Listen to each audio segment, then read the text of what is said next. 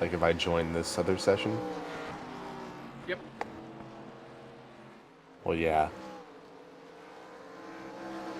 We are live.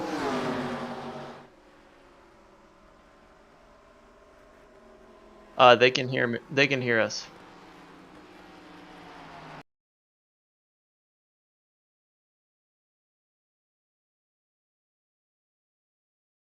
Hello, ladies and gentlemen, and welcome to the radio coverage of the Rockingham 508 preliminary heats. When this sound cuts out, it means Zach has successfully muted me. I don't think he's figured it out yet. Wait. Wait, hold on. Okay, no, I can hear myself. It was just Tonight's coverage is benefiting the Dale Jr. Foundation.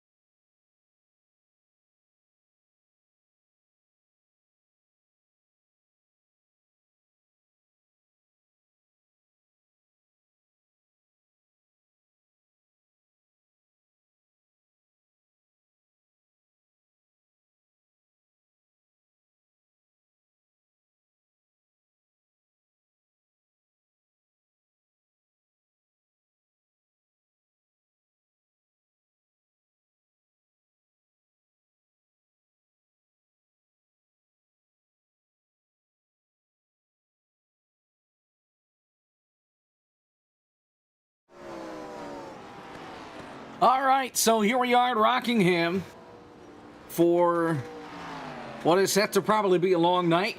But in the end, we're doing it for charity. It's going to be a whole lot of fun tonight. A stacked field, or 7, however many heats we have. And, yeah, it's going to be a lot of fun. So welcome to the Burnt Rubber Media Heat Races for the Rockingham 508, the 508.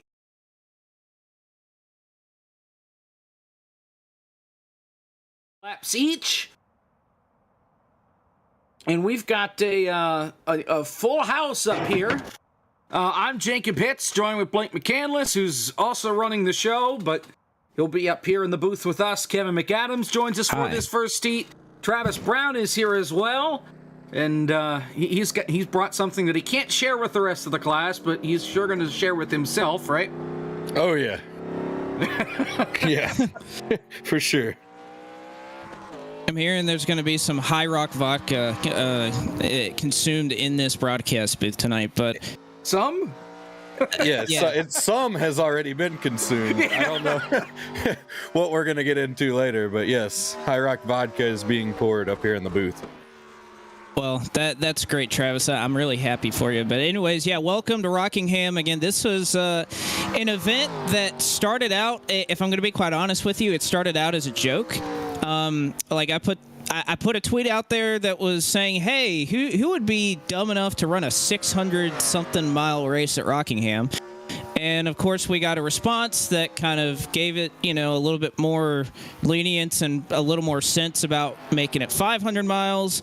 And then I decided we have to be different, and I wanted to round it out because technically 500 miles here is 492 laps. So we just rounded it to 500 laps, and it's 508 miles. So this is how the drivers are going to do it. The best cars on the service, best track on the service, and they are qualifying right now. And this is a bit of a loose setup. So there are going to be, I think there are going to be a lot of drivers who aren't able to make a lap here. We've already got a couple down. Matt Busa right now has the fastest time. But this is going to be a struggle for these drivers. Someone else can, talk. Yep. Yeah. Yeah, I was going to go to Kevin since, you have to run a heat a little bit later on tonight. Sean Butler's in this first heat. He'll join us in a little while. But, Kevin, you have to go out there. So are you able to learn anything from watching this first heat? Or is it just going to be, well, you'll find out whenever you get into the session and actually get onto the racetrack? Well, I think, when we've seen duels or qualifiers, there's a crazy one, there's a calm one, there's a competitive one. So I'm just here for the entertainment. Obviously I've been practicing with some of these guys. I saw quite a few guys like Parker White, David Brown, Cozy, Sean Butler. Naz was in the session. He was very fast long run, so I anticipate him being very fast. But I'm just looking to see, can we go green? Blake and I were talking a little bit earlier, and we anticipate, just because of how much the talent range is, we may not see the cleanest race, not only because of that, but because the setup is on the looser side. If you push it for 10 to 15 laps, your tires are pretty much cooked. And with the way the weather is with this session, it's only 11:38 in the sim. It's going to get hotter, and it's going to get later in the day. We're only at 120 track temp. I anticipate that being well over 130 degrees before the race is over. Yeah, that is going to be a huge factor tonight. The weather, and that was intentional. We wanted this to be hot. We wanted it to be slick. If anything, we may have gone a little too far and pushed the physics of iRacing to its very edge. We might be slightly adjusting that by tomorrow because we might need tires to go a little bit further than, 40 or 50 laps before they blow. But for tonight, in this heat format, 75 laps, I think that's perfect. It's like going back to the old NR days and turning the tire wear up a little bit. I think you're going to be forced to save, and the drivers who push it are really going to be punished. And I think that's all we can ask out of Rockingham right now. It's just like real-life NASCAR, right? The tires only last 20, 30 laps, and then you have to pit. Somebody will spin, crash, blow a tire, and then you have to start all over again. So even though these are older cars, it still works. Yes, and of course, one thing we want to mention before these drivers wrap up their qualifying is that this event, obviously benefiting the Dale Jr. Foundation, we've raised just at $1,000 already through entry fees, through the donations that we've received for sponsorship. So it's been great to see everybody rally around that this is for a great cause, supporting the Dale Jr. Foundation. We invite you to donate as well as you're watching this race. I know even a couple of drivers today have messaged me and even donated to make the prize pool a little bigger. I know we got half of a donation to both the winner and the foundation today. So we encourage you to do that as well if your heart so desires. And of course, tomorrow night, the main event will be taking place at 8 p.m. Eastern on both here at ftf.gg as well as eRacer. And of course, we'll have our provisional drivers in Landon Castle, Garrett Smithley, Anthony Alfredo, and Dale Earnhardt Jr. Competing in that event. So you won't want to miss it. And guys, without further ado, I think the first race is ready to go. It looks like it's going to be Matt Busa who will take the first Roasted Gems Coffee Pole Award of the night. All right, this is more of a test for Zach because for some reason my microphone was at 5% on Windows. So thanks for that. Oh, no. I was wondering why. Even last night I was told that my mic was really quiet and I should turn the gain up. And sure enough tonight, so that's why. Yeah. But yeah, we're just scrolling down through the lineup for this first number heat, and there are a lot of heavy hitters. In this first heat. You don't even have to look very far. Matt Busa there on the pole. You got Michael Cozy Jr. in third. Sean Butler sixth. We know how much Sean and Kevin love this racetrack. So, really interesting to see how these guys hold on with the tires and how easy or not so easy it is to pass under these conditions. I have a question. Yeah. How many transfer? 13? 13, okay. I want to know where to keep my my cameras at. Good call. Good call.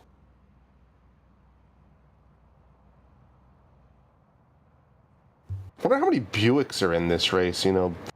You know, that was one of the things I was wondering about this race the most is how many Buicks are we going to see? They're the new thing, you know, the new vehicle in iRacing. I'm just going to say it outright. If you want more legacy content in the game, go out and buy the Buick. Whether you run it or not, I actually really like the car. I just like it.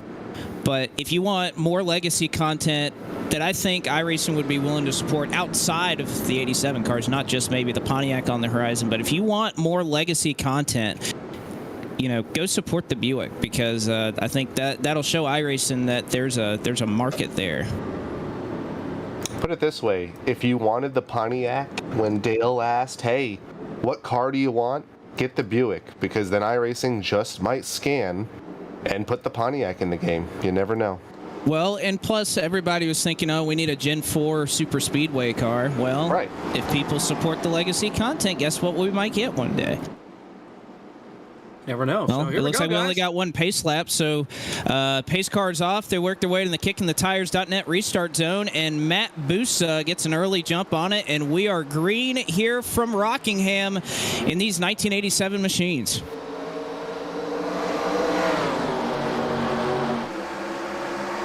I think that's the earliest I've seen half these guys lift this week. I was about to say, they got single file really quick there. Well, and Blake and I will attest to this.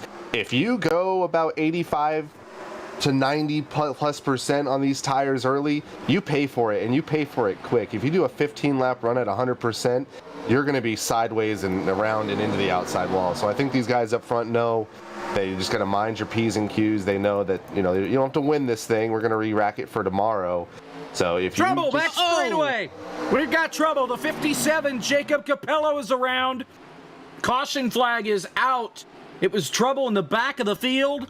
AJ Henderson, I think, got a piece of it as well. It was contact with Thomas Martucci and Capello. Martucci just drifted her up into the wall, and Capello with a hellacious shot into the inside wall, and he did collect Henderson on the rebound back up in front of the field. Yeah, so it was pretty tame for that first lap, but golly, that is just signature Rockingham at that. Oh, what a tough hit there for the 57. Jacob Capello, he's going to have to take that meatball, and you'd see the engine is blown. Now, they do have one fast repair for these heats, so they can go back and fix the car. But, yeah, that is a textbook Rockingham mistake of getting just a little bit too high off of turn 2, and he obviously used the right side of his car to climb the wall there. Parker White was hauling the mail right before that yellow came out. He took the lead, and it didn't look like he was going to look back. Well, he may have to if he keeps that pace up. I don't know how much race practice he did. He was really fast in practice, but well, if we get all these cautions, it might end up working out for him. I know a lot of these guys up front are anticipating it, but I don't know. That run, despite Thomas getting into the wall, that looks like a pretty clean formation. Everyone kind of got single file, so maybe these guys with the single file restarts will be a little bit cleaner from here on out. And they only ran, one and a quarter lap under green, but Parker White still, you talked about it, Travis, how he was flying. Well, he did set the fastest lap of the race so far, just a 26.9, but he's 0.3 faster than David Brown in that first lap, and more than a half a second faster than everybody else in the field, if not more. So he definitely was hauling the mail here on this opening lap and a half. You know, one thing I will say is that we have had a lot of drivers who have put in a lot of practice. I think Justin Mons was a name I saw earlier. I was looking at one of the result sheets and saw that in one practice he put over 300 laps of practice in. So you have a lot of drivers who have put in a lot of time, and then you have some that don't drive these cars on these type of tracks very often and didn't really practice a whole lot. So we're going to see a stark contrast. And by the way, this is going to be, I think, the big talking point of the race. Look at where everybody's going. Single file. This is 1987. We're not having double file restarts unless you're a lap car. You'll go down to the inside. So it's going to make it a little harder for these guys who are further on back in the field to make up that track position. You get started later and, you're just way further back. So that's going to come into play as well. See Cozy up in fourth. He was pretty quick last night. And the one practice I watched. Mm-hmm. Travis, he was really concerned. He was like, I'm going to suck. Kind of Cozy. He says that every time. I have a question because I just noticed it. Is official AJ in the session? Yes. That is. That is AJ Henderson, yes. Oh, and it looks like we got a crash in the middle of the field. Yeah, they were stacking up. The second place, David Brown did not get going, and everybody just piled it on in. Kyle Benson was the one that got turned. Tyler Dubois was on the loud pedal, and by the time he realized they were checking up, he was in the back door of number 4 and spun him around. I'm going to run out of High Rock if I keep doing this. I was about to say. Just eat one. Yeah. Well, and this is what happens with these single file restarts is it's hard to see in front of you. We're not used to it because we're so used to double file, and you got to be patient. You can't duck out of line and take it that aggressive. And Dubois just laid back and made the move almost at the right time, just wasn't quite able to do it. Here we go. Here's the replay. And I mean, just if he moved a hair earlier, he would have been able to avoid him, and I think they would have been okay. But that won't be the last time we see that tonight, though. I mean, guys, we see it a lot in Moon Car with people missing shifts in this car. Just about to mention, how often does that happen when we go to Dega? I feel like it happens on every restart. Yeah, you can't cheat in this car. As my grandfather, who was nicknamed Mr. 4-Speed for shifting, once said, there was no magic to these cars. You had to push the clutch in, and you do have the ability to run auto clutch. It'll cost you a little bit of time on restarts, but you cannot. There's no clutchless transmission on this car. You have to push the clutch in to shift the gears, and that's something that, again, if you're not used to this car, that's going to be a big jump for you.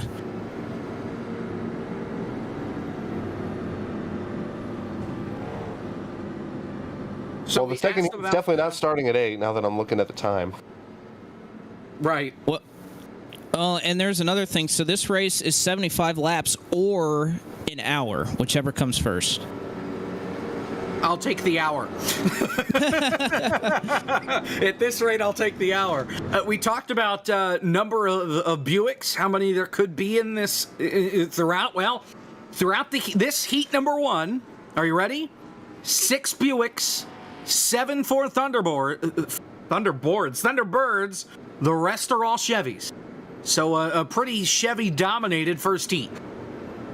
And that kind of aligns with what the signups were really Chevy heavy. To my girl to Levy.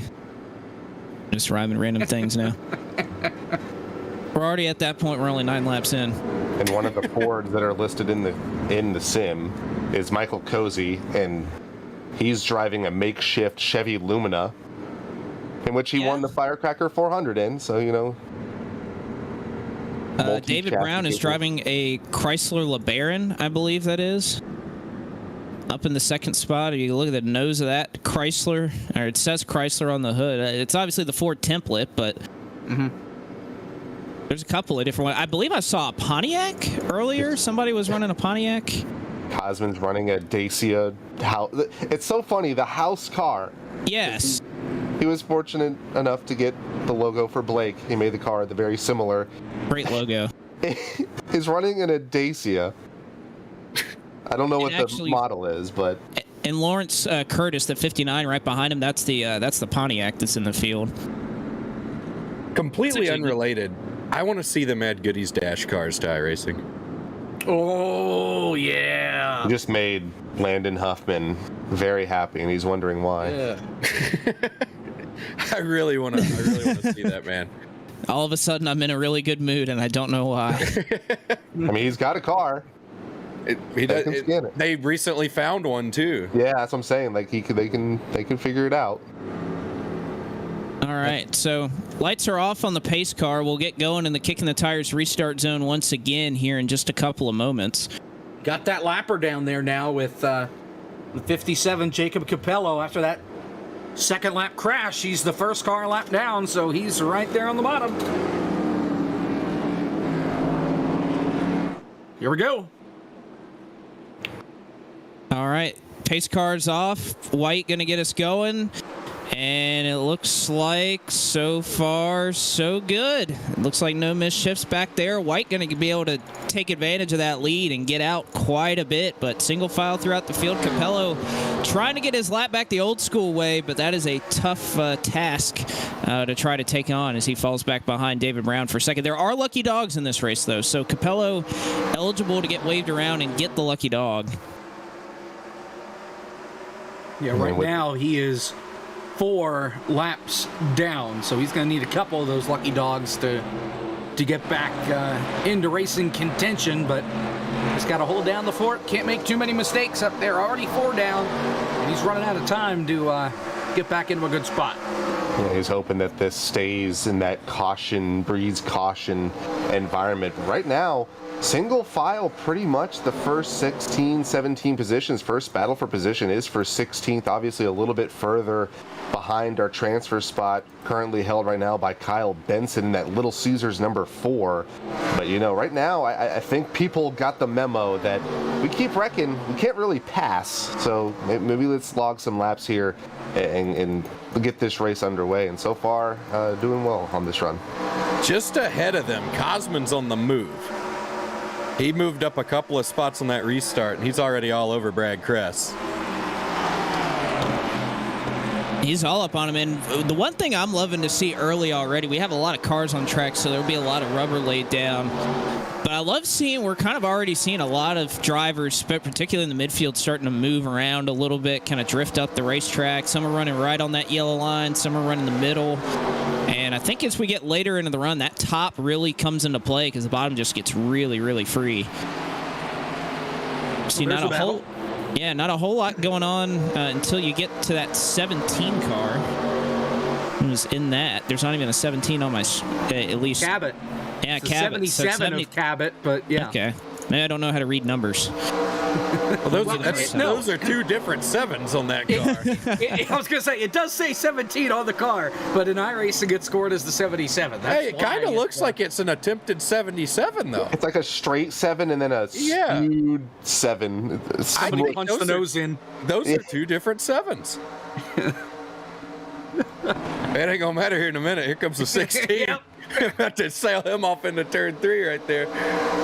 Nazir Adora, he is somebody that, so I run, full disclosure, I run these 87 cars a lot, and Nazir is definitely one of the guys I would say in this field that, he has a 4,700 I rating, but I think his familiarity with this race car would bode him well that, when it comes to this car, he's probably ahead of the curve of a lot of drivers who are kind of in that same I rating range. Yeah, I would say, there's obviously going to be some Coke guys in here, but we're definitely going to see dark horses and guys, like yourself, Sean. There's a bunch of guys that run this car so often that are just so familiar with how the tire works. I think Naz is going to be, if he can stay here in the top 10, top 13, he will be a dark horse to run really well tomorrow, especially if it goes long run. I did a run with him earlier, and he gapped me about 3 seconds.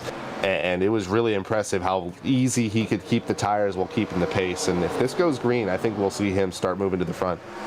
Well, and speaking of that battle that's going on, we have one that is right behind the transfer, Kyle Benson. You can see Sean Butler trying to make a move up here inside the top 5. He's trying to get up to 5th. Trying to take a peek down to the inside of Tommy Ryan, unable to do it. But Benson, Brad Kress, and Cosman, however you say his name, got pretty close there for that 13. It's different it's Ioneshu. Ioneshu. He sent the audio file to us on how to say his name. Listen, I know we say his first name wrong, but if you hear it and then you say it the exact same, he'll go, no, but it's okay. Just say it however I've you been want. down that road. we got one really loose coming off, too. They saved it. That's Michael Garber, who was lighting the tires up coming out of turn number 2. Woo, that thing got really sideways, and we're on lap 20. So we're starting to get closer and closer on the lifespan, the end of the lifespan on these tires. And those in the back that may have been pushing a little harder, I think they're feeling it right about now. Well, we got a couple caution laps, so they haven't quite run as long as they have, but we are going to see it at a certain point. You cannot go to the end on tires. It's just with this setup, with this track heat, that right rear will die off. So if we do get a little bit of a green flag run here, we're really going to work into when does the strategy come into play? When do you want to pit? When do you want to stay out? Do you risk staying out and trapping the rest of the field a lap down? It's gonna be interesting. Well, you've got a battle for the lead here, David Brown. Parker White has slowed down, not considerably, but he has slowed down quite a bit. I think he's trying to back it down. And some of these guys behind him are not following suit. Well, they're trying to get around Capello. At least Matt Busa is in the 9. He has to go to the top side. And that 57, he's having some trouble holding that yellow line down there. And they are there goes Capello to the inside wall. Saves it. We're still good. Keep it green, Justin. Keep it green. We're good. I was just about to compliment him about how well he was doing staying up there and trying to get his lap back the old-fashioned way. But, oh, man, that 57, we've seen it time and time again in practice. Once the car is evil, it's really hard to go back. So, oh, man, he is drifting through the corner. Right in front of Parker Alexander and that awesome Tony Stewart looking like car. Parker At what Alexander point is not it happy? Well, I'd imagine. At what point is it not worth it, though? He's 4 laps down. He's guaranteed the lucky dog if there's a yellow. As long as he's not the yellow, yeah. Well, yeah. Well, you have Thomas Martucci, who's on pit road. He is a lap down, but is not on the racetrack. So you imagine in 2 or 3 laps he'll be behind Capello. But yeah, Capello, he's just got to hope that one, there's not a caution, and 2, that he isn't the caution.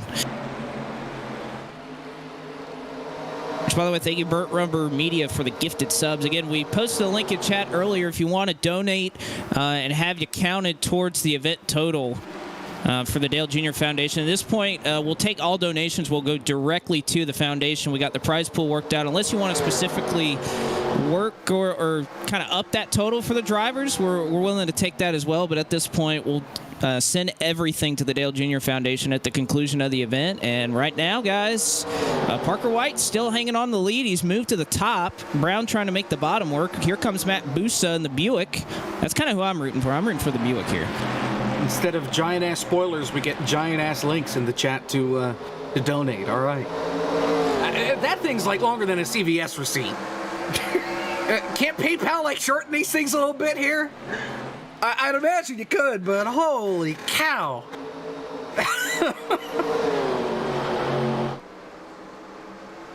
I'll turn on my voice chat, listen to the banter in the race. That's the best part. That's where you get to learn everything, is listening to these drivers yell at each other.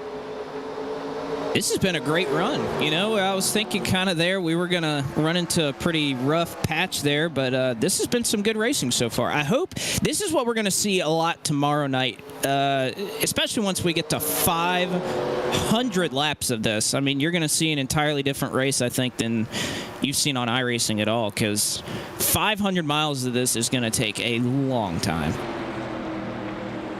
Yep. I think these drivers will learn a lot about these automobiles tomorrow night. They will have plenty of time.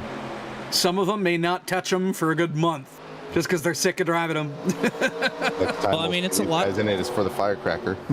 Well, yeah, I mean, you got a lot of long races. You got the Firecracker coming up. You got the Indy 500 that was this past week, and then I believe the Open is this weekend. So a lot. You got the Coke 600 in 2 weeks. So a lot of endurance races. If you like long races, it's a good time to be on iRacing. Plus Le Mans. That's coming up yet in June. In June next month. Oh, here goes Busa. Busa's going to the top. Capello is being begged by Kyle Benson to please lift. Poor guy. He's in 13th. That's the transfer. That's the transfer, and here comes Kress on the inside. We got a battle here, and now Kress, he doesn't know where to go. I think he's going to go to the top, maybe just try and get around Capello. Oh, Capello misses the corner, and there goes Benson into the wall. They're both in the wall. This 57 is not making a single friend out there. Holy hell. Well, it's safe to say Capello will have to go to the LCQ, and I don't think anyone in that LCQ they're going to be on notice to stay away from that. And poor Kyle, he managed to get away with not a lot of damage. These cars they're tanks as long as they don't lose a tire or two when you hit the wall. Battle for position back near the front. I believe Sean Butler looking low on Tommy Ryan for a top 5 spot, but that'll move him Capello's out. about to spin. I mean, that right rear is gone. He's got about 5 laps before he's just done. I mean, he is drifting every corner. Throwing it in there. And everybody knows it too. There's been a huge gap made around him. Nobody wants to be near that 57 right now. He's got a good gap behind him as long as No can get by him here. Just cool the tires off when you're not racing anybody, and hopefully you get a little bit more life into that right rear, but I wouldn't bet on it. Michael Garber has parked the car, so we'll see him in the LCQ. Oh, there we go. Still Hey, I green. saw that a He's couple down the laps ago. inside wall. We're driving good. That left front's not there anymore, but we're driving good now. He taught her a he's lesson that time. Yeah, he's going to park it. And there he goes. All right, so Capello will take the tow. He can come back out after the tow.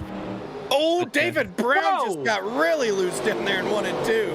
Matt Busta almost had to get on the brakes to avoid running him over. Here comes Cozy now, but Busta's going to look low into 3.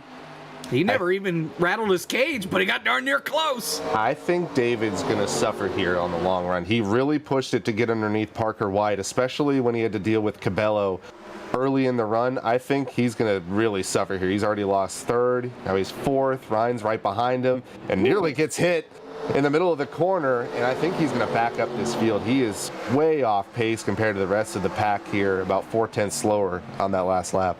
All right, and so that begs the question. We are at a point where we're already about 2 seconds worth of fall off here.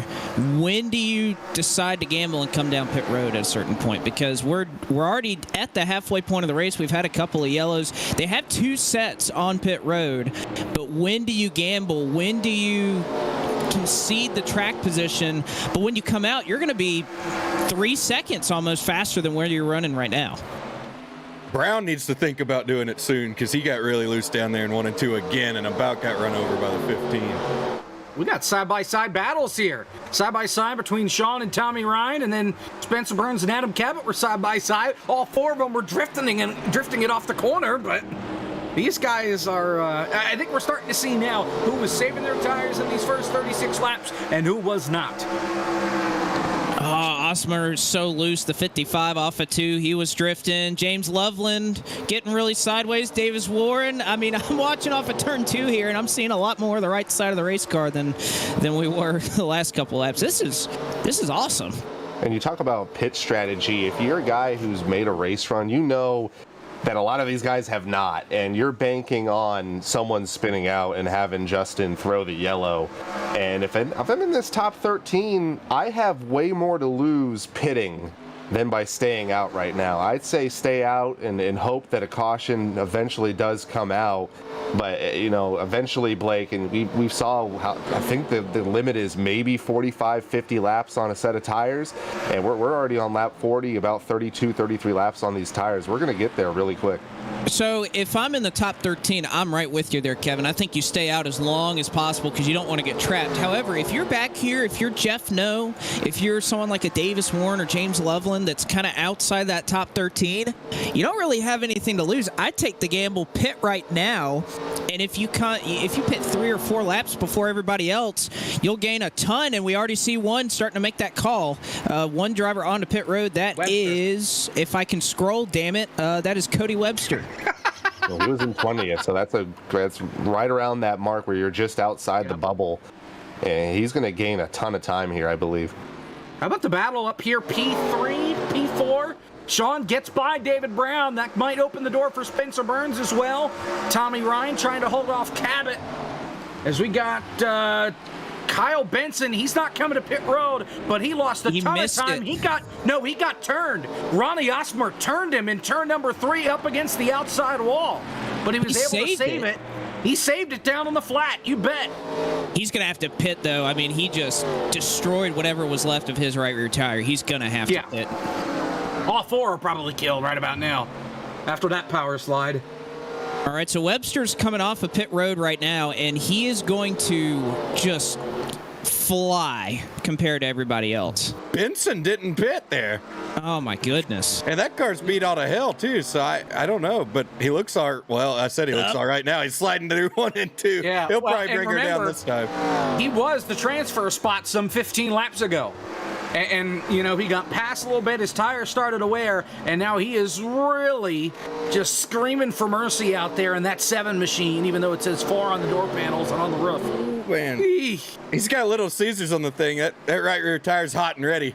I think AJ Henderson's going to come down pit road. I think he lost a tire. He is on the apron in 3 and 4, and the way that race car's handling, I think he lost his right rear. So these guys are getting close right now to where the limit of those tires are.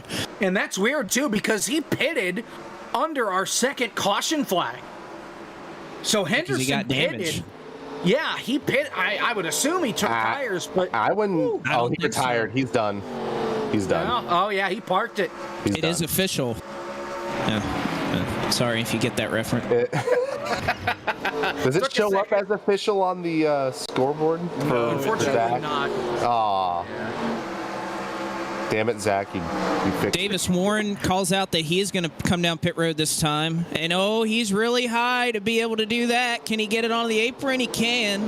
That's the thing. Pit entry here is really hard, especially when you're as loose as these guys are. But I tell you what, Cody Webster making up some hay right now. Leaders ran a 28.2 that last time. Cody Webster a 26.4. So Webster, he may have played his cards right. He might get the lead.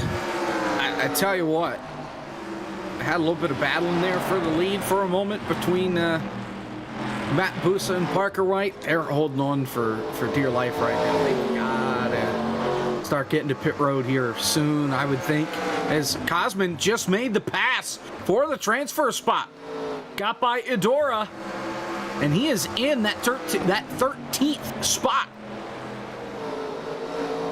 I think these guys up front, they're going to go right up to the... Abbott and David Brown almost took each other out coming off turn 4. They were beating and banging. Cabot down in that low side. David Brown just pleading for mercy up top. Here comes Cabot on the bottom. Woo. David I think Brown, Kyle feel Benson has lost his tire. So we don't, when you blow a tire in iRacing right now, it doesn't go flat. Oh, somebody smoked it and I believe spun. That was James Loveland. He's off the pace. And he's coming to the apron. Almost looked like he had a left front down. Edora is also starting to hemorrhage spots like David L. Brown. Brown went from 2nd, now he's back to 7th. Edora is now falling back outside and now to 15th position. Osmer super loose in front of him. He's going to try and cross over, get back that 14th spot. And I think we've hit that mark where you either are starting to really get that right rear hot or it's just gone. And you'll know when it's gone. Yes, you will. And Davis Warren came down and pit. He's flying around the field. Matthew Strand is flying around the field right now. Kyle Benson's finally in. Finally pitting. James Loveland has called it a night, or at least as far as his heat is concerned. Guys, I'll be honest, I never expected that we would get this green flag run. I didn't know if we'd get green flag pit stops tonight, but this has been incredible. I am surprised at how fast Parker White's still going, because it didn't look like he saved a whole lot early on. Yeah, I'd agree with you there. He's still clicking off 28.2s. Dean Clevitt had a major spin, but collected it and saved it. Wall. Let's see who that is. I think we've had a couple people blow tires down here. Yeah. Clavit just lost it. Oh, he was right in the middle of the racetrack, too. We've been worried about right rear tires. I'm sure some of these guys are cranking the wheel trying to make the corner. I'm sure some of these guys are having right front tire issues as well. But these two up front, Busa and White, have separated themselves by about 2 seconds. A slow car that's just riding around on the apron. He went by pit road. He's 22 laps down. I'm not quite sure what the play is here. God love him. Trying to be Jacob in the official. Yeah.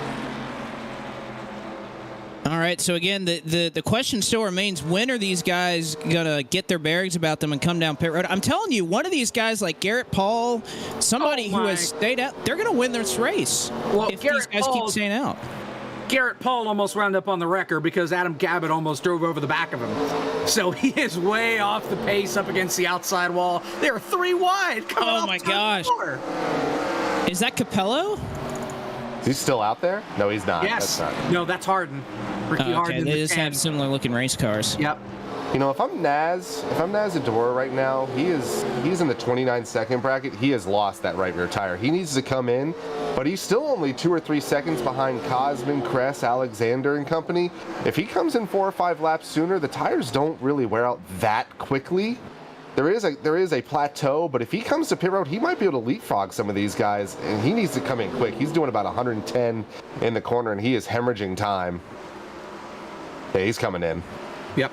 He's going to come. I'm telling you, Cody Webster, Garrett Paul, these drivers who have already, or Paul is not pit yet, Davis Warren, I'm telling you, they're in such a good spot. Of course, if the caution comes out, we're kidding ourselves. Someone just drifted through 3 and 4, saved it, no caution. These guys have done an incredible job. Trouble! Osmer's around. In the middle of the racetrack, he saved it. Down on the apron, we stay green. Ronnie Osmer just lost it all by himself. He's not pitting. He's out. Wow. He has yet to make a stop. When will you learn? Why? Why wouldn't you pit? Oh, he's going to pay for it, I'm sure. Yeah.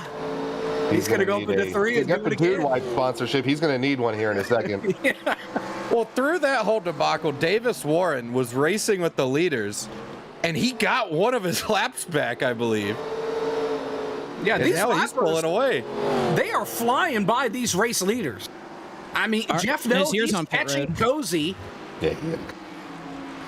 Davis Warren ran a 27.6 that last lap, and he's been out here for a little while, 27.5 that last lap. Parker White just ran a 28.2. And like I mentioned, there is a plateau. You know, the first 5 or 6 laps, you can crank off 25-second laps if you really want to. But it does end up kind of falling off into that 27-second bracket.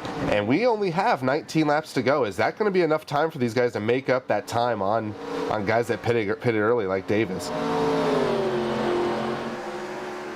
I cannot believe we have had so many guys with issues that could barely make it 40 laps on tires, and we're still on lap 58. Which I mean, we restarted around lap 10 or so. So I mean, we're past that threshold, and yet guys are still on the racetrack. Yeah. I think Parker White might be slowing down. He might be indicating that he's coming down. No, he's not. Staying out. If they don't come over to the radio, I'm expecting them to just keep staying out at this point. So right now, Martucci is in the wall again. Oh, up here at the lead, Busa about ran into Parker White going into 1. He had to hop on the binders there.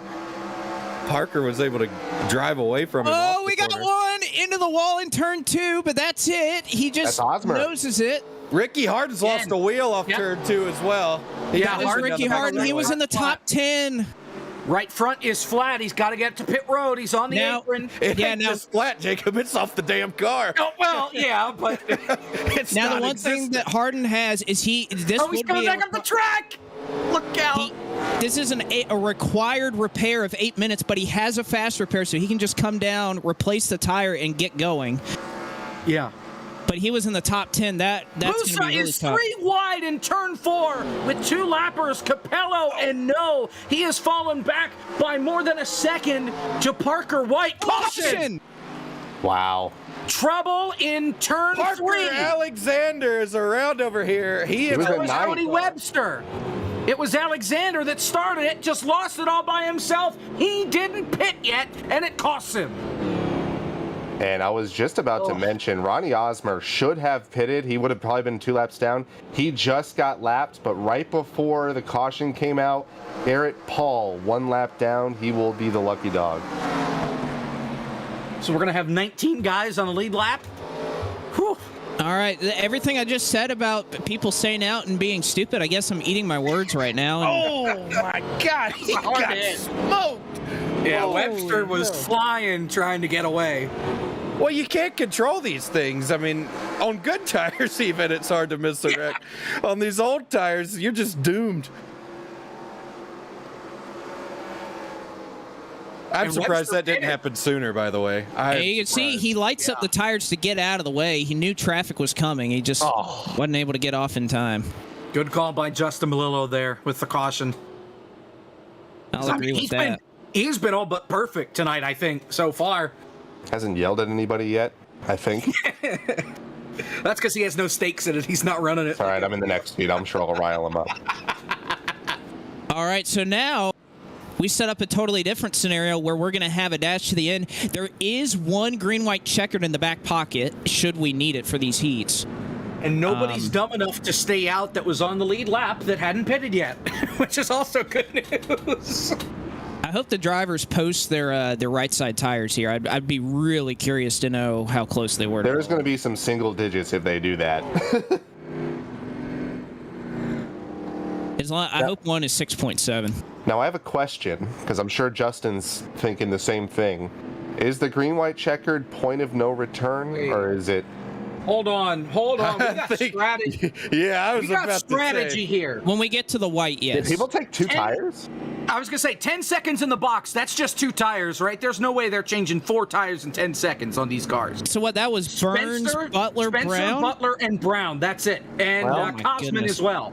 Cosman as well. So 4 guys took just 2 tires. It is a strategy, at least under green, that 2 tires can be a significant benefit. And the left sides don't wear that much. I mean, they definitely are here, but yeah, but that's okay. tough. So if you run the 87 cars often enough, you'll know that there's a lot of tracks where you can take 2 tires and the car will rotate a lot better. The problem is, I don't think you want the car to rotate better here. It already rotates enough, so I'm really interested to see Burns, Butler, Brown, if they're just going to be absolutely drifting on this run. Well, we're going to go green with about 10 to go, so yeah, theoretically they can just park it up cautions. Yeah, especially in these things. So tires, the way they look, Sean Butler, 39 on the right front, 23 on the right rear. For our race leader, what was our race leader, Parker White, 39 on the right front, 33 on the right rear. That's fantastic. That's fantastic wear. John's one of the best at saving those tires. Yes. And Parker was out there 2.5 seconds ahead of him, and he had better tires. Yeah. That's. I think brake bias. I would love to see what these guys are running as brake bias. I do think that matters. If you have it really low, it pitches the car for the corner, and you pretty much are along for the ride entering the corner. So maybe Parker has a higher brake bias percentage. Maybe he's in the mid to high 50s. And oh boy, look at this line of inside lap cars we are about to have, folks. These cars thought that they would get their wave around, but we're inside 10 to go, I think. Yep. We will be on the restart because we'll get the restart at 10 to go. So wait. Do they go to the back? No. So I think they can be single file here, but the next one they just go to the back. They're pulling back. They're taking it upon themselves to pull to the back. I think they're being forced to go to the back because it'll be 10 to go at the restart. And we're coming to green. We may need one more lap here to kind of sort this out. Well, you better hurry. They're in 4. Yep, there it is. Yep. Okay. That was a good call. So we'll get this sorted out. It is a log jam coming off turn 4. Looks like I-95. 3 wide, 5 mile an hour. Well, we got some people disagreeing about positions back here too. It looks like. Yes. No, this is my spot, darn it. So who wins this first heat? Caution my money's on Butler regardless. I think he's done a great job all night, and I think he's going to get it done. How can you pick against Parker White? I don't think personally 2 tires is going to work out here. I really don't think it is. Since Blake picked Parker, I'm going to go with the next best guy on 4 tires. I'm going to pick Busa. He's been hounding Parker for the last 50 laps, and I think he's just kind of been minding his own business, waiting for this to get to the end, just trying to advance. I think he wins this one. I was eyeing up Busa. All aboard the bus. Busa's going to go to the front. Let's go Adam Cabot, P9. Kicking the tires, restart zone. Here we go. 9 laps to go. Or actually, I can't count. Actually, yeah, I am right. 9 laps to go. There I am. Yep, it's on the screen, by the way. Oh, yeah. I know you. So keep in mind, Danny Thompson's in the transfer spot, but he's got Brandon Zimmerman, Jake Poulin. Lawrence Curtis just hit the wall, so that's going to put him back in that transfer spot down the back. Already, here comes Parker already. There, and here comes Poulin and Brandon Zimmerman. Jake Poulin Poulin started had in 30th. He had 4% left on his right rear tire that last run, did Jake Poulin. He won the Firecracker 200 with that paint scheme right there. Parker White is winning this race. He's already passed Butler, and now he's all over the back end of Burns. He's going to the outside. It's over. There goes the 95. And Poulin is up into the transfer spot. So now if you're Cosman, you're in 7th. You're being hounded by Ryan for 8, or to be in 8th. Are you worried now that this 2-tire strategy was the wrong one? Yes. Because he is a lot slower right now than these guys behind him. Yeah, I mean, I said it was wrong from the start, so I think they're probably realizing that this was not the right move. See that high rod's already hit. They are 3 wide in turn 4 for P number 4. Busa and Cozy just split David Brown. Positions don't matter for tomorrow, guys. Just finish. Oh, man, it's getting exciting back here for the transfer Yes, spot. it is. Jake Poulin and Danny Thompson are throwing haymakers. They're both in, but they got the 59 moon pie machine breathing down their necks, so I think they want to get away. Dubois right there as well in that 86. Oh, man, Poulin! God almighty. Parker Alexander, he had that fast repair. He's in 18th. He was in the top 10 before this. He might be able to get back up here. Oh, Curtis is going to have a run. He's going to have a run at Thompson. Thompson falls back to 13th, though. Here comes Tyler Dubois. Remember Dubois, he was involved in that early incident on the restart. They're looking 3 wide, way up the way with Cosman. Just chaos here with 4 to go. Man, oh man. Sean thinks we're at the point of no return. That's only How about Parker White? He's going up to the outside. He doesn't realize we have a green-white checkered. Oh, we do have a green-white checkered. Sean, you're wrong. Parker Alexander now to 16th. Here comes that Toys for Tots 63. He might have something to say about this finish for that transfer spot. He's got side-by-side guys in front of him, though, with Curtis and with Dubois. He's got to get by them and then get to Thompson in just 3 laps. I was about to say, Thompson, now he's liking what he's seeing in his mirror because he hasn't built up a huge lead or anything, but he's able to pull away just a little bit here. Top 13 advance, coming to 2 laps to go. Curtis and Dubois all over each other, and Alexander, he is there. Oh, man, Thompson didn't get a great run.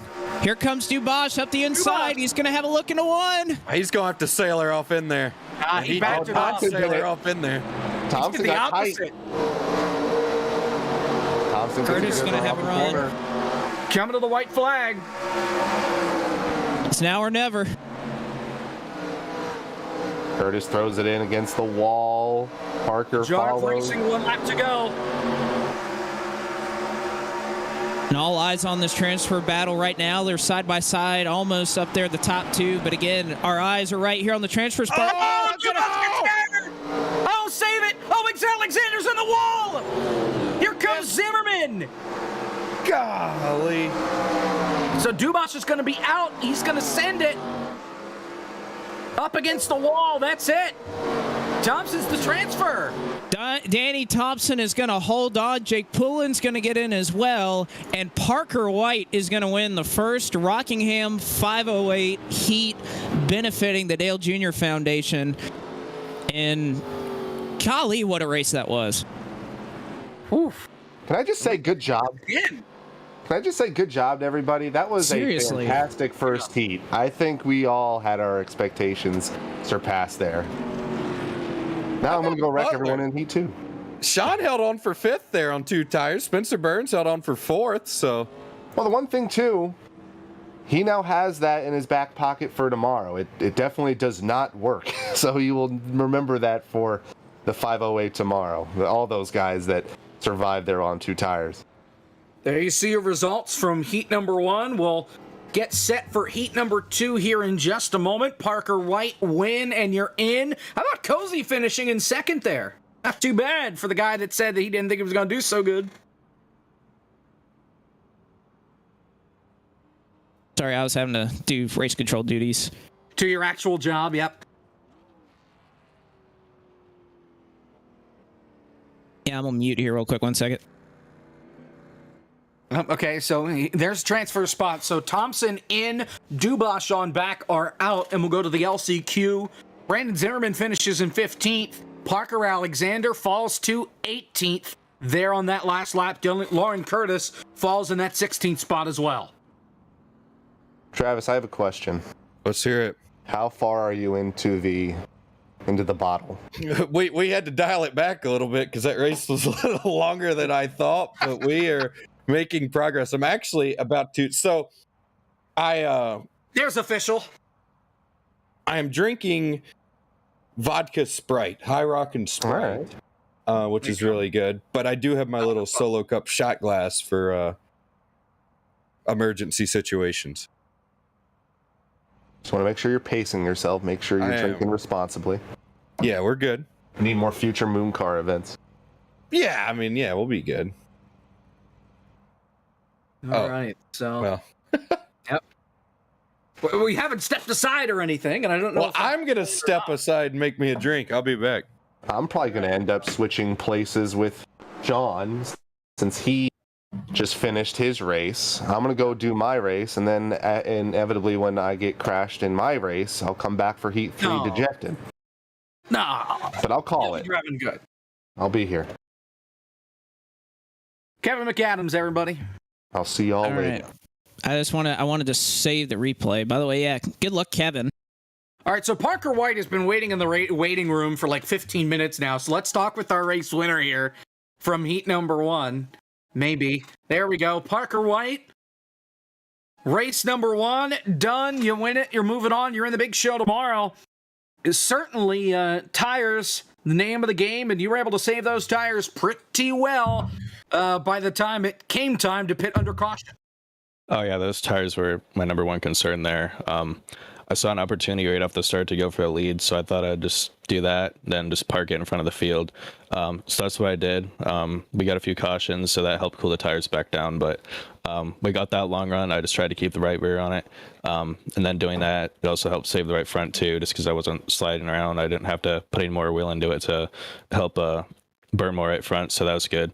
I just tried to keep boosted behind me there, and I was able to do that and manage my right rear at the same time. So I just wasn't sure if we were going to have to pit under green if that caution didn't come out. So I was just going to stretch it as long as I could because I was in a good spot. So that's what I did. And then the lap car wrecked right in front of me. So that's what got the caution. I decided to take 4 because I was in a good spot. Like I said, I had to pass 3 that were on 2. That's actually a surprise I held up that well. I was going to take 2 under green if we had to do that. But that's definitely going to be something to look out for in the main event. So learned a lot. It was a really fun race. Yeah, it should be a fun race in the main. Well, best of luck here in the main event coming up in a little while. And of course, we will see you tomorrow in that. Yeah, thank you, guys. Heat 1 Sorry, winner. I'm kind of doing Parker double White. duty right now. Yeah, I'm trying to get ATVO to... There we go. Now we're getting everything set up. I've been trying to get the spotter guide is the best invention I think ATVO has ever done, because then I don't have to really guess necessarily. I can look over to my right, see the car, see who it is, and then say the name instead of having to guess and go through and try and figure out who the hell's who. With Wait, there's a colors and spotter everything. guide? Oh, On yeah. the I didn't know timing that. screen. It's pretty new. But it is very, very convenient. But of course, in the transition in between sessions, had to close it, reopen it, refresh it a couple of times, and then stand on my head and count to 10. And sure enough, now it works. So ATVO and I don't quite see eye to eye. It's been a difficult relationship so far. Well, hopefully it gets better for you. That's what we're hoping for. We'll get ATVO a stool or something to stand on.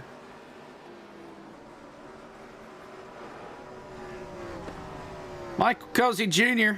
riding with 59. How are we doing? Hope you enjoyed that second place finish. And welcome to the chaos of the broadcast booth, the ever-extending broadcast booth. Blake McCandless, Jacob Pitts, Travis Brown, Sean Butler will be joining us here in a few moments, we think. And Kevin will probably be in here for heat number 3. So 2 heats left tonight, then the LCQ. And then we get to sleep on it and then come back tomorrow and run 500 laps, 508 miles at the same old racetrack. It's on eRacer. Sorry, I promise I promise I'm alive. I'm trying to get passwords out for the second LCQ and all that.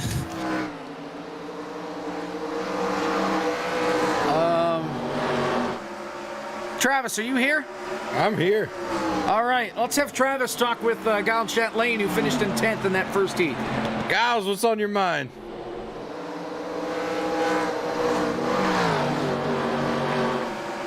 A man of little words, all right. That's Giles. Thanks for talking to us. And sometimes What's on your nothing's on mind? your mind. Which, by the way, Giles, he was, I know he may not be talking with us. He is, I think it's like 4 in the morning where he's running. So maybe he went to bed. Asleep at the wheel. No, I'm here. Oh, there he is. It's only 2. There we go. Only 2. It's 2 a.m. only. Only 2 a.m., all right. Yeah. Well, see, we need to have a talk with Josh Mendoza because he's not here because it's late for him. Probably Remember? asleep. Yeah. So tell us about your race. Yeah, I mean, it was amazing. The qualifying was important, I think. And the most important, I was 11, I think. So I stay in the right position the whole race. But actually, I had a flat on the last yellow, so a little bit of luck. But I'm here. I will be there tomorrow. It will be a long night, but maybe I should take a break for my job. I will see how it goes, but I will be there. Awesome. Glad to hear it. That is great to hear. Did you learn anything tonight that you did not already know from the practices beforehand? Yeah, save the tires. That's all. Well, I think that's about as simple as it gets at Rockingham. Now that's super difficult, this track with this car. That's a great combo. I'm more used to Talladega and Daytona with these, of course. But yeah, it's fun. It's really fun.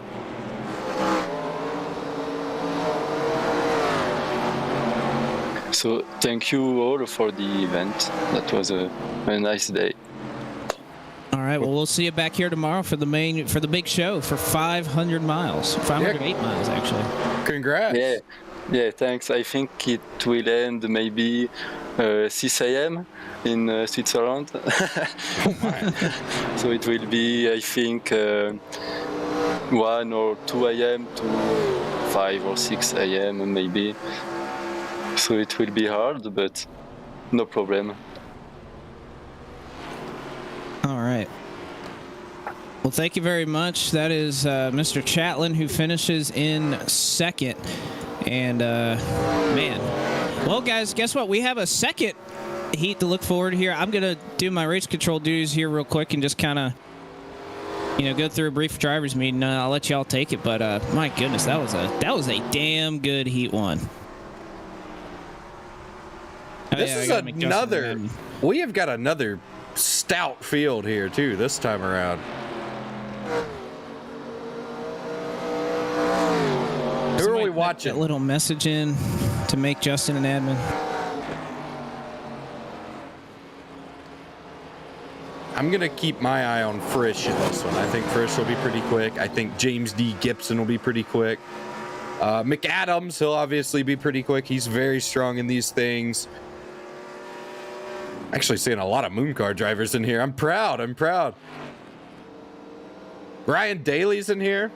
Ryan's a good dude.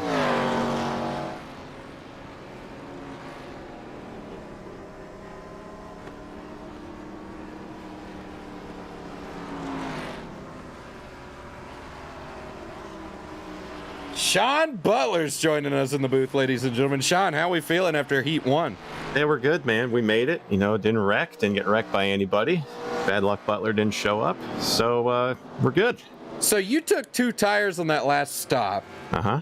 And basically everyone in this booth, other than myself, called you a jackass. How does that make you feel? Wow. I mean, the reason we did it, Spencer and I were on the same strategy there. He asked me, what the hell do I do? And I'm like, well, I'm taking 2 because I don't want to be the only guy that took 4 and then just be stuck in like 20th on the restart. So, took the safe route, took 2. It wasn't that bad, I guess, handling wise. We were just able to kind of just hang on. And luckily there was a gap like to David from where I was from 5th to 6th. But yeah, worked out, and we're in the show for tomorrow. I'm pretty excited. Who do you have your eyes on in this one? Well, you see the guys at the top of the board here. I mean, they've been putting the most practice in. You got, of course, Michael Frisch, Kevin McAdams. I think that's Ryan Doucette in there, so he's going to be pretty fast. Blake Reynolds is going to be the next split. I don't know why I said him, but look out for him. That's my pick in the next one. But I think those 2 guys are the 2 I'm going to have. Well, 3 guys, I guess, are going to be ones that I have my eyes on. So I know Kevin loves this track. Frisch loves this track, and in these cars. So can't count either of those guys out. Well, Blake's doing the driver's meeting. Jacob has stepped away for the time being. So That's nothing new. They've left me and a bottle of High Rock vodka up here at the booth. That's all right. I see no issue with that. In you we trust. It's all right. I'm here with you guys for the rest of the races, so we're good. Perfect.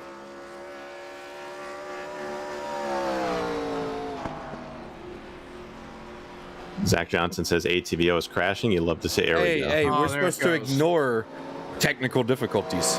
Not an FTF. This is show business, brother.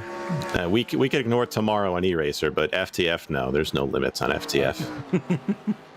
Zach can just type in a random message on screen whenever he wants, telling me I need to just go like, I don't know, step on a Lego or something. You remember the one time I got hired to produce a broadcast? I do. That was for the Windshield Deep Racing League like a year and a half ago. I couldn't hide technical difficulties because they'd hear me cussing when they were happening.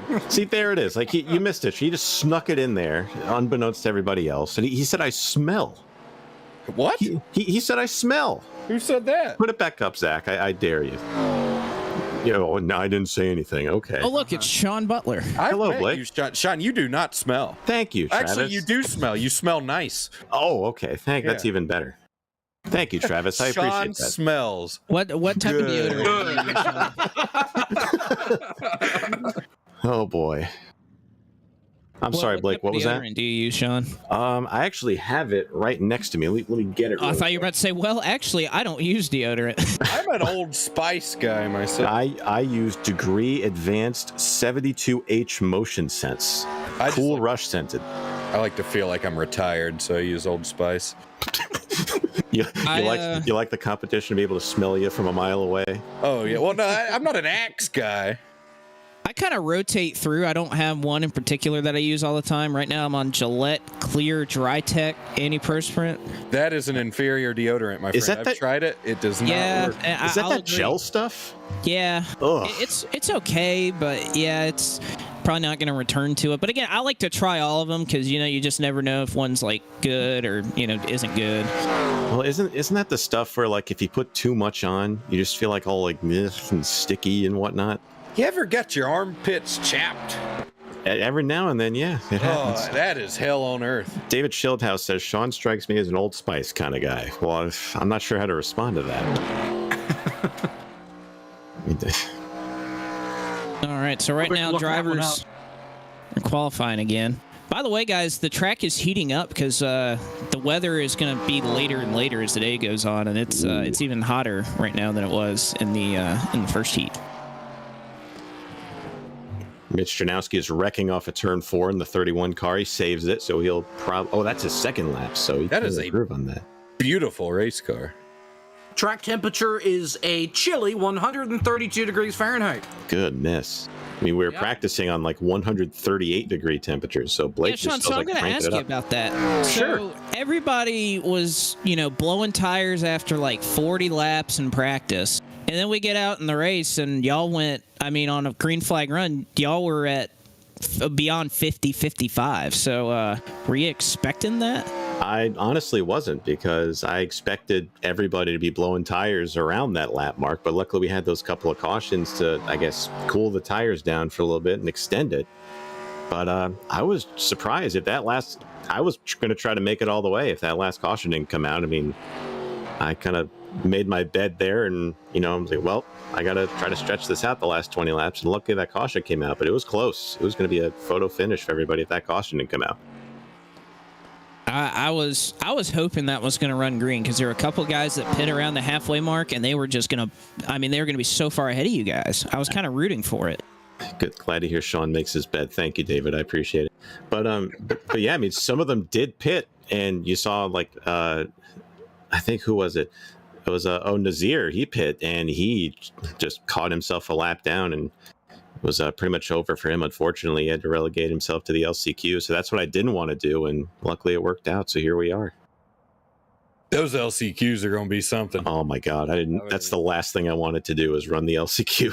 So what's the format? While we got a moment, Blake, why don't you fill us in on the format for the LCQs? Thank you, Travis. Okay, so for the LCQs, we'll obviously take the top 13 from this heat. We'll take the top 13 from the next heat. The way the LCQs are working tonight, because I didn't want to create a league and invite everybody and do all this crazy stuff. So basically, if you turn a lap and you complete a lap in these heats, you are eligible for the LCQ. So if you finish 14th on back, you're eligible for it. We'll take the odd finishers and we'll run them after Heat 3. It'll be 30 laps. You have one set of tires, and only the winner will advance. So we'll take 39 from these heats. We'll have the winner of the first LCQ. If you finish in an odd position, we'll have the winners of the second LCQ if you finished in an even position, and that'll make up 41 drivers. And then, of course, we have our 4 provisional drivers who will be racing in the 508 tomorrow: Landon Castle, Garrett Smithley, Anthony Alfredo, and Dale Earnhardt Jr. So that'll make up a 45-car field for tomorrow's 508. And there you have it. There you have it. Also, I'd like to say thank you to... I saw the broadcast had over 200 people watching, so shout out to you guys for being here. For FTF, that's a lot, but we hit a lot of people for 200 people. Yeah, watching a race. 200 people. That's that could fill up a sizable room. Yeah, that's standing room only in some spots, but it's still 100 less than what you pull tonight with Talladega. Oh, there we go. Stop it. Just about to say that's about half what Travis gets. But no, thank you guys. FTF had 1,000 followers as well, so thank you all for the support. It means a lot for the channel, and of course the race. Hey, they're gridding, guys. Wallet. Don't forget Zach's wallet. All right, yeah. Wallet. So here's heat number 2. How about Tolo in there?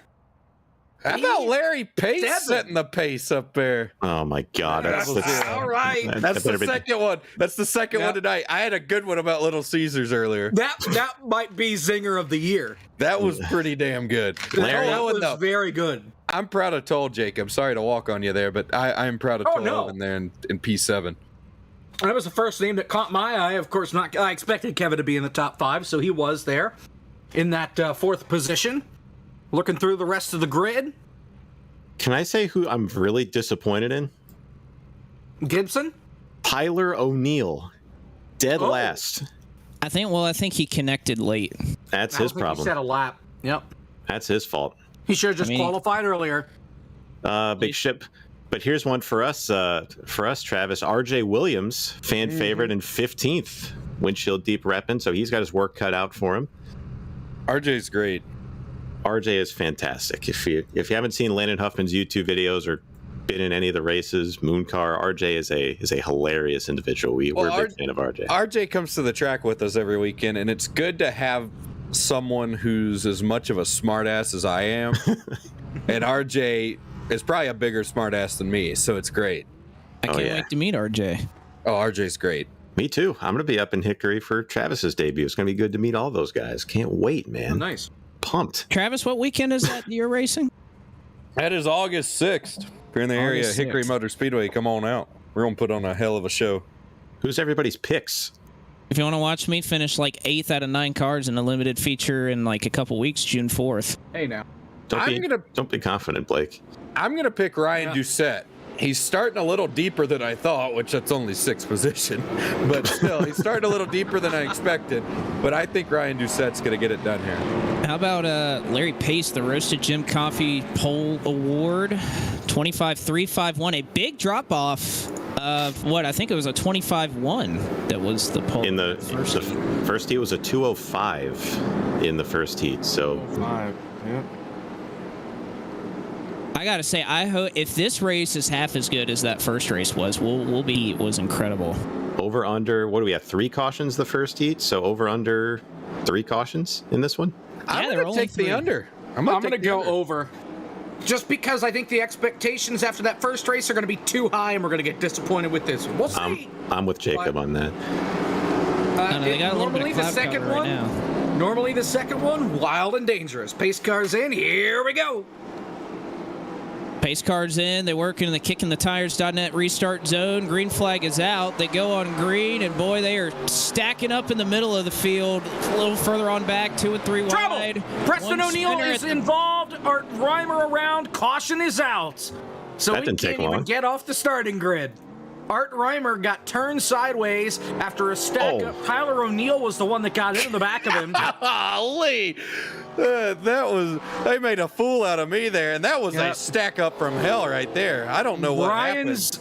Brian Zabelski had to come to a stop to avoid running into the back of the 99 of Joseph Selby.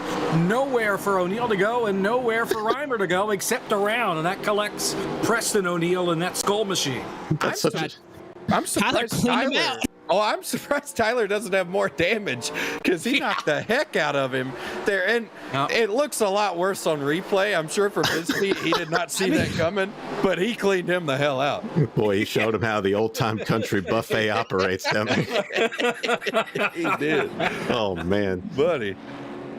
Woof. All right, so that was an attempt. We'll try it again. All right, fellas. We got to get one out of the way. We had one in the first heat. We got it out of the way, and then we had some great racing after that. So, all right, fellas, what did we learn on that first run there? Well, if you're O'Neill, though, as funny as that was, you got to go early. I mean, because the pace is going to slow down, and you're just going to kind of be stuck. Yeah, so but if now you're that far back. You hurt yourself, though, because you had a double file restart, so you had 20 rows. Now you're going to start in the back, and it's single file, so now you're 14 rows further back than you would have been. So that. Well, you'll just get another caution. Pick some spots up, we stop, cool the tires off, and do it again. Well, at this rate, we're on pace for 16 or 17 cautions right now, so I mean, what would it hurt? Can we get I'm going to get a damage check on Tyler, because you mentioned he didn't have a lot of damage. He's on pit road right now. So I guess he's just getting his damage fixed. Shouldn't be too much. The car looks fine. But I hope he accidentally took a set of tires. That would be just fantastic for Tyler. All right, so I have the make and model breakdown here. So we've got 8 Buicks, 6 Fords, and the rest are Chevrolets. So a little more. All right, Buick the Buicks heavy. outdoing the Fords. Yeah. All right. I know someone who'd be happy to see that. I was going to say, if you want more legacy, we said it in the first heat, if you want legacy content on iRacing, even if you're not going to race it, go buy the Buick. Because we might get a Pontiac, and I don't know, everybody seems to want like a Gen 4 Cup car that for super speedways. Like, you support this legacy content, that is more likely to happen. So go buy the Buick, man. I mean, you know what they were saying after this race? They were saying, man, this is my first long race in this car, not at a super speedway. This is really fun. People, run the 87s. I'm telling you, you don't know what you're missing. Best car on the service. I am biased in saying that. Oh, they are stacking up already. Yeah, that's yeah. What the heck? Blake is babysitting in the race chat. I didn't mean to interrupt you, Blake, but they about wrecked on the back straightaway under caution. Yeah. All right, here we go. O'Neal is livid. Yeah, he is very upset. He's all the way in the back, and he is in the middle of turn 3 and 4 as the leader gets the green flag. Yeah, Single file they were restarts. Screaming at each other back there.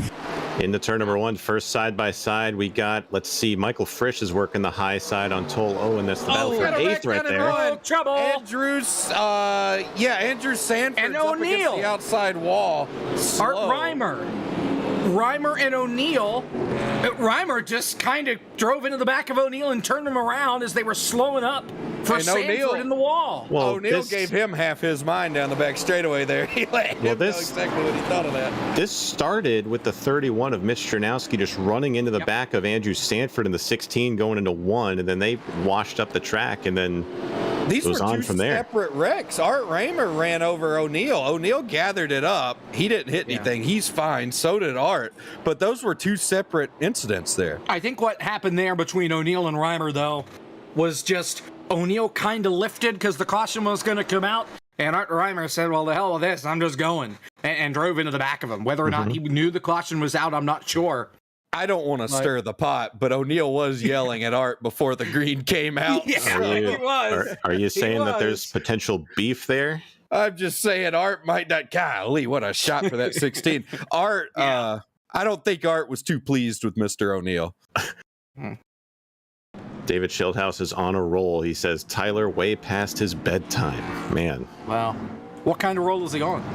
I don't Kaiser know. or a brioche roll? Or I would say a pretzel roll, but Okay. I don't know. It's a high quality roll. It is. It's an expensive roll. It's a Schildhouse quality roll. 45-year-old David Schildhouse just on a roll tonight. Speaking of ages, I was told by Philip Cecil McCandless to say happy birthday to Blake tomorrow. So I'll do that tomorrow. Don't do it today. Do it tomorrow. We might be finishing up Heat 3 at the time. Well, and the LCQs, yeah, you're right. I know that's how I imagine turning 26 one day. Ugh. Live on FTF Vision. All right, so Travis, give us a High Rock vodka count. How long have we? How much have we got left of that bottle? We've got a considerable amount, actually. This is pretty strong stuff. It goes down like spring water, though. It's amazing. That's a good selling point. Yeah, I mean, Dale, if you're in the chat, attaboy, because this is good stuff. You can tell him tomorrow, right? Smoother than this race is, that's for sure. I think that's a lot of things right now. Justin Malillo on the race chat says, let's see, he says 53-year connection is indeed not great. That was before the restart. That's Jimmy Ensley. He's back in 26th. And Blake is scolding the field once again as they are half a lap away from getting back to green flag racing. And we do need a high rock counter graphic. Zach, can you work on that under the next caution flag? And hope your PC doesn't burst into flames? All right, cool, thanks. Thank you, Zach. How much of the bottle's left? Just Travis sends a picture every time we ask, and you have to fill it up to that mark. Right, here we go. Green flag.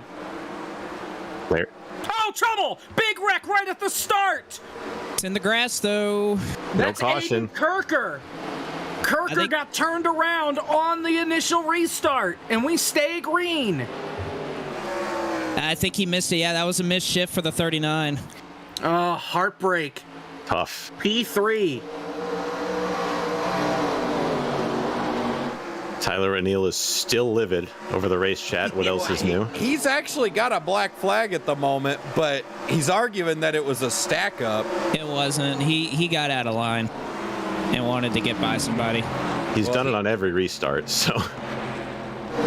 He's pleading his case to Malillo, and Malillo just fired back, said, you hit him not clearing that. Oh, now O'Neal's madder than a wet hen. It's going to get ugly, folks. The beef is flying.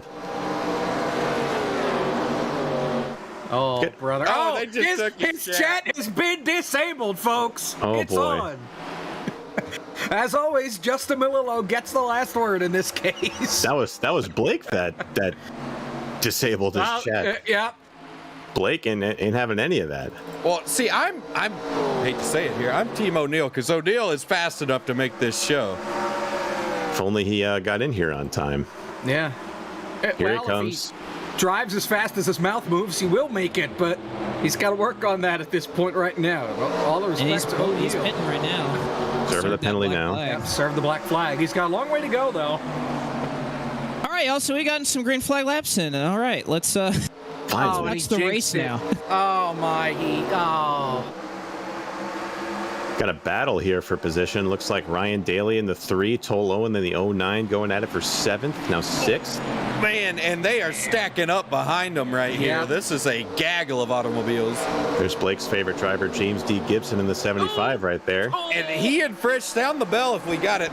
They've got a little bit of beef, and they're side by side off into 3 for, the 8th position. It's not going to carry over to this, is it, from Mooncar? 7th Yeah. position. Gibson is a man on a mission right now, folks. I tell you what, Gibson, we all know he's very skilled at these cars. He's good. He can run on the plate tracks, but I don't know. I have a feeling when you put this combo in front of him, he might be driving the tires off of that race car right now, which I don't know. We thought that about Parker White, and he ended up holding it together, but I don't know. I have a feeling Gibson may be shocked by the tire wear here in about 20 laps. The one guy that's not driving the tires off. Just came back out on the racetrack, and he's going to try and fly by these guys goodness. as best he can. Kevin McAdams, this is what I thought he would do. Kevin McAdams in the 26, he is plummeting, but that's by design. Man, we got Philip Snipes almost winding him up coming off turn 2. That Now thing they're was three. pointing to the inside wall. They ain't done either. We're good. He's driving good. So this is still all stemming from what Kevin McAdams is doing. He is hyper saving right now, and I was saying he started 4th. He's currently back into 9th, but he's going to drop himself really far back and potentially compromise his transfer. Well, So he mic'd up and told them they're all killing their tires and that they are all dumb.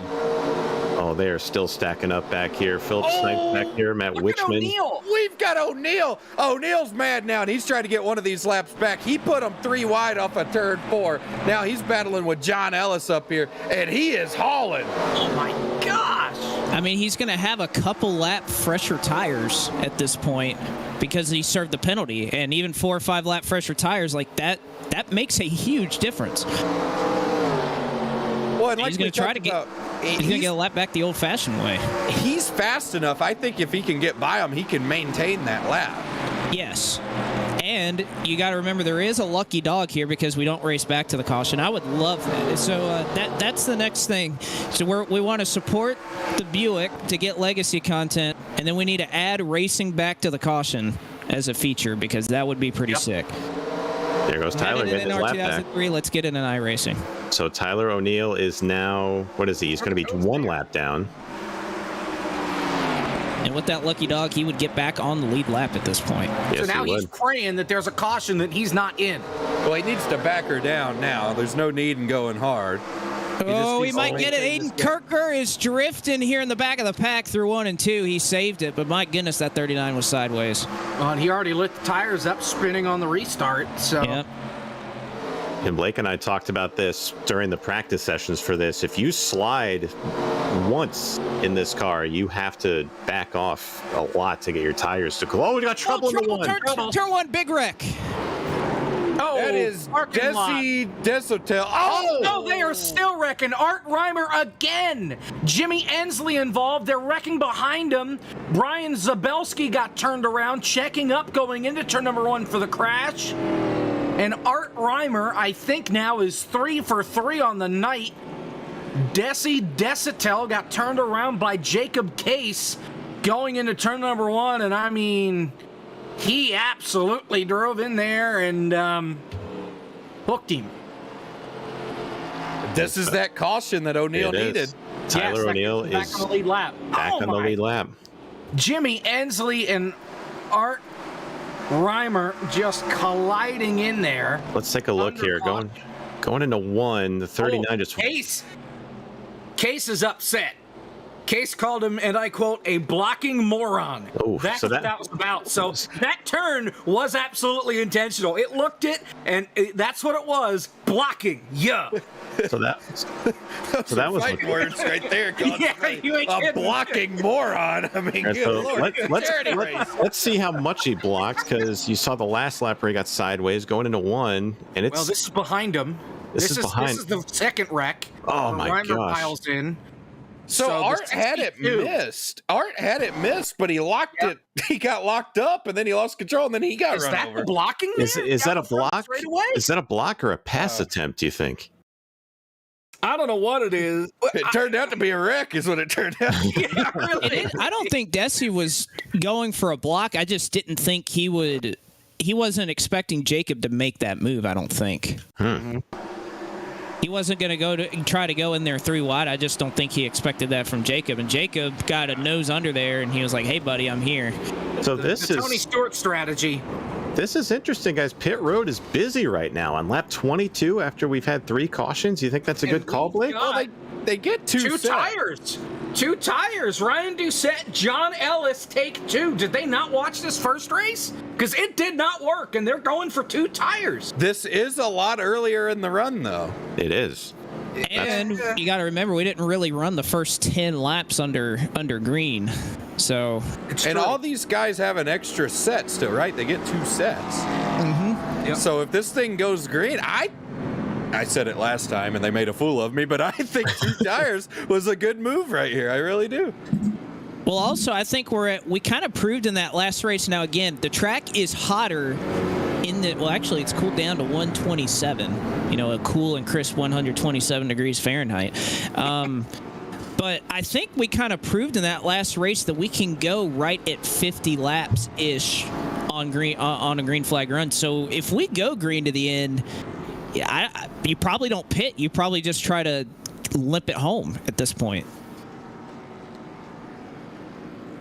Jacob Case, it's a bad case going worse for him. His fast repair's not working, so now he has to sit in the box and get that damage repaired. I'm not sure if he's as upset with Desi or with himself, but he is not a happy camper right now inside that 25 machine. Well, if he didn't have the fast repair checked upon entering his pit stall, it will not work if you check it. This is true. It'll wait. It'll work after it fixes the damage. So, if you got required repairs, I got bad news for you, which is what this sounds like. We'll be seeing you. Yeah. We'll be seeing you in the LCQ. Yeah. All right, so it looks like we got the 1 to go signal here. Yep. Kevin Champagne and Craig Arvanitis kind of getting back together, which I hope that's the right way to say that. I'll have to ask him because he's sponsoring my limited late model how to say his last name. You might have to know that, Blake, for that. I mean, luckily the business name is just Arvos, so you don't have to say it. Just call him Craig. You're on a first name basis with him now. Just say Craig. All right, so I appreciate the pronunciation guide that we're getting in the chat. Arvanitis. Here we go, green flag. That's Justin Mons' neighbor. Whoa, and Zabelski did not get going. He missed the shift. That's the lapper. I figure he's not really fighting for anything, I suppose. Yeah, he just wants to get the heck out of the way and let these guys have at it. Doucette is gone. Yeah, at first I thought that was Doucette. I didn't realize that was the lapper that was in front of him. Here comes Larry Pace for second on John Ellis back there. That didn't take long. 4 tires versus 2. Larry easily makes the pass. And James Gibson is getting wrecked almost by Ryan Daly back there for 5th. Here we go. 2x2 racing, yeah. Daly in the 19 car right there. Michael Frisch looking to follow him through. Gibson gonna be patient there and slide back into 7th behind Frisch. Oh, Mitch Drunowski, big save into 3. Tyler Tyler O'Neill is slicing and dicing through this field like he's playing Fruit Ninja. I mean, he is just top, bottom, middle. He is like, get out of my way. Look at Tyler. It's already been, we're not even close to halfway through this race yet, and it's already been just a big roller coaster for Tyler O'Neill this whole race. Yeah. But he's up to 22nd. He is. Well, He's not out of it. There's one thing I've learned about O'Neill. You don't want to piss him off, because when you do that, it just flips the switch. And now he's going to be a man on a mission here. He'll get to yelling at you, and you don't want to. Well, not just that. He might win this thing. I'm telling you. Jacob Case has parked the car, as well as Riley Marabello. So those two are out. We'll be seeing them in the LCQ. Side by side, Snipes and Jared Wishon back here in the 11th spot. Hey, Cozy's in chat. He's a Ryan Daly fan as well. Ryan Daly's a good guy. Can we get a Ryan Daly appreciation lap here? How about that? I like Ryan Daly. Yeah, I hung out with him in Pensacola, and he's just a cool dude. Painted by one dad. You know this? I'm assuming. Since he's saying the car looks good. Shout out to Cozy. He made it from the first race. Yep. Hell, Ryan probably painted it himself. Carson Biggerstaff and Joseph Lester man. nearly came to blows in turn 3. Biggerstaff up the racetrack. He apologized for it. Sounds like no issues there. Oh, he nearly gets into him again. And they are side by side right now for that transfer spot. Witchelman and Mason Sweet. And golly, they are close. One's in the wall. Kevin's right there as well. I'm saying, man, Kevin is conserving too much. He's going to fall too far back if he's not careful. It all depends. If we get a long run, I like where McAdams is right now, but you gotta balance it at some point. You don't want to lose too much track position. There goes Mason underneath Kevin. Oh, and he got the apron At 96, checked him up. Sweet in the back of him. They're 3 wide down. Oh, it ain't gonna work. Oh, that ain't gonna work. There goes Sweet. There goes Sweet. He saved it. I cannot believe. Oh, no, he's still trying to harness that thing. He gathered her up, but he's going to lose a lot of spots here. Here comes the 03 now. The 39 as well. Aiden Kirker, how about him? He's back in this thing, and he's wrecked twice. I tell you what a save by Mason Sweet, but unfortunately, I think that right rear tire's screaming at him right now. What's the saying? It's going to go away. What's the saying? He dropped like a cinder block in a 2-foot creek on that last lap. So. Yeah.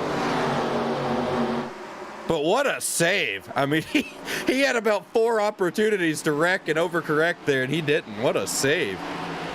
Fits right in line, right behind Michael Klein. Mason's a good driver. I've raced a lot with Mason lately, and he's a pretty good driver.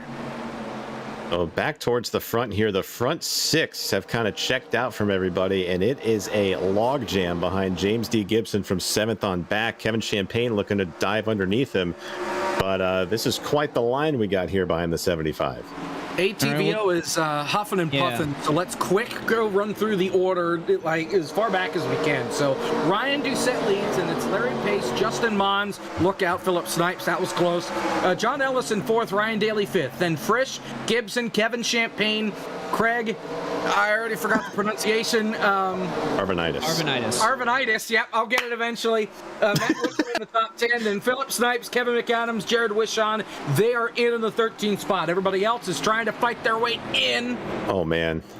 Joseph Lester in 14th, Carson Biggerstaff in 15th, then Joseph Selby, Michael Klein, Mason Sweet, Aiden Kirker, Brett Sierra, Alex Goff, Tyler O'Neill back in 22nd position. Arvanitis missed the corner. There goes Witchelman into the wall. He saves it. What a save. He hit it pretty hard, too. He's lucky that thing didn't get more tore up than it did. Yeah. He's very lucky he didn't lose a tire, lose a wheel. All right, these 87 cars are tough. Car's going to be fine. Oh, man, he got they're really tough loose until they're not. Right. They're tough until the right front just falls off for no reason. But hopefully we can get that addressed at some point. But nonetheless, what a save by that 90 car. He falls in right behind Kevin McAdams right there in 11th. Good for now. It's the best racing going on the racetrack is right around that transfer spot. They are stacked up.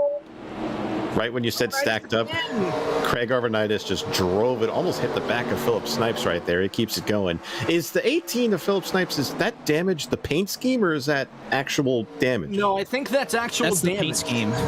No, it's the paint scheme. You can see the rubber on it and everything. And You're right. It's got a donut on it. I'm like that. That's way too realistic for iRacing. Sorry. Oh, wow. Sorry. Guys, this is an was iRacing a joke. As he goes by James D. Gibson. Yeah, there's a long line of cars behind Gibson. So I think Gibson may be kind of feeling those tires a little bit right now. And McAdams going to waste no time. He's going to go right to the top. So I think for McAdams, it may not be saving anymore. He's going to go right to the top of the racetrack, get a runoff, and try to get around Gibson here a little low. Whoa, behind him. Contact between Michael Klein. Aiden Kirker again. And Aiden Kirker. That was very close. Man. Now Wisham's going to get turned for the transfer spot. He's spinning off turn 2. A huge backup. That's the big one. 5, 6 cars involved. Here comes the rest of the field. Look out.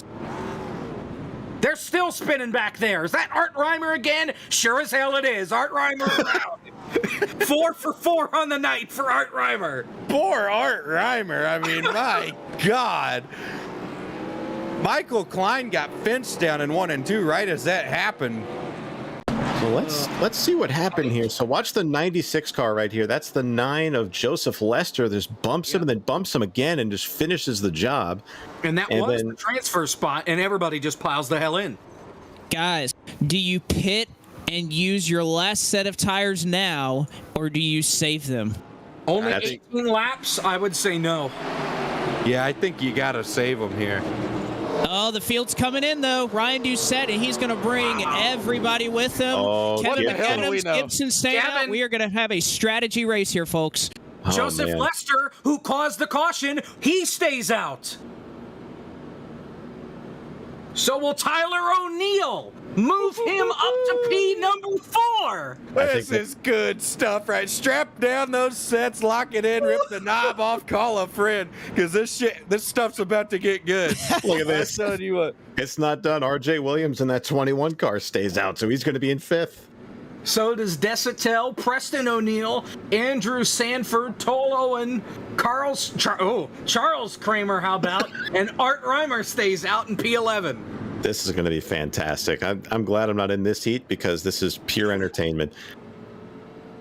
I'll be honest, I like the call to pit here because you're relying on a caution for these guys that stay out. You don't know when it's going to come, and when it eventually gets thrown, you may only have 5 laps to go through and try to get your spots back. So this is, if you're up here at the front, you are nervous right now. Oh, wow. And completely unrelated news, Jacob. The Orlando Magic are getting the #1 pick in the NBA draft. How about that? Wow. I feel bad for anybody that's a Knicks fan because they get pick number 11 and get screwed out of the draft lottery again. Let's get a live reaction here really quick. Kevin, your thoughts on the Magic getting the #1 pick? Wow. Can't wait till they waste it in Chet. All right, there it is. He's excited. I'm glad he's excited. Hey, guys, about a lap ago, I made a remark that went out over the airwaves that I'd like to apologize for. I used some colorful language. Like to apologize for that and all the Don't worry, viewers. you'll use it as an experience to make you a better person, though, right? Listen, Yeah. The problem is I wasn't raised this way. did the opposite. Castellanos was supposed to hit a home run. oh my God. Instead, the Padres just scored. Now it's 2-0 San Diego over the Phillies. So walk man. there. I'm right, sorry, well, Jacob.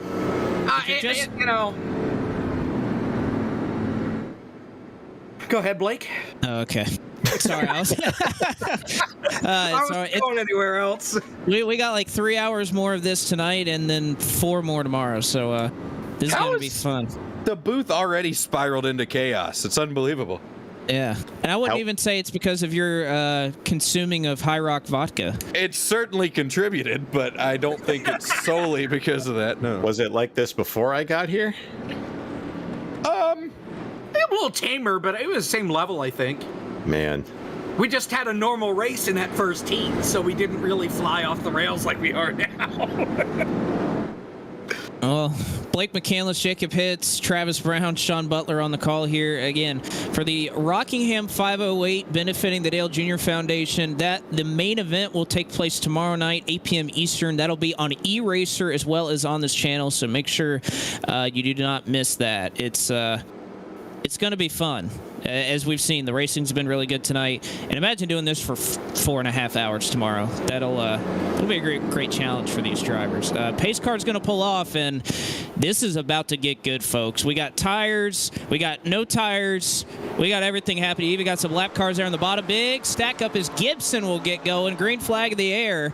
And, oh, boy, is it already going on. Big move from Justin. Oh, they are 3 wide. There they go. There goes That's it. There he paces around. He gets hit. Caution's out. Keep your brakes on. Oh, no. Sweet's in it. Oh, you hate to see that for Sweet. He had a hell of a run going. And Art Reimer, did he make it through this one? I'll be damned, he did. He was ahead of it. Art Reimer still batting 800 on the night here in heat number 2.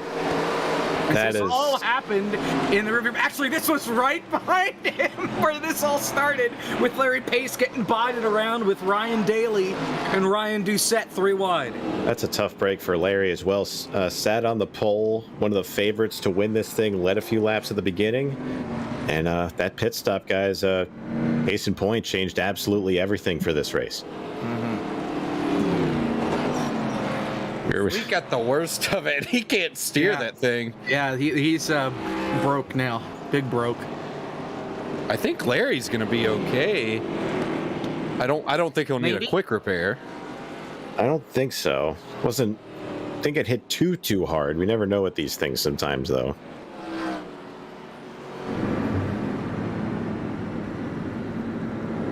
So up front, Gibson, McAdams, Joseph Lester. I haven't talked much about him besides, him causing that wreck. He's in third. Tyler O'Neill, RJ Williams, Desi Desitel, Preston O'Neill, Tolo and Art Reimer, and Justin Mons round out the top 10. Then Ryan Daly, Ryan Doucette, and John Ellis are the last of your transferees in the front 13. Zach, do you want to try reloading ATVO, see if that maybe fixes the issue we've got going on right now? Maybe we get some sort of running order back here for these last 30 or so laps. Make sure to have the fire extinguisher. Oh, okay, cool. So they can't hear Zach, right? He's still a mystery to everybody. Correct. Okay. All right, Zach. For them, he's just our conscience at this point. Well, no. Zach is throwing a fit right now. If you can't hear him, he's got multiple things being thrown in the background, impacts everywhere in the room he's in. Basically sounds like the Bill O'Reilly rant of Inside Edition. Yeah, many years ago. This is not good. We're doing it live. Look at him. He has that on deck that this is false in the chat right there. For those of you that have been in a broadcast with Zach, us, of course, David Schildhouse would know. He's worked with him, I believe. Zach is it can get to be a big mess for Zach. All jokes aside, Zach is one of the best. Yes, he is. Yeah. We give Zach a hard time, but he's definitely one of the few people we would choose to do these races. He is very good at what he does. If NASA could just give him a supercomputer so that way he could get through broadcast without any sort of technical issue, NASA. That would be great. When I go to get my computer, the fine folks at NASA are going to be the first people I'd dial up. If it doesn't weigh 3,000 pounds and take up an entire room, it's not good enough. All right, got here the we old go. NASA pre-built. It's got a 3080 in it, guys. It was a hell of a deal. All right, so he says he's going to try to fire it back up. Do we have anything, Zach? Oh, there's a fire. Oh, there it is. Okay. Oh, hey, all right. All right. Oh, what's the fire extinguisher for? Are you okay over there? He says no. Okay, well, at least we got our ticker back. That's the main thing, right? Just leave it up. Don't take it down until we get to the end of the race. Just wait. Just tell the fire department to come in like an hour and a half or so, and then dial 911 and wait, and dial 911 and then just leave it and just have the send button ready. Yeah. Leave them on hold. Oh boy. All right. So whoever's calling the restart, this thing's getting bad going. Yeah. And again, I think this caution really helps these guys that stayed out on old tire. They want as many caution laps to go by as possible because I think they've kind of made their bed at this point. Absolutely. I don't know if you're going to be able to see the clock up there. We only have 27 minutes to get through 27 laps. So let's see if we can do it. Green flag. Let's see as James D. Gibson works in the kicking the tires restart zone. Green flag back in the air.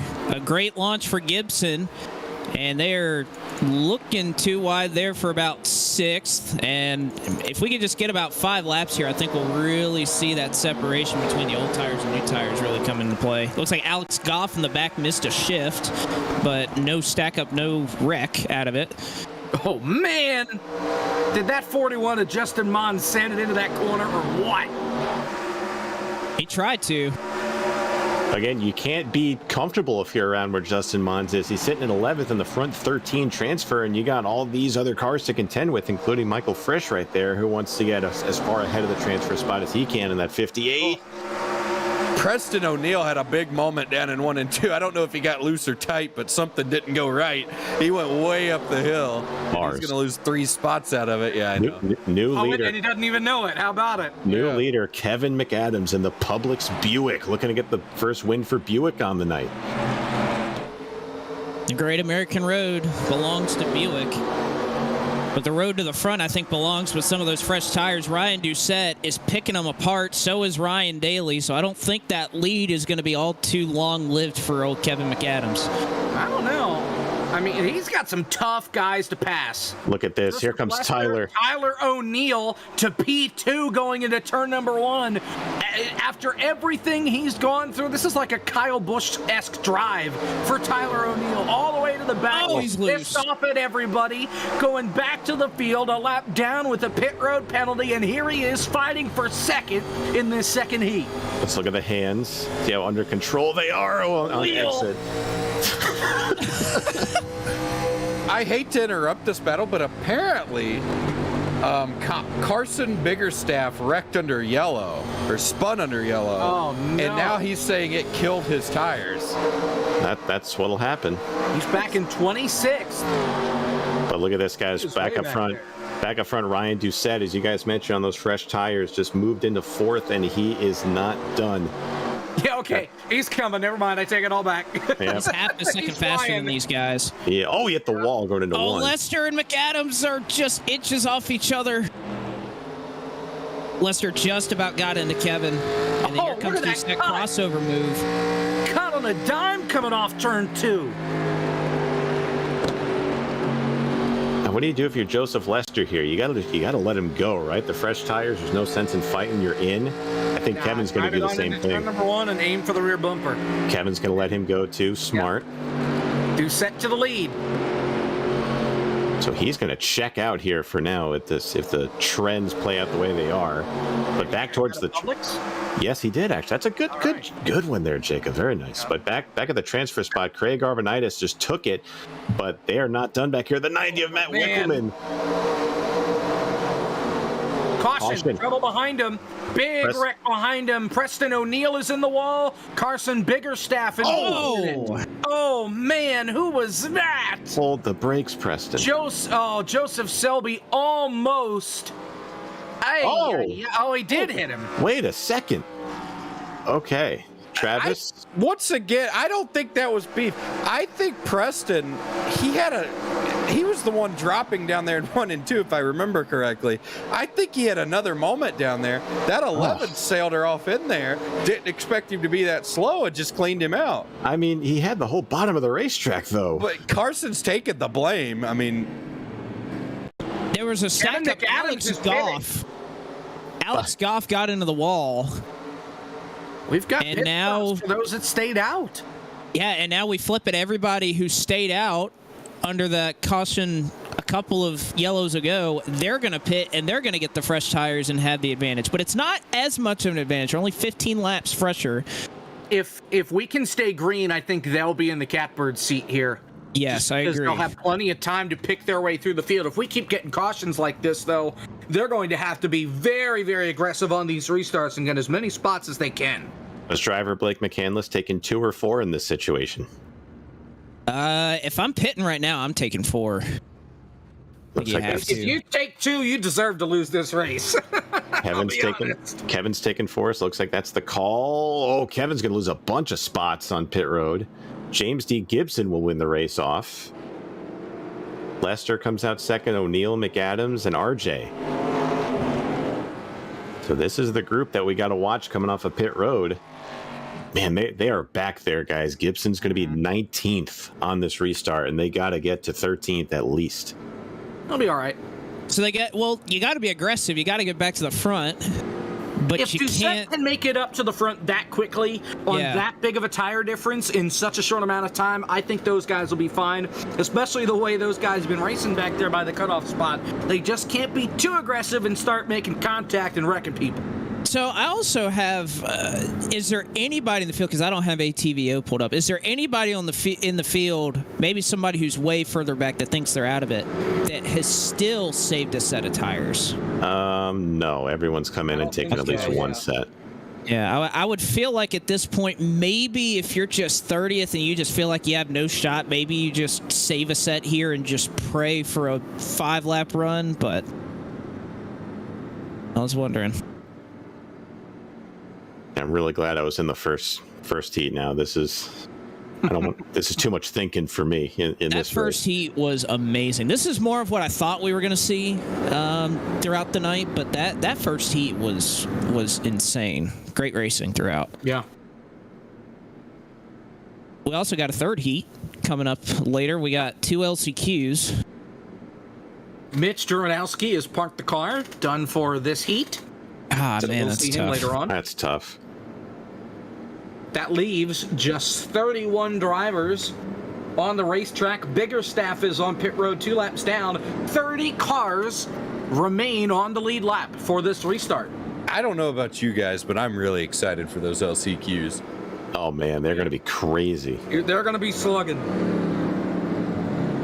I think of somebody like Ricky Harden, who was running up in the top 10, wrecked out. Potentially Larry Pace. Well, actually, Larry's in 11th, so he's good for now after he was involved in that wreck earlier. But he's on those old tires, and we'll see if that's enough to hang on. All right, boys. It's about that time again. Larry took that quick repair, too. I'm surprised. That car didn't look too tore up.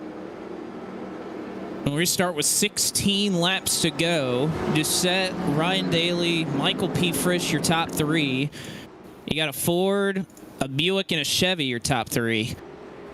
Doucette working in the kick in the tires. Restart zone. Green flag is out. A little bit of a big time. Was that Aiden Kirker that missed a shift? Larry Pace missed a shift. Well, no, Kirker was the result of it. It stacked up all the way back to them.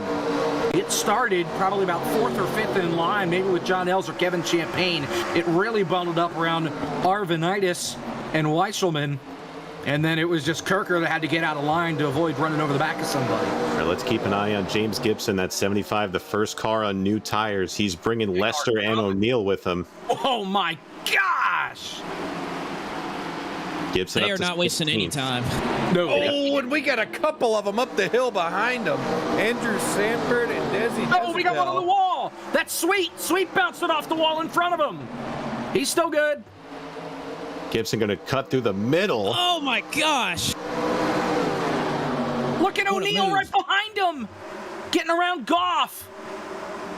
These guys have to go, man. Gibson is close. He's in the transfer spot now. Everyone else behind him. Oh, they're going to be 4 wide. Oh, there goes Lester. He gets turned around by Wishon. They stack him up, and Lester's into the outside wall. Another car around. The 21 of R.J. Williams, and he gets hit by the 94. That's Charles Kramer, and Williams has towed the car. Caution is out. Oh, man. This is what I'm afraid of, Blake, for pitting this late. Let's see what happened here. So there's Gibson up ahead in that 75. The 9 right there, O'Neill.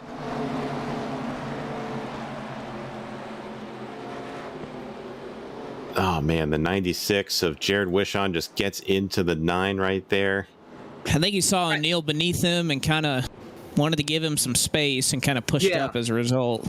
I think that was the goal. He wanted to leave space down low, and he didn't leave enough room up high. And Lester had to avoid that car that was up into the fence right in front of him, of Michael Klein. So that's why he was down a little bit, and they just kind of met in the middle, and there was contact. He's on board with McAdams. Oh, man. He did an amazing job. Oh, look at the 62. Man. Man, he did an amazing job getting through that. And the one thing about Rockingham is we all know Rockingham's a really difficult racetrack, but it really funnels off of turn 2, where it's almost deceiving how wide it is because the racing groove is so narrow. You think in these cars, it's about even half that, so it is really hard, especially off of turn 2, with the radius of that corner to get around it. And yeah, 3 wide don't really work through there. I want to have a word with somebody. Tyler O'Neill. Well, Tyler. You're a man on a mission. So you have literally seen every position in this race but the lead, it seems. How have you been able to put yourself in a spot where you can still transfer after the start to this race that you had?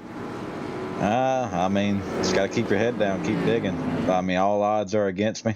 And, you know, all odds are against me. You know, we just put the head down, put the stiff arm out, and we come through the field. You had it out all right on that initial start when you ran that old boy the hell over. Yeah, so basically a lot of people are trying to anticipate the start back there. Me and Kevin have been talking about it. It's been a common theme. Everybody just tries to anticipate it. They all, you know, they stand on the loud pedal and then check up. And unfortunately, Art was the man that had to stomp on the brakes, and then he stomped on the brakes going into 3 under that caution. I said stop, and he ran me over off into 1. But you know, what is he batting for 800 is what I heard tonight. So who's the loser there? Well, he missed the last one, so he had I guess he had an out right there. So what's he at now, like 600 or something now, or I don't know what the percentage is. There've been a couple foul balls too, I think. All right, Tyler, we'll let you get back up there. So you got 2 more spots to get to before you go. So what's your plan and on how to get into the big show tomorrow? I mean, there's really not going to be a plan. I'm going to make it. I'm probably going to get a top 5, top 6 out of the day. So we're going to be digging. Keep your eye on this old-time Smoking Pig, Mama June's machine. You ever get hungry? There's some good barbecue spots down there in Georgia. Go refuel you. All right, well, there's Tyler O'Neill, folks. Tyler, good luck to you, man. Don't wreck it. I won't. All right. There you have it. All right, so the audacity of him. He says he's going to get a top 5. Mm-hmm. I believe him. he is very confident. Now, of course, continue to look at that timer. I don't think it's going to be a factor, but we do have one green-white checkered in the back pocket should we need it. So, again, I think that's another thing that helps those drivers that are on the newer tires. But I think at this point, Doucette, Frisch, Daly, Mons, I feel like you're feeling pretty good if you're up here in the top 5. If you're anywhere from about 8th to, well, not in, you're not feeling too good right now. Yeah, all right. you're all right, boys. Here we go. a little nervous, kind of like Sean watching the Mets. Speaking of, bases loaded, they're down 3-2 in the bottom of the 6th. Good luck. It's whatever. Still doing better than the Phillies. Green flag. Great start for Doucette. Ooh, bad start. Stacking up. They are 4 wide almost with Gibson back there. Oh, man, they are very tight together. Arvanitis just got bullied out of the way and lost 4 spots in turn 2. O'Neill Gibson's going to make it 3. Gibson got to the back of the 39 down the back straightaway, gave him a little push, and then put him 3 wide off into 3. Oh. My God, they are all over each other back here. They're starting to sort out, but Gibson is on the move back here in the 9th position. Hell, give him 8th. So now it's the cutoff. Arvanitis right now in 13th. Kevin's trying to take it from him. And he's going to go high as they stack up underneath him 3 wide. Good move. Those fresh tires paying off. He's in. Oh, pace comes up. Squeezed him up. These turns, they funnel on the exit. The same thing happened with O'Neill and the 39 car last time off of 2. He almost got run up and into the wall. Here comes McAdams, though, once again up there on the high side. Snipes just about dropped it coming off turn number 2. Arvanitis got a shot. He saved it. Arvanitis has done an amazing job avoiding a couple of wrecks these last couple laps. Turns out those tires pitting later really paid off for these guys because they are. Look at Mason Sweet. He's back here in 16th. He's not out of it yet. Toll Owen. He's in 14th. He's on the cutoff line. There goes the 90. Weichelman. Everybody's going to miss him. I can't believe they all missed him.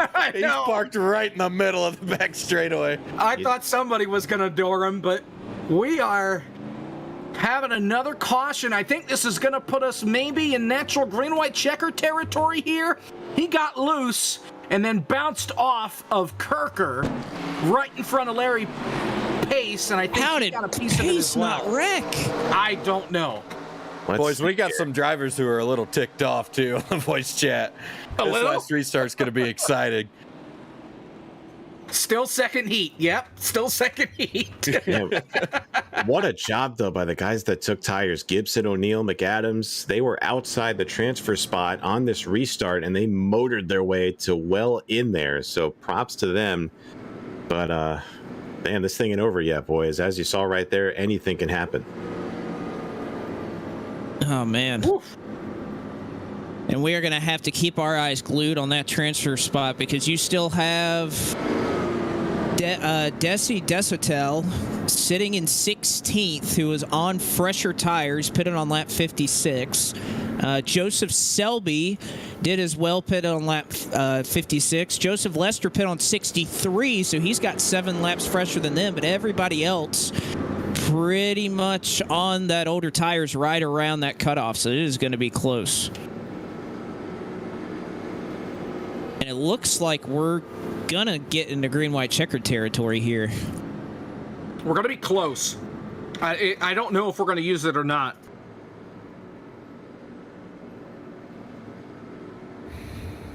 We're either going to get a natural green-white checker, or we're going to get a green-white checker, and that'll be it.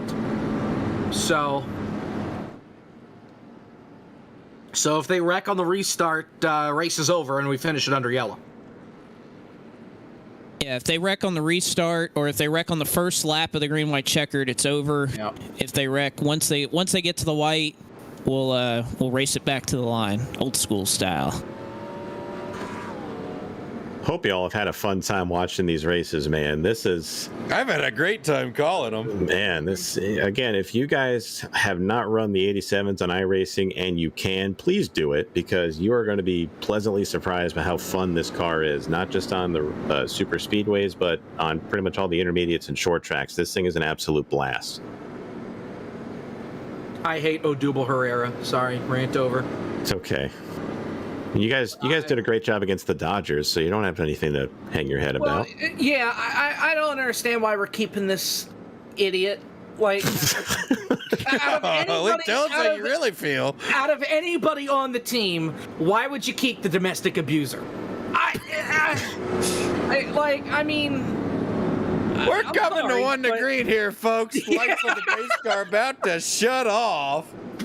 Lock it in. Appreciate you watching this event benefiting the Dale Jr. Foundation. Yeah. Yep. Golly. We're not in Bryce Andres territory and in terms of suddenness, but we're close. We are getting there. We're about a quarter of the way through the bottle. Highly crafted.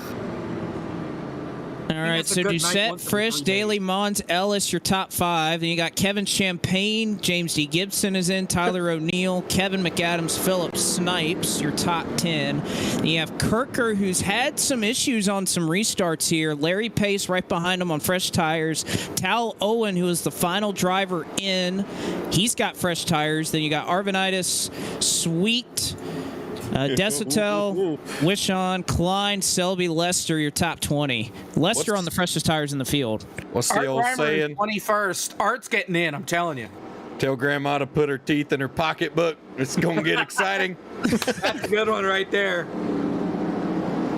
Pace car and Doucette's going to give this pace car a lot of room, make that kick in the tires restart zone wide. And here we go, green-white checkered. If they wreck, it's over. Oh, they are wrecking. Gibson, there they go. Gibson's around. Oh, we're going to get green, though. He's on the bottom. O'Neill was the one that got him on the restart. That is beef. Ding, ding, ding. Really got to get that sound here. We've got a battle for the transfer, too, back here. That means Mason Sweet, I believe, is going to cycle around to 13th. So Mason Sweet, 455 right now. That 13th driver, last one looking in. They get to the white flag. They'll see it through. Arvanitis has got to dig here. Unless they wreck in front of him, then he's going to be in. Oh, Here comes Sweet, sending it on Owen. Oh, there goes Pace. He collects Sweet. They're all piling it up. Larry Pace keeps it going straight. Now he's turned again. Jared Wishon and Desi Desitel. Desitel's in. This is the transfer. This is it. This is the transfer. This is for 13th. Off the final corner, Slide and Wish It, not going to be able to get it done. Desitel going to hang on, and that is for 13th. Desitel on the fresher tires gets by Wishon by a 10th of a second to get in on the last lap. And Doucette won the race, by the way. Yeah. Desitel was in 16th on the white flag. They're wrecking on the cooldown lap. We got some mad drivers, folks. We have got some really mad. There are conversations being had. Mason Sweet got run the hell over. I'm mad on his behalf. Well, no. So what happened? Larry Pace got run over. Larry Pace, that's who it is. Yeah. Larry Pace got run the hell over. But Mason Sweet got collected, so I'm on his Joel behalf. Owen got scared with Sweet sending it in, so he throttled it up, got into the right rear Pace and turned him around. Owen is in the show. Everybody behind him piles it on in.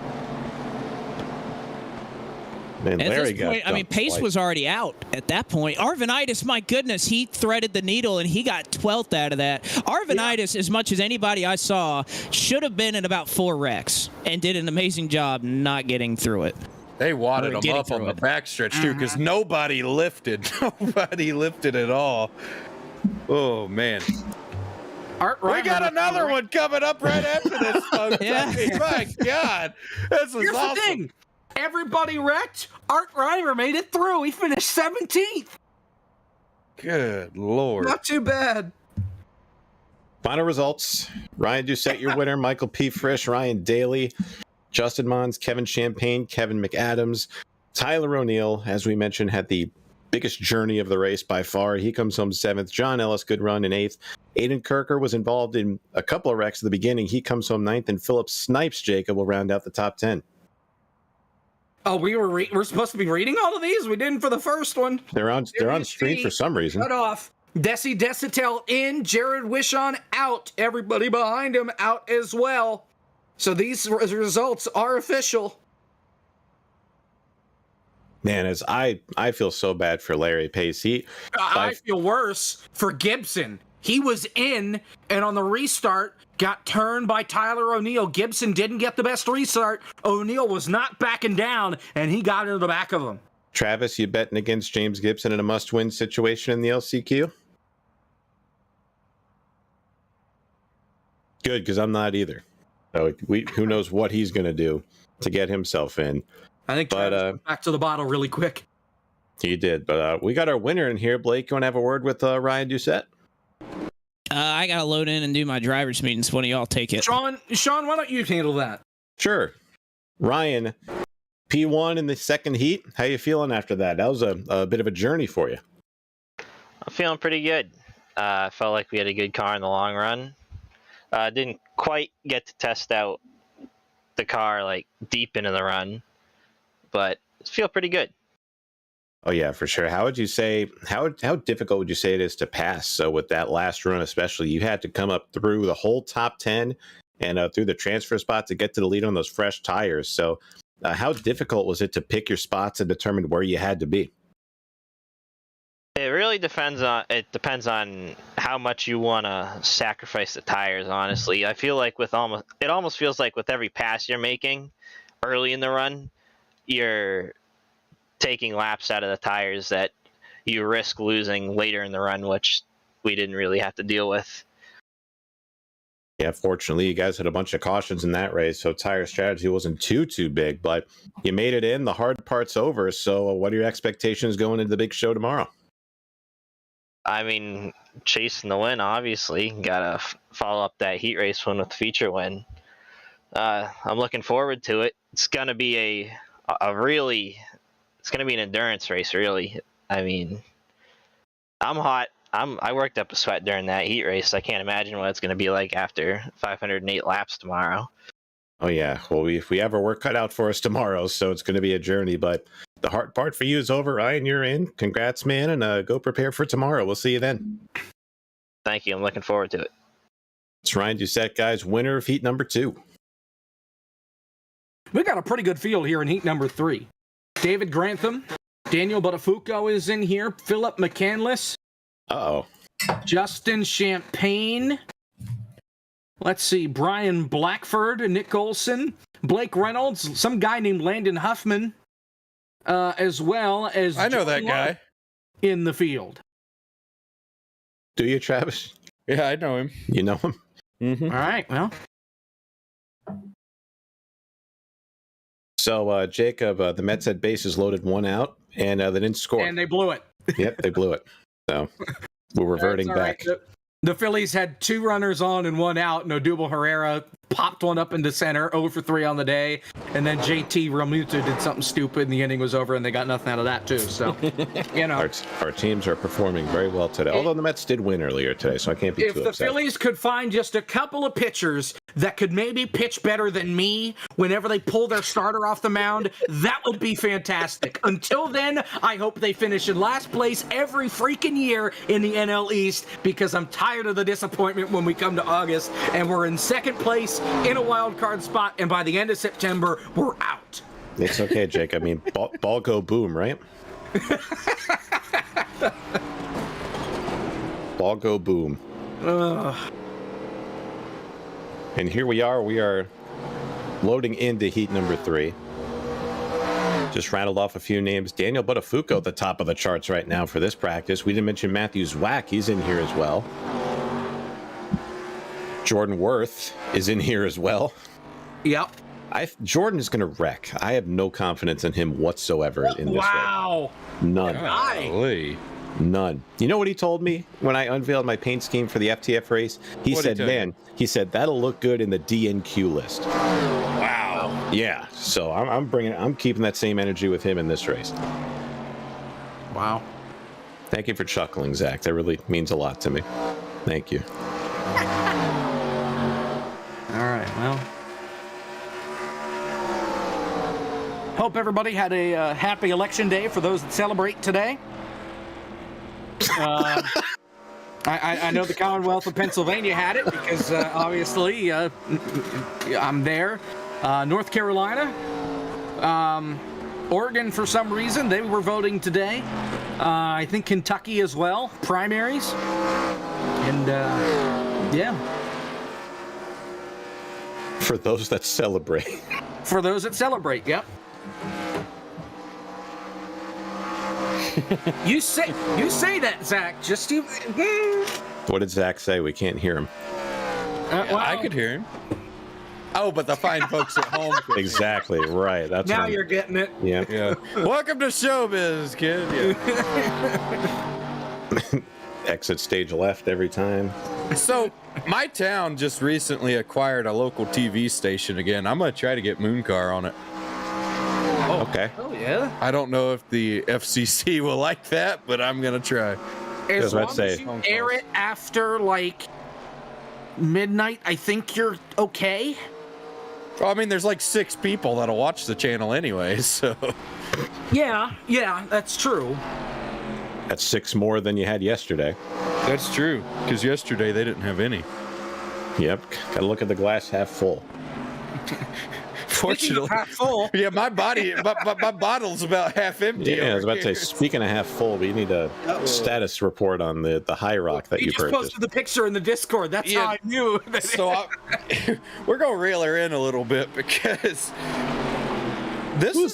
I'm not just blowing smoke up your ass. Like, this is really the best vodka I've ever had in my life. Who is that as the background of your stream deck?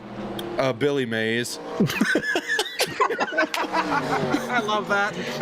Why is Billy Mays the background of your stream deck? Because he was a G, dude. Oh my God. Was rest in peace. Yeah. Shout out to Billy Mays. But yeah, Tito's and High Rock are pretty good, but I in a decision, I'd go High Rock. And you're not just saying that, right? I'm really not just saying that, Yeah, 'cause I was I'm about not to really say a it. vodka guy. Like, Pink Whitney's pretty good too, but like this stuff's pretty good. Michael Frisch, we have you in the booth. How we feeling, buddy? Feeling pretty damn good. Made it to the main race. How tell we us feeling, about that, Travis? right? No, what? We've certainly been worse, I can tell you that. But I want to know how the race went from your seat. It went pretty good. Strategy played a little wonky there, but we got it all sorted out, and then I was glad I could somewhat make of a run to win it, but I'll settle with P2. It's all about making the main race tomorrow and run 500 miles and keeping it in one piece, honestly, because it is going to be tough. It is. So did you learn anything out there in race conditions that you didn't already learn in practice? Yeah, people don't know where braking zones are and how the car settles, and if you just slam on the brakes, your whole front end slams like, it ain't good. What was that sound again that it made? Oh, okay. The first time he did that, the program feed that we had froze right when he did that. That was kind of cool. Got his powers working. Kevin McAdams joins the program once again as well after heat number 2. How was that? Did you have fun? I didn't like that I got off sequence there. I was hoping that we would just go green, but driving through the field was fun. Didn't anticipate getting blocked for a position that didn't matter, but we were in the show. Who did it? Call him out. Kevin Champagne tried to block me for 5th, and I yelled at him that, hey, what's the fucking point? Is he the one called an idiot? Henry! Oh, no. Maybe. I'm just trying to get in the race, and I had a huge run, and I'd rather, go low instead of just trying to run him over on the high line, and he blocks me low. That wasn't the only blocking incident. Somebody barked up the wrong tree down into turn 1 and got their ass turned and caused a big wreck. I don't remember who it was. That was Desi. Desi got turned, and it was Jacob Cabe. Yeah, he was the one that turned him. He was really mad about someone blocking him. He called him a blocking moron, but he really just reared him up into the wall. Back to Frisch, though. Frisch, before we let you go, what are our expectations tomorrow? I didn't know we were letting him go. I just was joining the never-ending broadcast. Well, that's fine with me. Never mind. Let's talk to somebody else that we can let go so I can end an interview. Gibson's up there. Let's talk to Gibson. Poor Gibson. We have O'Neill as well, by the way. Sound the court music. Get them both in here. Gibson, I feel for you. I really do. I was rooting for you. I feel for me, too. You had a hell of a run going there.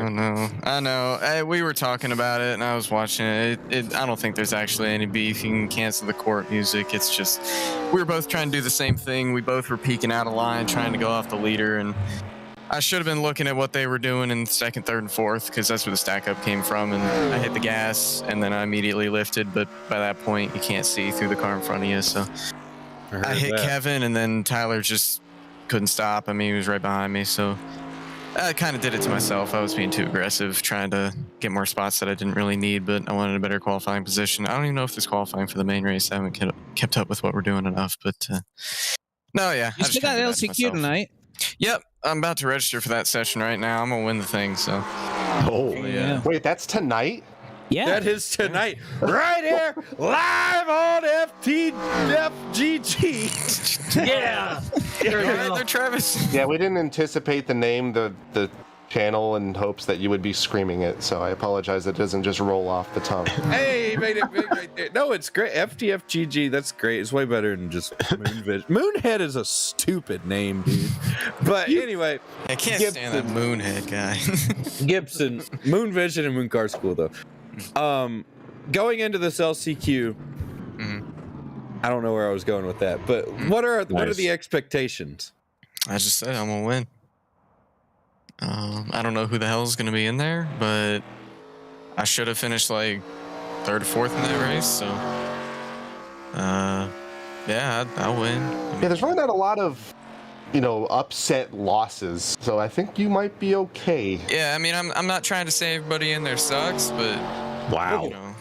Well, you heard it here first, folks. James D. Gibson says if you were in the LCQ and your name's not James D. Gibson, you suck. James, thanks for talking to us. But I appreciate you having me. All right, back to you, Blake. Thank you, Travis. Speaking of Blake, here's Blake Reynolds on the track for qualifying. Yeah. He wasn't too. I think he's practicing right now. He wasn't too sure about how fast he would be.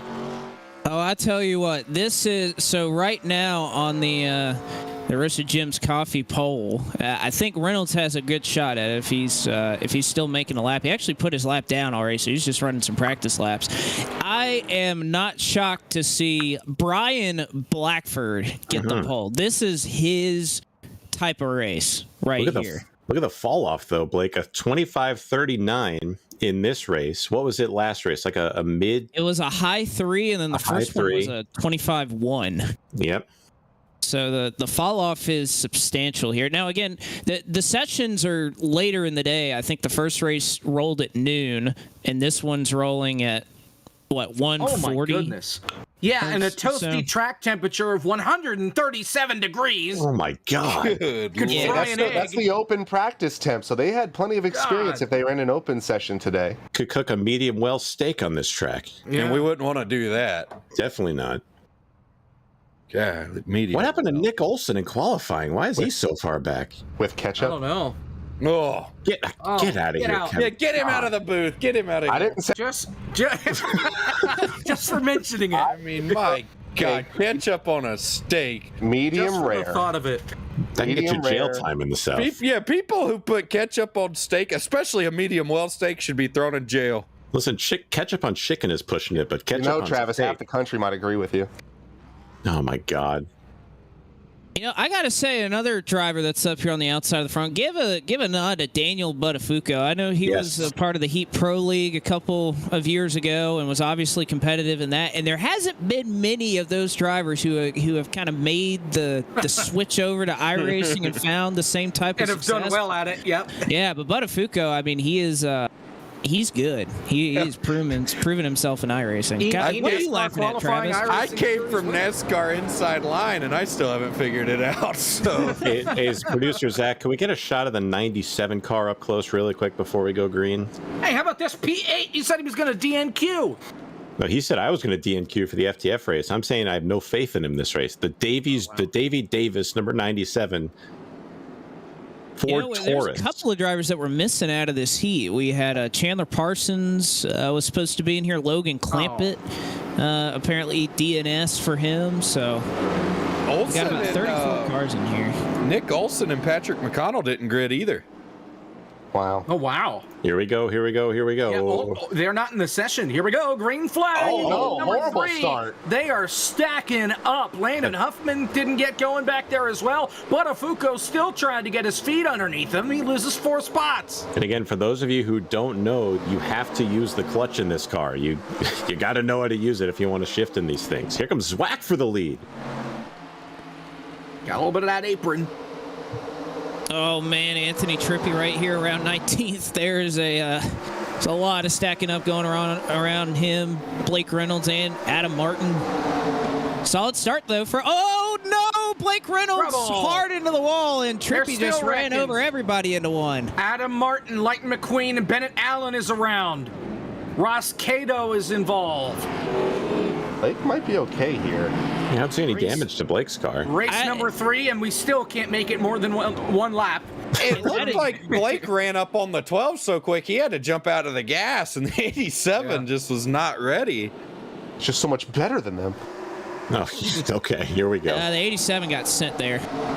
Well, you're going to see right there, Trippi gets into the 87, who gets into Reynolds. And my goodness, I will say, if that is anybody but Blake Reynolds, they pound the fence. They are going head first into the wall if that's not Blake. The fact that he only scraped the wall there when he was nose first into it, I mean, that in itself is incredible. Can we get an onboard too? Yeah, look at this. Oh, my God. What a save. He's fine. His car's fine. Now they're saying Jordan Worth will win this race. Okay. Well, these things are tanks as long as you keep the wheels on them. Yeah. And he kept the wheels on it, so. He's still 19th. He might be all right here. He's fine. God, that thing. And Blake, you are right. The 87 did get sent, so it looks like Blake checked up, 87 checked up, and whoever that was behind the 87 did not get the memo. Oh, no! There's a retaliatory! Blake Reynolds just dumped David Grantham. Beef! I don't think that was beef. I don't think that David Grantham just stopped. Oh, did well, Blake just said he was looking in his mirrors. So, oops. I thought he was looking on his phone, honestly. Yep. Did you just David Puncherino. O'Neill? That's a Tyler O'Neill if I ever saw one.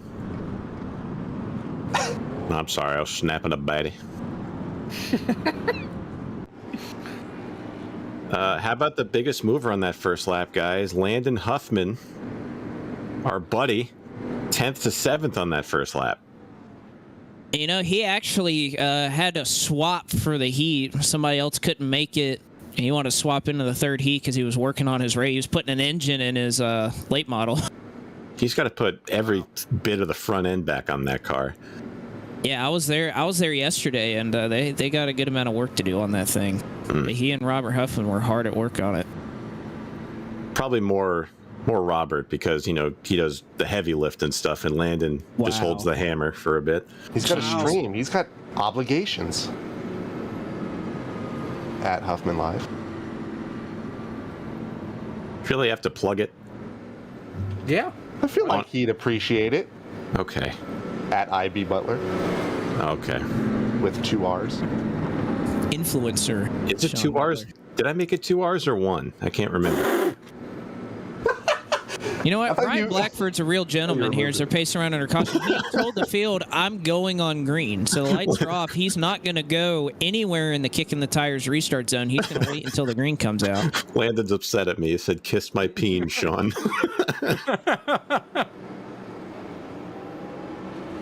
It's all right, Landon. You do a lot more than I would be able to do up there, so take that for what it's worth. Here we go, guys. Restart time. All right, here we go. Landon only works the 15 minutes for his YouTube vid intro. Oh, no. All right, green flag. As they're too wide behind them, they're getting pretty racy around Huffman and Philip McCandless. Those two don't see eye to eye. Really? I didn't know that. There's beef there? Oh, look at Landon. He's going 3 wide. But if they're going to move up the racetrack, Michael Stroll hanging on to that Dale Earnhardt car. I have some insight. Do you? Would you like to share it? So Landon, I don't know if I should say this, but he texted me before the start of this race and said, I just made my first lap in practice, LOL. So I don't know if he knows about the tire situation here. Oh, well, he should know. He ran a league. He ran an 87 know league. now. Should I fill him in? Hell no. We'll just let him blow that right rear and back it into the face. Well, he knows now. I mean, he's a 3-time Windshield Deep Racing League runner-up. Hell, I'll just call him. I'm sorry. Are you really calling? He's driving, Travis. Oh, now he's all over the place trying to answer his phone. Losing spots to Daniel. Hey, be careful with them tires. Caution is out. Unbelievable. Be careful with them tires when you get back going. I don't want you wrecking. Oh, he hung up on me. Justin champagne in it as well. Why did he answer the phone? I don't know who to blame more. I don't know who to blame more. I mean, it ain't my fault. I was looking out for him. Is that the first time that's ever happened? Gotta be this. He didn't have to answer. Kids, don't drive and talk on the phone. This is a prime example of what not to do when you receive a phone call while driving. Look, it's funny because he answered it, and then he was going into 3, and then he's like just starts screaming, and the car's fine. He just killed his tires. I can't believe that. I don't know who to blame more. I don't know if Travis is more responsible or Landon for answering.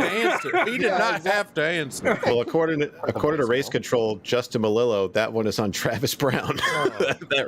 So Travis has to go to the back. Travis, dang it! The longest line.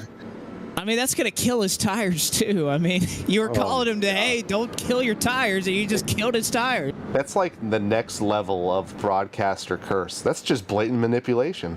I was trying to help. That's incredible. You tried to help. See, this is why he doesn't let you work on the car when if there's any promotional footage, that has to be included, no doubt. Well, if Landon makes the race, that's yeah. I mean, we saw what Tyler O'Neill did in the last heat, so it's possible. Imagine manipulating a charity race. Unreal. Unbelievable. Which, by the way, we'll post the link in the chat. You can go there and donate to this race. We've raised, I think, over $1,000 now for the Dale Jr. Foundation, which, again, great that we can honor these cars, this track, and have a really good time out here for a really good cause. We got the prize pool and the donations to the foundation were split 50-50, aside from, paying all these knuckleheads for the broadcast. Zach, We're getting paid? I can't post the clip. fix where we can post links. I can't post the clip. There we go. Thank you. It's gonna go through the tyrant Zach Johnson. Zach, we don't Well, if you care have about how. moderators, they won't post links to bad things. Zach, we don't care about how bad your computer will do if you enable one more window to open. Just do it for the people watching. No, you can't do it on your phone. We're coming to right. the restart. Yeah, Blake Sasser is up 3 positions. He's in second. Blackford, again, lets the field know that he's going on green, so I'm sure everybody in the back going to start anticipating and running people the hell over. Landon didn't pit. I mean, Travis. I can't. Not this early. Green flag. Good start for Blackford. Zwack. Oh, there's 3 wrecks going on at once, but they're on the apron. Devin Who the Henry, heck? Kyle White, they're around before pit road. That's how far back they crashed. Everybody else is rolling and up speed as they come down the back stretch. I feel like Justin is not calling wrecks on the restart, which I guess I'm okay with. Kind of get this race under green. Single file for now. First battle is back there for 12th. Jordan Worth is getting passed by Brandon Meal going into 1 in the Kool-Aid car. Look at that Kool-Aid car, that 40. Oh, yeah. Oh, Blake, look, we got a filter time car on its way up here. I'm glad Yeah, Zach's not far. There we go. Trying to represent the dynasty. Jordan Worth is plummeting. He's about to lose the transfer spot. That's the 83 of Adam Benefiel. And Jordan Worth's going to fall back and out, but I think Jordan's saving. He's sizing him up, He's going to wreck. You just said he was going to win the race. I didn't say he's going to win the race. Someone said he's going to win the race. You guys are all over the place. All right, despite those wrecks on the restart, we've kind of settled out here. Huffman's still trying to get through. He's still in 20th. The way he entered turn 3, I think he's trying to call Travis again. He's doing a hell of a job. Oh, he texted me. He said thanks. Thanks for the heads up. Yeah. Unbelievable. I was trying to help. I can't get out of my own way. I really can't, but Battle for 14th. Worth to the outside. Jordan's losing another spot to Chris Rabel. That's a Buick. In the Piper Aircraft number 12/29 Buick. I'm a little concerned. I need a place to sleep this weekend, and Huffman's house was my place, but I don't know if that's... Oh, the 94 just sent it in under him, too. I'm sure that's going to make him happy. I don't know why, but the 29 car, the back of it just says aircraft. I don't know why that made me laugh when I first saw it. But Oh my God, what a horrible entry by the 94. Yeah, Bryce Hamrick looks like he's driving a Viper. Couple battles up front. Philip McCandless on the outside. He went from now 9th to 11th, trying to get back in line in front of Brandon Meal. Phil's been putting a lot of practice in during the week, so he should have a good idea of how this thing is going to go. He's He definitely ran a lot of Richmond races and said he is confident now.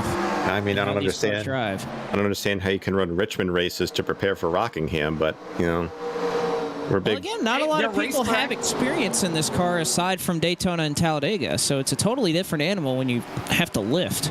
By the way, shout out to Philip for slapping the Dale Jr. Foundation sponsor on that car. It fits the paint scheme on that car perfectly. Oh, Brandon Meal a little bit tight out of turn 4 or turn 2. Where are we? There we go. Turn 8. North Wilkesboro. Where are we, Kevin? Running the high side is that 40 car. I don't know about that. He's trying to keep the spot. A little early for that, but I'm trying to race a Crown Vic at Wilkesboro. I saw that Landon was trying to get one. Yeah. You know, this is a first, guys. I just had somebody post in the Discord. Unfortunately, I don't think I'll be able to join the LCQ. I have a quiz on the Cold War and world history tomorrow, and it will be too late at night because I need to study a little bit more. That's called having your head on straight. That's a future leader. That's a high-state quiz right there. Who is that? Give him a provisional. That's just a good decision. Jar of Racing, who actually sponsored the white flag. Wow. Kick somebody out and give him a spot. Right. That's a good. Sorry, good Dale. Decision. Good decision he's making. All right, Dale. Someone's doing their homework, so you got to go. Yeah.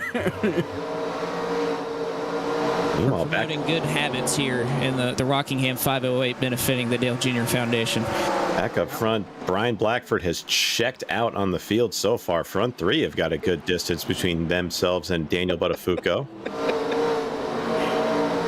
Are we all right, Travis? No, I'm reading the chat. Somebody said, what a dork.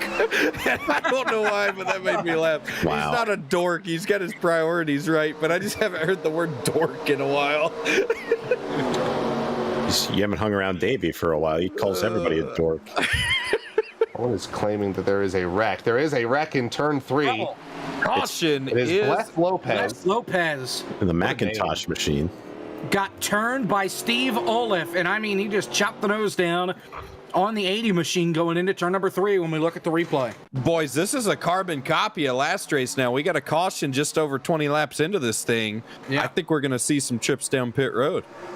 There it is, Davey. Davey said y'all are dorks in the chat, so there it is. Without hesitation. Kevin, are you coming down pit road if you're the drivers? Well, when Frisch and I were talking about it last race, I thought everyone was going to stay out because everyone was going to try and preserve their 2 sets. And everyone pitted, so I think everyone's going to come and pit here. Mm-hmm. You get 2 sets. We're probably going to get a run at some point. I think you have to. I was shocked when everyone pitted around lap 37, 38 that second time, so I don't know what the hell I'm doing. I think they're coming in. I think there might be a couple guys who stay out, but if you're a guy like Huffman back here, you got to pit. What if Landon stays out? I'll throw my arms up in the air in disgust. Someone is pitting, or someone is staying out. Brendan Meal is staying out. Yep. The Kool-Aid machine is staying out. His goose is cooked, though, because nobody else stayed out. Yeah, he's just a man all by himself. He's alone on Gilligan's Island. And he was in a decent spot before this, so it's not like he was in the back half of the field. He was in 11th. Call Landon up now, Travis. I'm sure it's a lot safer, and he'll probably answer. I'm not trying to lose my ride in August. I was going to say, Travis's number is now blocked. Yeah, I'm gonna stay off the horn for the rest of this one. He went from on the couch to in a tent already for this weekend, yeah. I'm sure. Yeah, I'm sleeping in the bed of the F-150 now, so. Well, what sucks is right before the race, I asked if I could extend my stay. Oh, we got some 2 tire takers. Yep. Philip McCandless and Derek Winter. No, Derek missed his box. Oh, well, that sucks. 29th, and he swing and a miss coming down pit road. He just drove through and never even looked for his pit box. Philip was the only driver to take 2. Blockbuster. He was saving really hard. Yeah, but man, I don't know. And by the way, Brendan Meal Meal has stayed out. Yep, he didn't pit at all. Welcome to 5 minutes ago, Blake. Yeah. Thanks for joining us. Appreciate you guys being here. Hey, let's not give him too much grief. He is in a Buick. Okay. Yeah. That's a beautiful Kool-Aid car. Jake Poulin's joined us. Actually, no, he's in a Subaru. If you look at the nose of that, he is driving a Subaru. Oh my God. Zoom, zoom. That's Mazda. Crap. You know what they say about them Mazdas? Built Ford tough, am I right? Subaru, like a rock. Buick, grab life by the horns. Is that legal? God. If a Nissan Skyline is legal in the Firecracker 400, I'm sure Subaru is fine. They don't call them Buicks. Nothing runs like a deer for nothing, am I right? All right, here we go. Restart. Meal, McCandless, Sasser, your top 3. Green flag of the air, McCandless. Oh, and Meal missed a shift from the lead. And there's a caution, big wreck off of 4. Jason Estep, Devin Henry is around. Kyle White involved in this as well. We've got 4 cars at least involved in this, and Derek Winter just came to a dead stop. Kyle White, no, it was Estep that got into the back of Joe Hewson. Oh, man. And then from there, White got turned around. Devin Henry wound up on top of Bless Lopez. So we make it about 30 feet, and we're back under the caution flag. I feel like that's not even like a case of someone missing a shift. I think that's just everyone trying to anticipate. Yep. And just not timing it. Gibson talked about earlier with that wreck and him and O'Neill. Actually, O'Neill, I think, was the one who brought it up. But everybody in the back's trying to anticipate these starts. That's what happens. How do you? There's no way you can do anything about Where that. are you gonna go? Yeah. Yeah. Can't pass low. That's a black flag. Tyler found that out. Can't pass high because everyone's against the wall. Just wait. And how about this? A McCandless is leading this race. Fixed. Wow. I gotta say that throughout this whole process, you know, testing, doing all this stuff for the setups, like I'm mad I didn't put on an event and run it myself because I really want to run at this event. Are you sure you're not running under Phillip right now? How do we know you're not running under Phillip? That'd be pretty tough. How many people are in the race provisionally? 44? 45. Oh, it is 45. You already have 45 set up. Okay. Well, I was wondering if you I was about to say I could just give in. myself the provisional. Yeah. We need to get Phillip in here so you can prove it's not you. Well, we can both talk at the same time. Just the same person talking, yeah. I don't know. Maybe I'm just playing audio clips of me. There is a pre-recorded. difference. You can tell. How about Huffman up to P18 again? I'm really rooting for him now. You don't have a choice. Bad. Yeah, I feel bad. But you know what? I think he'll get it. Get a Jordan Worth update as well, back to 15th, just plummeting as usual. Wow. He started 8th. He's back in 15th. No clue what he's doing. Where was Landon when he wrecked? Like a 12th or 13th. Okay, so it wasn't like he was in by a landslide, though. It was turn 4 when he wrecked. Yeah, he was. Let me see. I posted the clip on Twitter. You can find it there. Yes. That's a lot of work. If you need some help, he wrecked it going into turn 3. Okay, he was 6th. So yeah, you kind of screwed the pooch on that one. Damn. Having a good run, and you took it upon yourself to. I stand by it. He didn't have to answer the call. And I appreciate Landon liking the tweet while we're under caution here at Rockingham. So he's still distracted. It's not like Travis did anything. When will you learn? We're gonna have to get him in here for an interview after this. Someone tell Brooke to go in there and just take the phone away from him. Lock it away somewhere. All right, well, let's hope we get some racing in here because it'll get pretty good. We're like right on the edge of where these guys can make it on tires. McCandless, huge jump by Phillip. Stroll did not get going, and that stacked up the rest of the pack. But hey, they made it past turn 4. Brandon Neal's still hemorrhaging spots. He's now back to 4th. That's a hell of a word. Neal needs about 10 laps and then a caution, and he'll be in good shape. You think? Yeah. I mean, he'll have 10 laps. That's about how many laps that me and Tyler and James had. We were flying, so yeah. I think it might work out. He needs it to be long enough for it to matter, but not short enough that everybody else is going to use their second set. So on this last run, Buttafuoco really was saving, and I think he's taken the opposite approach because he just got around Stroll, and he's going to try and get around Neal and maybe even Zwack. He's trying to go here. I think Stroll is saving because he's really been off the pace here since this restart. He is just getting past left, right, and center. We're going to have a change for the lead up front. Brian Blackford going to go to the outside of McCandless, who took 2 tires. So those 2 tires, I think, showing up a little. Oh, my goodness. Sasser almost ran to the back of him. I would have punched him in the head if he did. You can't say that. We got beef. Whoa. It's almost as if he's driving the car.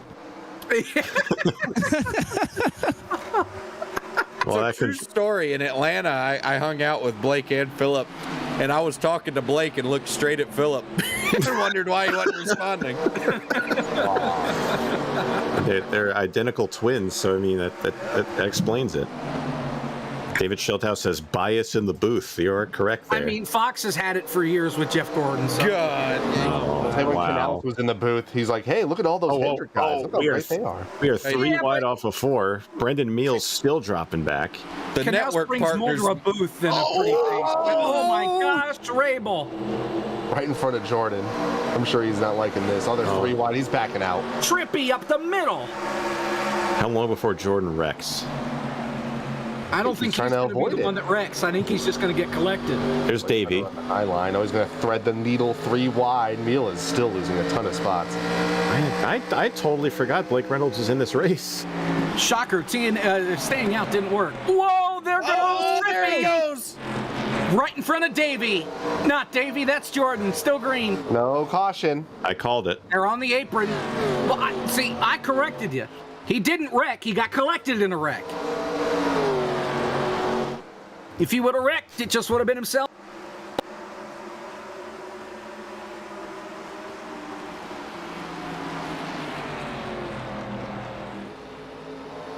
We're back on there. Are we okay? Oh, Discord crashed. Okay. Oh, thank God. It wasn't his now whole we're back. computer. I thought it was his computer in flames. All right, cool. Oh, I was about to say, did he hit send on the 911 dial we told him to put in earlier? It's a shame that the fans missed that 19-car pileup down the back straightaway. the stream was still there. We're good. I'm telling you, man. Good. But I say we can always go radio style. There's like 16 of us in Thankfully, here. I think that means that they missed me calling Jordan Davey, so we're all good. No, they definitely heard it. All right. Zach, All right, they can hear us now, by the way. Chance? All right, cool. We're back playing the feud. Zach is. Here, Rocky. Okay, good. If you thought Zach was upset before, he is livid right now. Oh, okay, Zach. Thank God they can't. What are you talking about? I'm not going to say that live. Zach. No, Come we on. can't. We can't do that. He's saved at the pump. Oh my God. That pisses me off for some reason. I don't know why. All right, so Blackford's your leader. There is a huge line of cars all behind Ryan Andrew. There's about 5 or 6 of them nose to tail. Reynolds has got by McCandless, and now McCandless, who was the leader on the restart, is back to 13th. So I think it's safe to say 2 tires is not the call. Who would have thought? Ooh, Adam Martin and No. Bennett Allen.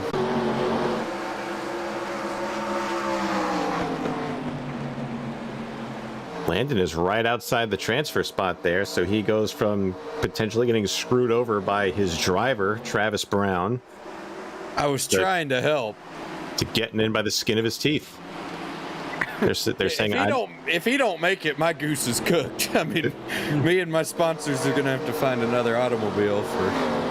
they're saying Sean doesn't. They're saying Sean doesn't save at the pump, and it shows. I don't think anybody saves at the pump nowadays. But yes, Landon is close. Whoa!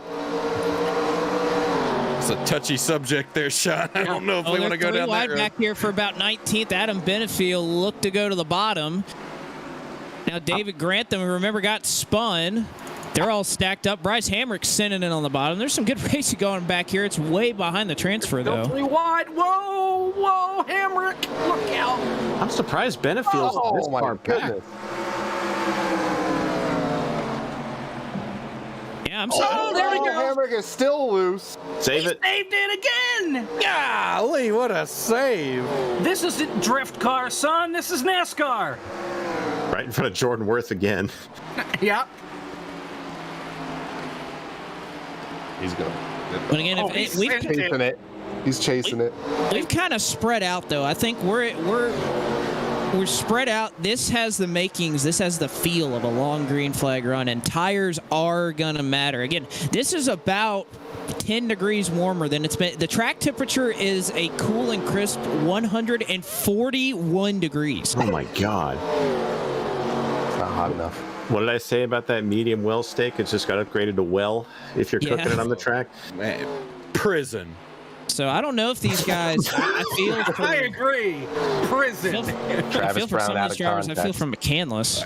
That's a waste of a perfectly good chunk of a cow if you're cooking it well done. Now you can play hockey with it. We're good. I was about to say, got a good hockey puck out of that. There's Matthew's whack in that 23 car. Ryan Andrew, we haven't talked much about him in that 65 car. He has been steadily up there as well, along with Maxwell Castro. Castro is really fast in the practices.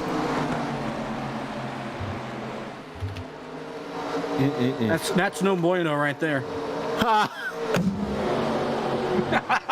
Did you slap your mic?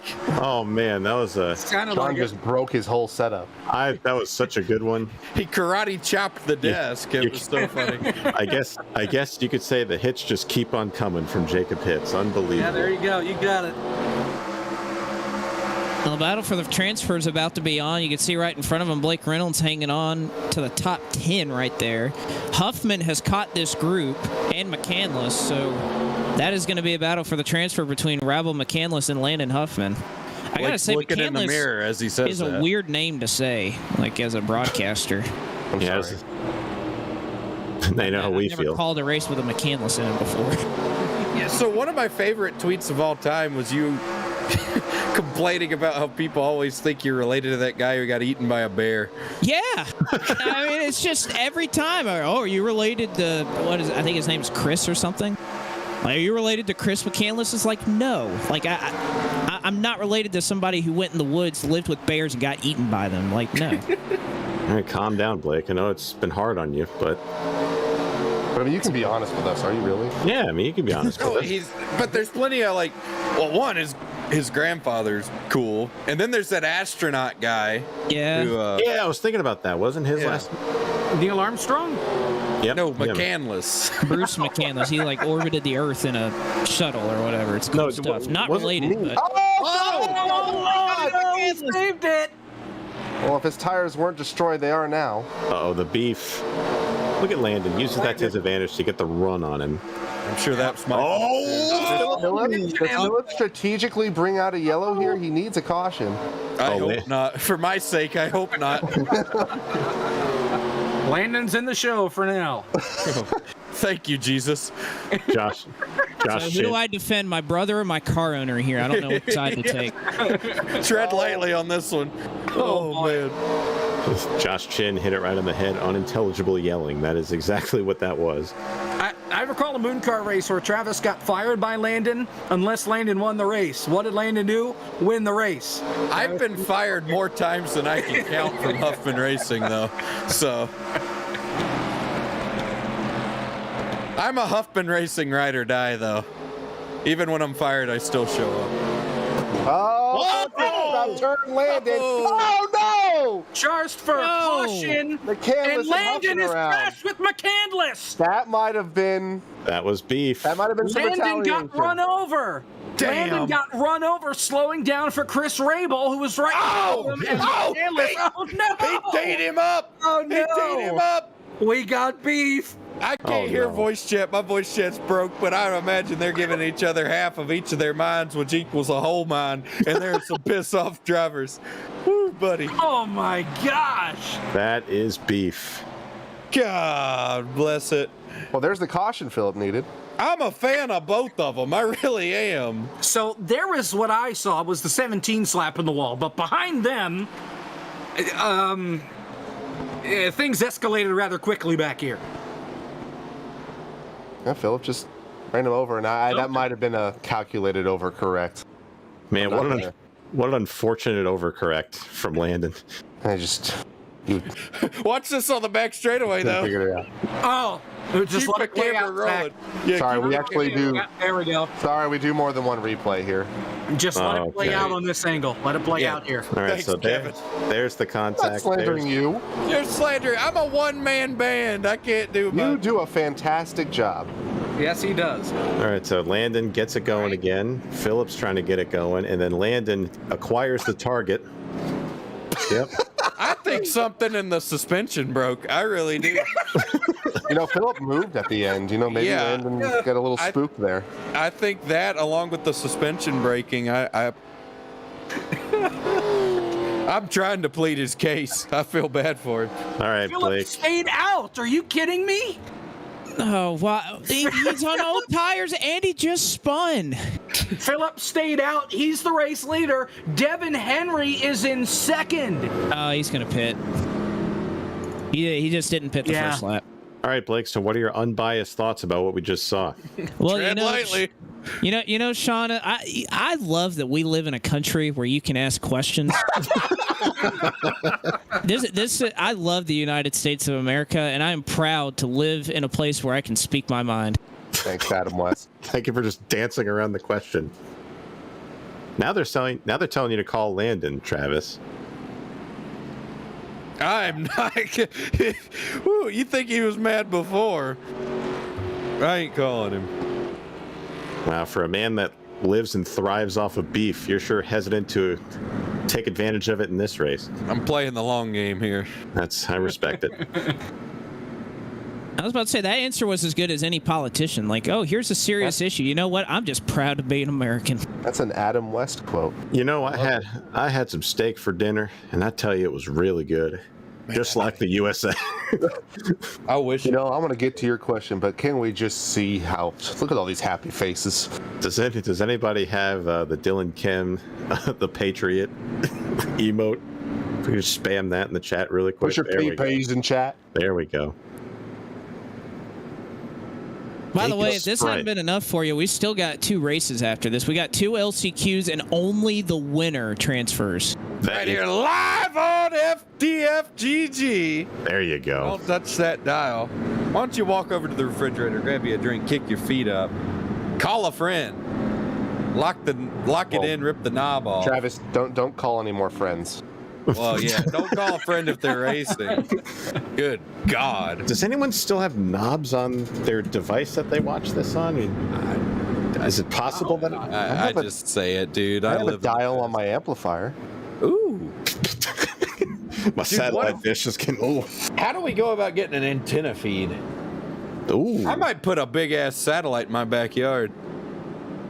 Channel 1642 Mooncar. We're only offered on like Roku or something, but we'll make it happen. Pluto.tv. Absolute Zero says they're recording this on their VCR. Man, that's impressive. Dude, I'm gonna drop DVD copy. I'm gonna drop, which I'll probably get a cease and desist, but I want to drop a Mooncar VHS. Oh, green flag. Here we go. 21 laps to go. What a horrible restart. They're 3 wide for the lead. Oh, my gosh. That's E-Step the lapper that's up in the wall. He just said, screw it. I'll put it in the wall. What a Fuko side by side with Blackford coming to turn 3. And these two were about dead even on pace on that last run. Buttafuoco had reeled in Blackford just a little bit. How about Dan Silvestri in third right there in the 16? I haven't said a word about him this race. He's having a great run so far there. He almost got wrecked. Oh, Champagne almost got into Zwack. That was close. Oh, Huffman just sent Jordan Worth down into turn number 1. Jordan saved it down on the apron. But Jordan, man on a mission. Jordan just getting used up in this race. And Trippy's in the wall. He was in the transfer spot. Trippy was in the show and lost it off too. He's got suspension damage, it looks like, on the left front of the car. And they're still 3 wide back here. They're still trying to settle it out, about 25th on back. Oh, Jordan nearly gets into the side. Oh, someone's in the wall. They're wrecking. Hamrick is around. Hamrick. Clark. Hamrick, E-Step. Yep. He piles in. God, we got cars on top of cars back here. Jarfster's in the wall. Bryce Hamrick got absolutely dumped by the 17 of Clark Jarfster. Still running into each other. Jarfster sent it in from about 3 miles back going into turn number 1 and clobbered the rear bumper of that 94. He wouldn't have made the corner even if he didn't hit those cars. Boy, yeah. Only chance he had to make it the corner was that outside wall. That was the only thing keeping him in this facility. Good Lord. Here we are a lap behind. So there you saw the save kind of from Worth. They'll come around, do another lap. Here we go. I'm hearing that the 17, he said his wheel fell off his desk. I bet it did after he hit the wall like that. I mean, good God. Good record avoidance by Jordan there. Derek Winter hit the wall. For once. Can I just give a shout out to Heat 1? That was great. Here's Davey. I told you, lower the expectations. Hey, I'm gonna step aside for a moment. I'll be right back, boys. All right, Travis. Good. Have fun. Going to refill the vodka? I'm going to take a leak. Cozy says Heat 1 gang. Cosmo was in Heat 1. I was in Heat 1. You know, Heat 1 was the safe race. Yeah. It's been crazy ever since. Heat 2 was a crapshoot almost. But this one, I didn't feel safe for much of that race. So Brian Blackford is your leader. Daniel Botafuco second. Dan Silvestri third. Matt Zwack fourth. Blake Reynolds. He's been everywhere. I have no clue, but he's in fifth. Justin Champagne is in sixth. Blake Sasser seventh. Maxwell Castro eighth. Ryan Andrew ninth, and Michael Stroll 10th. And Chad Dalton in 11th. Adam Martin 12th. And Bennett Allen. Haven't said a word about him. I guess not when he's not reckoned. I guess until now. Wow.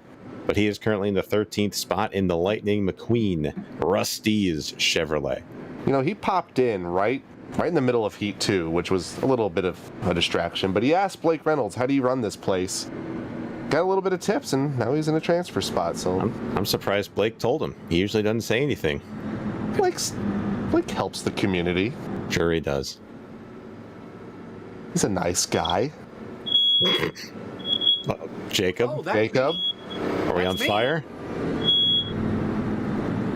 Anyone have any double or what batteries do those take? 9-volt batteries? Anyone got any? Either 9-volt or like C batteries. No, so these things are supposed to last 10 years. It went off like 2 times and it stopped.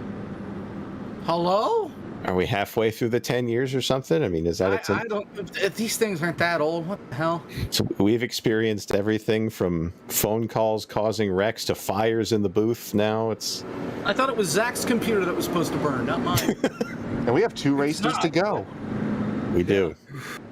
Cool. They're asking if it's a carbon monoxide indication. I hope not. Isn't that why? Well, if it was, it would still be going off. So wasn't ours going off for that, Sean? Or at least that's what you were fearing was happening? Yeah, ours was going off, and then you're like, let's just take the batteries out and pretend it's not happening. And you're like, okay. Well, that seems. It ended up being nothing. That seems. Fine. That seems we'll safe. Keep an eye on it, I guess. We don't condone that, folks. Yeah, please don't do that. If your carbon monoxide indicator is going off, please investigate that, because that is not good. Unless you're Kevin McAdams and say it's only a little disoriented. It's unless I'm getting dizzy, I ain't worried about it. I can't see it or smell it. It must not exist. Oh God.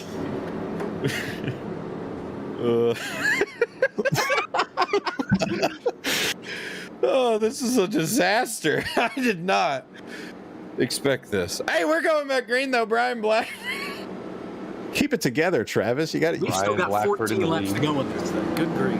Plus 2 more races. So strap on in, folks. Here we go. Oh my God. Who turned the sun off? Here we go. The cushion. Blake, speaking of jumping, Blake Reynolds glancing to the outside, trying to make something happen. Green flag is out. Blackford's away, but Botafuco and Silvestri get away. So they're 3 wide going into 1. This isn't good. A lap car. Jarsfer is going to get turned right into the wall. Here's the funnel. Drivers, Adam Martin involved. Where's Jordan? And we are still okay. We are under caution. Nope, we are under caution. Zach just didn't. Put Chad Dalton involved, and just nowhere for him to go. And I think it was Ryan Andrew. I think that is. Yep, Ryan Andrew that got in the for a couple guys. Jarsfer sent him around. I'm really glad we practiced 50-plus lap runs for our race because we had to use them. I'd be really upset if I practiced long runs and was in this race, where that wouldn't apply at all. Oh, Ryan Andrew. Ryan Andrew's been having a good race. That's tough that he got involved in that.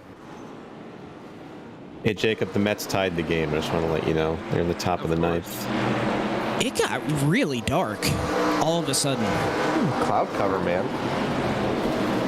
I hope there's not cloud cover at because I think what we're going to do, we tighten the set a tad and maybe move it a little later so the track cools off a little quicker. Well, the track has cooled down a little bit. It was 141 at its peak temp. It's down to 132. So these guys are getting a little bit of a break with the cloud cover. 131 now. That's a considerable cool down for what we've seen earlier. Almost 10-degree difference. What'd you set the variable weather at, Blake? Do you remember? Like 2%, I think. So wow. really small. We got all 2%. Yeah. That's how long we've been racing here. We're going to have a restart with about what, 10 laps to go? You know, Brian Blackford has done a great job controlling this race. By the way, we pretty much said that Brandon Meal was out to lunch with that tire call. He is now, talked about Bennett Allen in the transfer spot. He is now in the transfer spot in 13th. So good little recovery for the Kool-Aid machine. Oh, yeah. The Kool-Aid Subaru. Who did that? That was me. That was awesome. Thank you. Wow, Sean, good at impressions. Haven't heard that before. Wow. Sean, do a... think of an impression to do. Look what you've done. Tom Hanks. I can't do a Tom Hanks impression. Well, okay then. Do Tom Hanks as that boat sailor from that one movie. Dude, Tom Hanks trying to sound like Sean Butler. Hi, everybody. I'm Tom Hanks. God damn, Tom Hanks is a really good Sean Butler.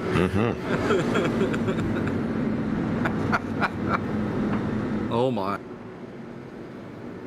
We lost. Zach says we lost the booth. We lost the I don't know booth. if we ever had the booth, though. Yeah, exactly. You say that, Zach, but look at the numbers. Okay. Yeah. Doing well. This is the broadcast, like, this is the group, I can't speak. This is the crew we need for FTF in the future. It's the broadcast that gets pulled off the air is what this is. I just want to thank everybody for being here. I mean, this has been a fun night. We've had some good laughs and stuff, but this whole race, this whole event is for a good cause. We appreciate all the donations and everything, and y'all support. And if you haven't donated, can we get the link put in the chat one more time if they missed it? Zach's going to block it again. Oh. The CVS receipt of a link now. Again, all thanks go to Blake McCandless for putting this on. You know, this is it's been a fun event. There's the link, by the way, if you'd like to go donate. All going to a good cause. You need to get a hyperlink for the race tomorrow, so it just stays on the screen. Right. Can I get you guys' opinion on something? Sure. What's that? Zach sauce. I've never had it. Very good. I like it. I really like Zach sauce. Is this Zaxby's? Mm-hmm. Yeah, now, Zach explain sauce. it. We don't have one around here. What does it taste like? Before we go green, what does it taste like? It's like a tangy Thousand Island, almost like Big Mac sauce, but better. Okay. The McCandless parked the car, by the way, so McCandless is out. I see him in the LCQ. Is it better than Chick-fil-A sauce, Travis? Yes, by far. Wow. Okay. I heard that. All right. Nobody else did. Here we go. Nine laps to go. Green flag. Oh, Zwack almost got turned. He spun them tires big time. Someone just disappeared. That's Michael Stroll. He comes back. Adam Martin. Brandon Meal on the outside of Rabel. That's for 12. That's the transfer spot right there. Oh, here comes Huffman. He throws it in. Thinks better of it, but that puts Joe Hewson against the fence. And nearly Meal into the almost fence. wall as well. 8 to go.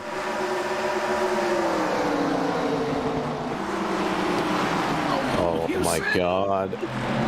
Reynolds up to 4th, single file at the front. Meal has Rabel all over his rear end. That's for 12th. Right now, Rabel is the transfer. Grantham 14th, and he throws it in as well. I got a little bit scared from last lap. This is going to get crazy for the transfer spot right now. Any one of these guys. Bennett feels fast. Landon Huffman has been quick as long as he's not answering his phone. Oh, Huffman's high, wide, and handsome, too. He's rolling the top. It's going to get good. It works. Well, and He's able to get the outside there. Not the point of no return for cautions, but the point of no return for tires. You got what you got at this point. You just Absolutely. Yep. Coming to 6 to go. Landon is doing just that. They're 3 wide behind him. David Grantham sliding around. Huffman's only 1 spot out, and he is turning considerably faster laps than Chris At this Rabel. point, if they crash, we're going to overtime.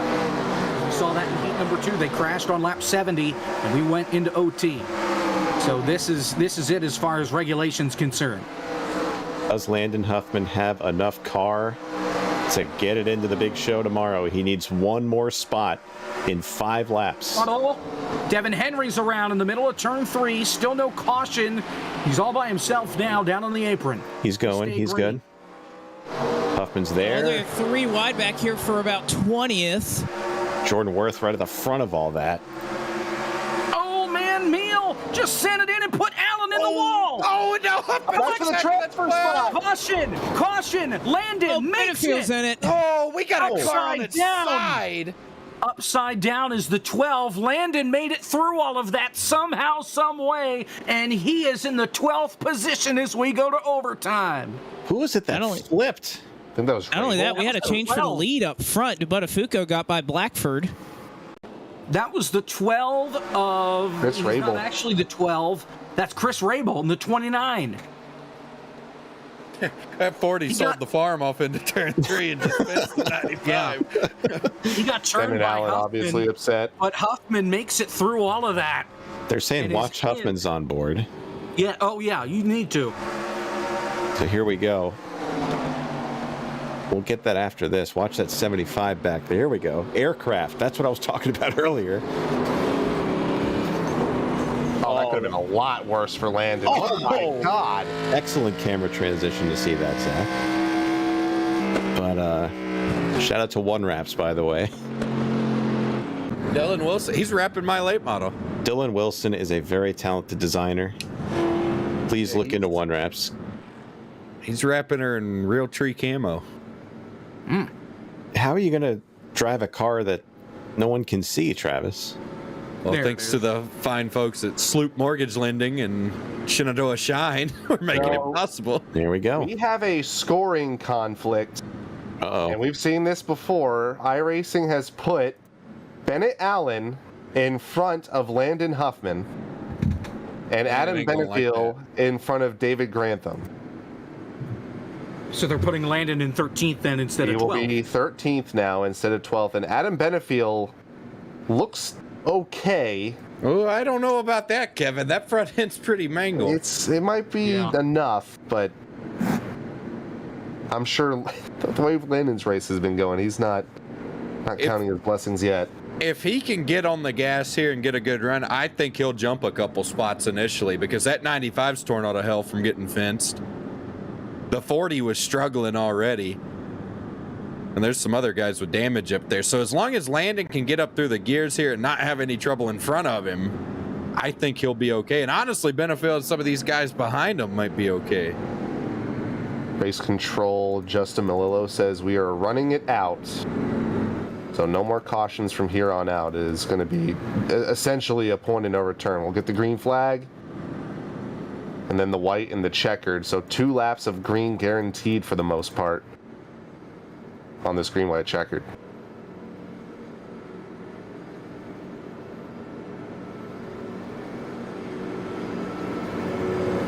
By the way, How about the Lightning? what's going on in that game? I'm not paying attention. They won 4-1. Wow. The Panthers had our number all year. Blake, you work in the Checkers game on Monday? There isn't. Well, they won. I worked it yesterday, but they won, and so their playoff series is done. So they moved on to the next round. Are they playing Monday, though? No. Oh, I was told they were playing next Monday. No, I think it's like next weekend. Dang. Yeah. Dang. All right, so this is it, guys. One and only one here for the restart. This is for some of the marbles. If they make the white flag, they race it out. If they don't make the white flag, the caution flag ends it, and we finish this thing under caution. So, let's see what happens. As fate would have it, Landon Huffman is the transfer spot, so this is going to get ugly. Good God. Travis is going to be watching him and him only here on this last lap. Here we go. Green flag. It's Jive Racing overtime. Here from Rockingham, Reynolds on the outside for 4th. And we immediately go back to that transfer spot. Landon Huffman is digging. They're 3 wide further back. He's got 3-4 car lengths to Benefiel. He does not seem like he has the power. Bennett Allen definitely injured in that 95. He's going to lose 12th to the 75 of Huffman. And now Benefiel is going to be in the mix. He's 14th. He's loose out of turn 4, but he's looking low. Oh, Bennett's going to block, and Bennett feels going to... Here comes Grantham on the outside. He's going to try and thread the needle. 3 wide and 1 and 2. What a move if this sticks. Go! They're all wrecking! No, they're all wrecking! Here comes Jordan Worth! Oh, now they're wrecking! They're down! Allen keeps his foot in it, and Lightning's gonna make the show! Wow. We got a car on its lid over there in turn 4, back on all fours. They wadded about 10 of them up over there. Oh my God. They're still wrecking over in turn 4, boys. We got a tire loose down there too. Daniel Bonafuco won, by the way. Poor Jordan, he was right there. Jordan had the run. If they wouldn't have wrecked, he'd have made it. Oh my God. Just got hooked. Bennett Allen went from 12th to 13th to 15th back to 13th to hang on in about 10 seconds. Daniel Bonafuco, we were talking about how he made the transition over to iRacing recently, climbing the ladder, climbing the ranks. He puts it in victory lane tonight at Rockingham. Hell of a showing. Are you What is Landon doing donuts for? Celebratory.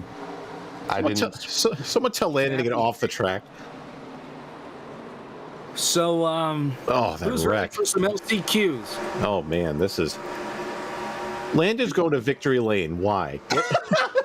He earned it. He won. It's just as valuable as first, John. Somebody call him quick. He's coming for an interview. We'll get him in a minute. Yeah, you could talk to him. Yeah, Yeah.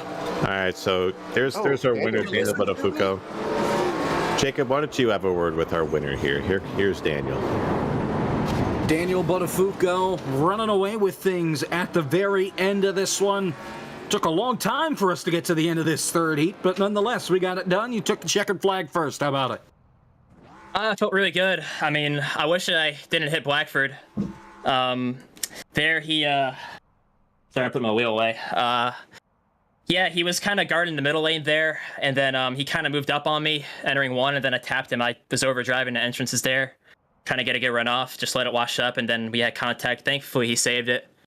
But yeah, I mean, I messed up Q a little bit, missed a couple shifts at the restart there, the initial start, which wasn't great, and then lost more in the pit stops, and then I decided when to go, when to push, and then yeah, just pretty much decided to just do what I could to hold on there, and yeah, just hit every stop, pretty much. How's it feel to know you're going to be running 500 laps here tomorrow night?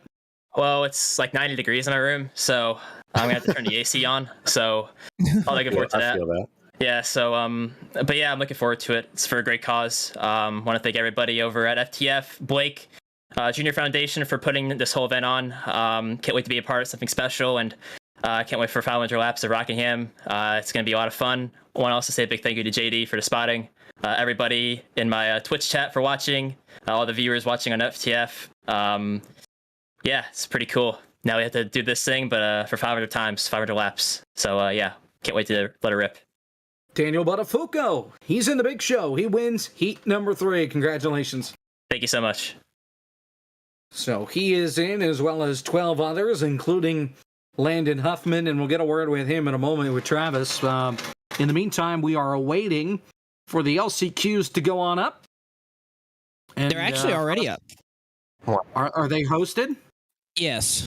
That's why I can't find them. Okay. Here is... The LCQs will be under... If you're looking to get in your LCQ, it's under hosted because I wasn't going to create a league, like a 5th league or whatever, and there was no way to control who could get in and who could get out. Oh, so, we need the password as broadcast. I put it in the broadcast. We also need to have you talk to Landon and explain what the hell happened, Travis. No. All right, Landon Huffman, you transferred, so it doesn't really matter, but I want to apologize. I was trying to help. I don't know if I'm allowed to cuss on this broadcast, but damn it, Travis. You know, I want you text me and said you only had 1 lap of practice, and you were coming, you were up your tires, so I was gonna call you. God. Oh my God, what the? What Travis, your webcam might just picked up again. I don't know what happened. Oh God! Can you hear me now? Yep. Yes. Anyway. We heard you before, though. Yeah, we heard you before. Yeah, I just didn't want you to burn up your tires, so I thought I'd call you, and I figured if you'd answer, you'd be in a position to answer. If not, I'd just text you. I thought you were in a position to answer. You went down in there, backed her into the wall, but you made it. I thought that there was an emergency or, something abrupt that needed my attention. I did not know you were calling to fill me in on tire conservation. I'm always looking out for you, Landon. I really do appreciate that, Travis. Sorry to all the people that I ran into this race, but y'all wanted a show, and I feel like we put on a show. So got really lucky in that last wreck. And I'm actually still sitting in my car in Victory Lane. That's just how elated I am that I made it in. So fantastic job by all the 75 bunch tonight. Well, whether it's tires or a mouthy crew guy, I've always got your back. I'm happy for you. Is there anybody you want to say hello to? That's pretty much it. Yeah, that's pretty much it. Next time, if you're going to call, just text me first. I will. You didn't have to answer, though. But I didn't know. It could have been an emergency. I mean, and normally I don't wreck, but they scared me, and I got in the corner too hard, and then it got tight, and then I washed up into somebody. So can we talk about Philip McCandless driving straight through me? Oh, my God. Here we go. Talk about the overcorrect. I've already gotten a lot of texts, and I think my relationship with my brother is fractured right now, so I don't know how much I want to comment on this. Well, if you're gonna take two or stay out on old tires and your shit box is in the way, just get the hell out of the way. I mean, that's pretty much all there is to it. But it was like one of them Brian Hicks orange shit box moments. He was in the way. Oh my God! And I tried to go below him, tried to go above him. He was making his car about 12 wide. I barely nicked him on entry. He got loose. I passed him. He didn't wreck, and then so he just drove through me. I was really happy to see Philip Cecil McCandless has retired from the session. So I would wish him luck in the LCQ, but I'm not going to. I want my buddy Adam Benefield to win because what a damn effort that last lap was. Unbelievable. I can't believe what I'm hearing. I mean, I've already been told that somebody would have been penalized if I wasn't driving their race car or something. So it's been there's been a lot of inter-beef here in the McCandless household tonight. No. Tell him just to take tires with everybody else, and he would probably have transferred instead of just being dumb. Lessons learned tonight on FTF GG. I won't call Landon again during a race, that's for sure. To be fair, I've never tried calling him during a Hickory race because I knew he wouldn't answer then. Now, how does this affect June 4th? I don't think it affects it at all. I made the show unless they make some unruly ruling that puts me out. No, had you not made it, Landon, would you have fired me? Well, to be fair, I was back in the transfer before, or close to it, before Philip wrecked me, so I probably just fired Blake. Oh. I know a nervous laugh when I hear it, Blake. Okay, so we got the LCQs coming up here, ladies and gentlemen. One more thing. How many people are in this booth? My God. What is this? Isn't this such a iRock podcast suite or something? It's the main cast. I mean, it's not anything different than the Windshield Deep booths were when we were doing that. Well, that's because we had two broadcasters and then everybody else in there was scared to say a word. Wow. Or didn't know what they I produced one of those broadcasts. You did. All right, I'll let you Yeah, guys. I'm going to watch this LCQ and I'm going to sit back and I'm going to drink me an alcoholic beverage because we're in the show, baby. Landon, congratulations, man. We're all happy for you. We're all glad that Travis keeps his job for now. Thanks, Sean. We got a little extra beef though, because I heard you say I don't work on my race car in the broadcast. Oh, yeah. So we'll save that for another night. I did say that. Now, in your next video, I want to see you welding something. He is coming we are going to Hickory in August, so you can dress it then. He's a fan of that old boy who got mad at us for the van breaking down. Yeah, now that guy. That guy's a piece of work. Yeah, I'm not even going to comment. Just trying to explain what you guys do, and he just storms off, just muttering.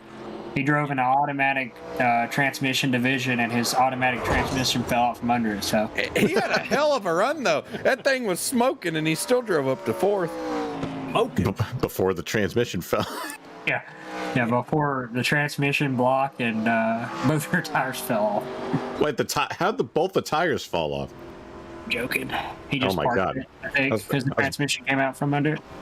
I was about to say, Philip McCandless is flipping, by the way. Using lessons learned from Blake. Is Adam Bennett still in this race? Who's in? He Is is. that Ricky? Is that Ricky Horton? It is Ricky Harden. That's my pick. Ricky? Ricky He was Harden. in the top 10 of Heat 1 and got kind of junked late. Sean, you must be forgetting how competitive Ricky Harden was. I know he was, but whenever he was leading, especially at mile tracks, like over that one time where where he just steps on it in front of the field. Yeah.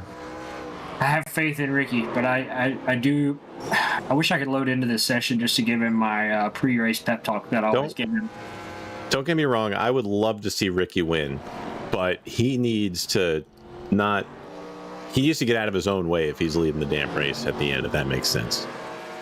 I think the nine's got a right front going down. And I want to tell you too, while we got you here, High Rock is the real deal. Is it? Are you gonna drink the whole bottle or? Hell no, but it is. I mean, I will eventually, but not tonight. It is. It's really good. As much of my Jack Daniels as you drank, you should bring me a little bit of High Rock. I've cleaned you out a couple of times, but we'll. Guys, I don't know if you knew or not, but Travis has graduated from Seagram's to ciders on draft. So I'll be on the beer in no time. Congrats, Travis. We're happy. Who did we lose? Who left?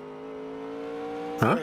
Oh, yeah. He's just been sitting in here and hasn't said a word in like an hour. He said so much earlier. August 6th, after my race at Hickory, my racing debut, actually. We'll be there. We're going to Pockets and Brews in Claremont, North Carolina. Fantastic establishment. It's great, dude. Their wings are phenomenal. I can't wait to be one of the 3 people that carries Travis out of there at the end of the night. Well, I was not aware of this, but apparently in our last trip to Pockets and Brews, we got in a slight brawl in the parking lot. Well, a slight brawl. Listen, who the brawl was again? It was me and Landon. it was a triple threat event. Our buddy Kyle had Landon like he was gonna body slam him, and for whatever reason, I sided with Kyle, and I took a T-shirt and started spanking Landon. What? Well, then Landon got out of the body slam somehow and retrieved the T-shirt from me and went to smacking me with it, and he had me out in the damn street in the middle of Claremont, North Carolina, just beating the hell out of me. That sounds kind of hot. And anyway, Yeah, we resolved the conflict. I can't confirm or deny the allegations, but I for whatever reason, my mind just that moment in time just slips my brain. The look of sheer disappointment in your wife's eyes as all this went down.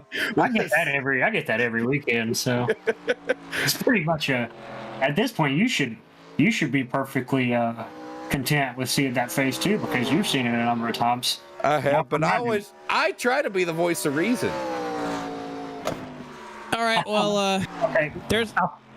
We got a race to do here in a couple minutes. Shut up, Blake. By the way, we're having fun. Landon, thank you for joining us, man. We look forward to seeing you at the big event tomorrow. Thanks, fellas. Have fun. Thank you, Landon. So it sounds like you keep your job for now, both of you. Yeah. For now. I forgot we got into a brawl. I've never heard the term slight brawl before. Brawl with a bra. All right, so it looks like we're going to have, there were, I think, 40-ish drivers that would be eligible for this, but we didn't have everybody who was eligible for a heat run. We had about, I don't know, I'd say 35-ish cars per heat, so we had about a handful that couldn't make it. So we got 22 cars in here right now that are running this first LCQ. Imagine there's some drivers that, I don't know, maybe feel like they just don't, you have to win to get in. So I imagine there are some drivers that just maybe don't want to, feel like they don't have a chance. Somebody else is about to slide through the grass here, but there's your answer, Davey. They have to win to get in. Yeah. So we got. Oh my God! I didn't know that. This just got more exciting. Yeah, the second place, not good enough in this one. And we got 2 of these 30 laps. They have 1 set of tires on pit road. They're requalifying right now as we speak. So earlier when we talked to Gibson, I recall Blake saying, I think you'll be all right in your LCQ. There have been some upsets here. Maxwell Castro, Gibson, Sanford, your brother Phil McCandless, Adam Benefiel. Like, there are some heavy hitters in this LCQ. There are about 6 guys I could see winning this. Yeah, and that's just in this one. I'm sure there's more in the next one. Jordan Worth is in the next one. Just put that in perspective. Like, it's Now, a lot of good guys. We've got 2 guys that are registered but aren't here. Bryce Hamrick just disconnected, and Kyle Benson. Hamrick just came back, but Benson is not here and has not set a lap. So we may be 1 down for this final. Oh, he said I'll be back. Hold on in the chat. Well, Hamrick, yeah, because he's already back. He's got 2-ish minutes. So look at Rusty Walrus in the chat. Look at him popping on in. What was that? Hopefully he's not hitting the wall. Rusty Walrus. Rusty Walrus. Rusty, wasn't the only one that I caught that. love Rusty. I met Rusty at Daytona when they had that one game that kind of ended up not being very good. He shook my hand and he's like, "What's your name?" I'm like, "Sean Butler." He said, "You're Sean Butler?" I'm like, "Yeah, I am." I had quite the night with her. I love Rusty. Met Rusty at Martinsville back in the fall. I met Jacob at Martinsville in the fall. Yes, sir. I'll be able to meet Justin Malillo for the first time, hopefully, in Charlotte in a couple weeks. It's an experience. And maybe meeting more. Justin Malillo. Yeah. Oh, I said that on race control. You folks at home didn't hear it, but Justin just talked over race control and iRacing. Half the drivers really confused. It's funny because in the chat the whole time. It's funny because I have mine turned all the way down so I can hear it, and I just hear, "What's that supposed to be?" There you see Dean Clavitt and Jess Chambers in the back of the field here for this first LCQ. Who are we picking here, boys? I am picking Adam Benefiel. That's my pick. I'm taking a moon car legend. I'm taking James D. Gibson. Wow, that's the only good thing I've heard you say about James D. Gibson. He was really fast last race. Landon said he's taking Ricky Harden. Ricky is starting back in the 18th position, way the hell back there. It's a risky move. You're taking Phillip, aren't you? For it. I'm going to take Phillip and see some McCandless. I was going to take Gibson, but that was the low-hanging fruit. So. I'll, you know what? 1,300 iRate, but he's holding his own. I'm going to go with Andrew Sanford. That's a sleeper. He's starting 3rd. Yeah. Starting 3rd. Maxwell Castro, your Roasted Gems Coffee Pole Award winner, 25.367. Only driver in the 25.3s. The track is starting to cool off. It's only 128 degrees for this LCQ. So 21 drivers. Kyle Benson did not make it in time. So 21 guys wrestling over one spot to try and move on and race tomorrow. This is going to be awesome, boys.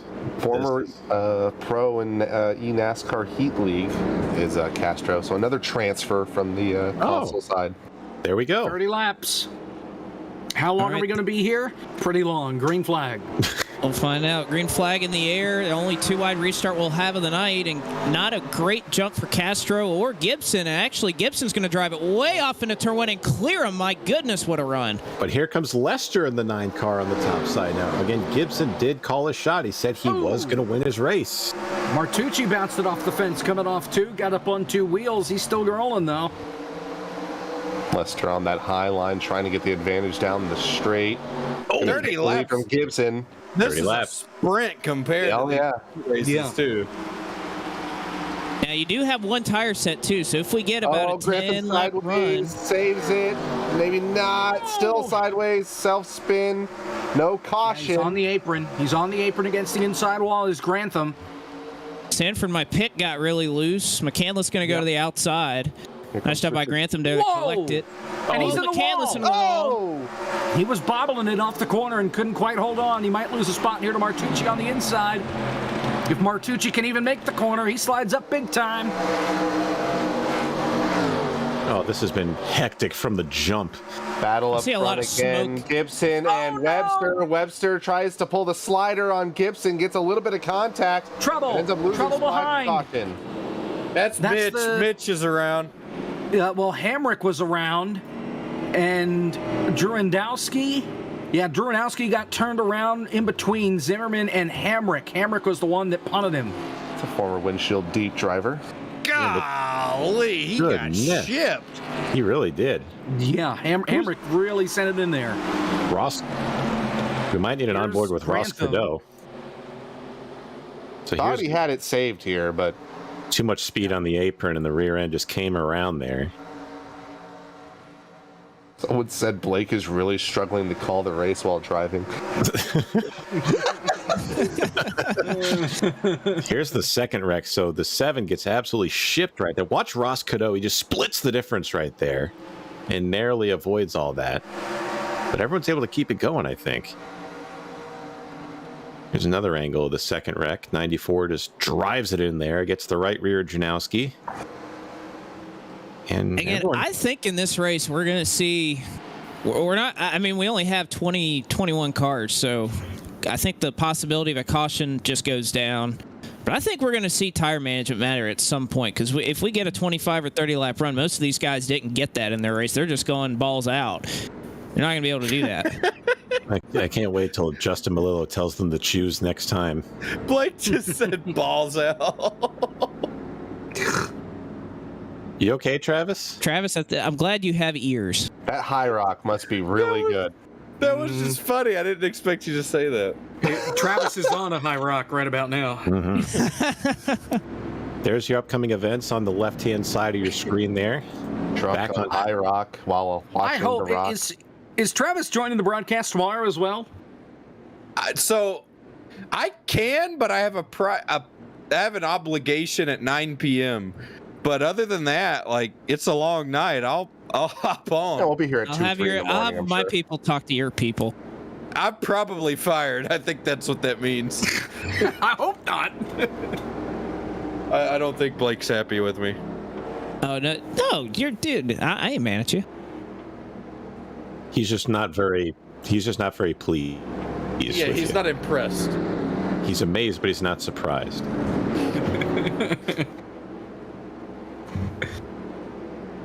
Travis had one too many. Get him out. Wow. Wow. That's toxic. Often says haters are his motivators. All right. Joseph Lester, James D. Gibson, Maxwell Castro, Cody Webster, and Chad Dalton, your top 5. They're single file. Seamless and they're going to get going again here for lap number 7, so it'll be 24 to go when we take the green. Lester going to get a really early jump, get out on Gibson by a couple of car lengths, green flag the air, and it looks like no trouble through the field. Only 21 cars on the single file restart. No trouble yet. Adam Benefield's on the back of Chad Dalton going through 1 and 2. Very spread out. We wanted a Ricky Harden update. He's all the way back in 16th is Phillip. Andrew Sanford nearly in the wall. I believe he did collect it out of turn 2. Man. I think James D. Gibson's trying to save a little bit here. He tried to let Webster by before that caution came out. Still in second. Maxwell Castro all over the rear end of him. And I think Webster got the memo too. He's kind of softened his speed a little bit. But right now, Lester's still out front. Top 6 have really pulled away. They're about a second ahead of 7th. And Gibson going to get a big old run down the bottom. Lester goes low to block. Gibson's going to go lower. Here he comes. They might make it 3 wide here into 1. Oh, he pushes up. Oh, no! 27 got Gibson. What a save from Gibson. But he's going to lose a plethora of spots here. Plethora of spots. Yeah, I mean, his tires are going to be screaming right now. Yeah, that's what I'm worried about is the tires now. Can he recover? He's got to cool them off, but he can't lose too much time to these guys so he can chase them back. Hey, boys, I think a quick yellow, he might bring her to pit road. I think that'd be a good call.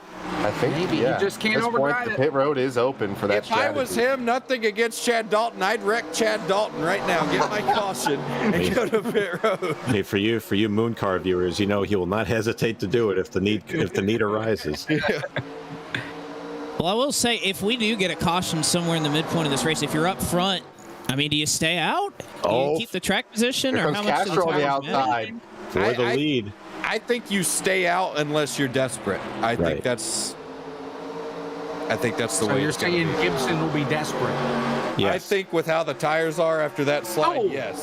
Somebody just Because- popped the wall. Still, Big damage. The 94 Hamrick. still That side right by front. side for the lead. Webster trying to get up there as well. Lester just hit the inside apron. That's going to give Castro the advantage out of turn 4. Got it. Well, the more these 19 to guys go. The more these guys battle right here, that's going to let Chad Dalton and Gibson catch back up to the top 3. So that's what they want to see. Fourth. He's looking low on Dalton. He's looking to get the 4th spot. Yeah, these guys keep racing. Gibson definitely got loose there and heated up his tires. He has time. He has time to recuperate. Well, if Gibson keeps racing them, he's not doing them any favors either. So he's got to put that into account. He'll clear him, though, getting into 1. Get by Dalton, maybe. I thought he would. Dalton sent it in deep on that high side. Gibson. Oh, Hamrick again into the wall. Nearly gets into the side of Hardin. That's all the way back in the 15th spot. No caution. Stay green. It's way back there. How many LCQs? There are 2 LCQs. Yep. And the winner advances, and that's it. These guys are definitely pushing it harder than they have all night long. Still in the 26s, now barely into the 27s. They have to. I mean, if you wear your tires, so what? It's all about winning. Oh, and Dalton had to Maximo check Castro up. is going 110% right now. He ain't lifting at all. He's got no choice. Here comes Phillip. Looking for 6th. I believe Castro's another one of those guys we talked about earlier who made the Heat to iRacing transition. That was covered at the start of the race, Travis. Thank you for joining us as Sorry. well. Okay, Hey, you know what? He at least made it, and that's what matters. that's true. Oh, He's paying Benefield attention. loose in 1 and 2 saves it. He's a very good driver is what I was getting at. He is Yep, doing a he very good job. Like I said, I practiced with him for these races during the week, and he was very fast in every practice. So he knows what he's doing here. McCandless up to this time, 6th. guys. Yeah, McCandless is coming. I just don't know if the pace that Castro's setting right now, he's setting quite a pace. It's just, can his tires last that long? Fastest car on the racetrack last lap was that 83 of Adam Benefield back there. Only car in the 3s. Oh, Gibson gets a run on Webster. Webster got Webster's real sideways. loose too. Gibson got loose as well, getting up out of the gas so he didn't wreck him. Only guy Webster's faster running than a Gibson Dodge. was Benefield. So these two are the fastest right now. But Oh, we with got a traffic- car around on the back straightaway. Grantham still green. again. Caution. Trouble in turn 3. Oh, Clavitt this got is Yeah, turned good. around. 2 wrecks. Here's Was What do you do? Martucci in the wall, and then Clavitt and Chambers got together to bring out the caution.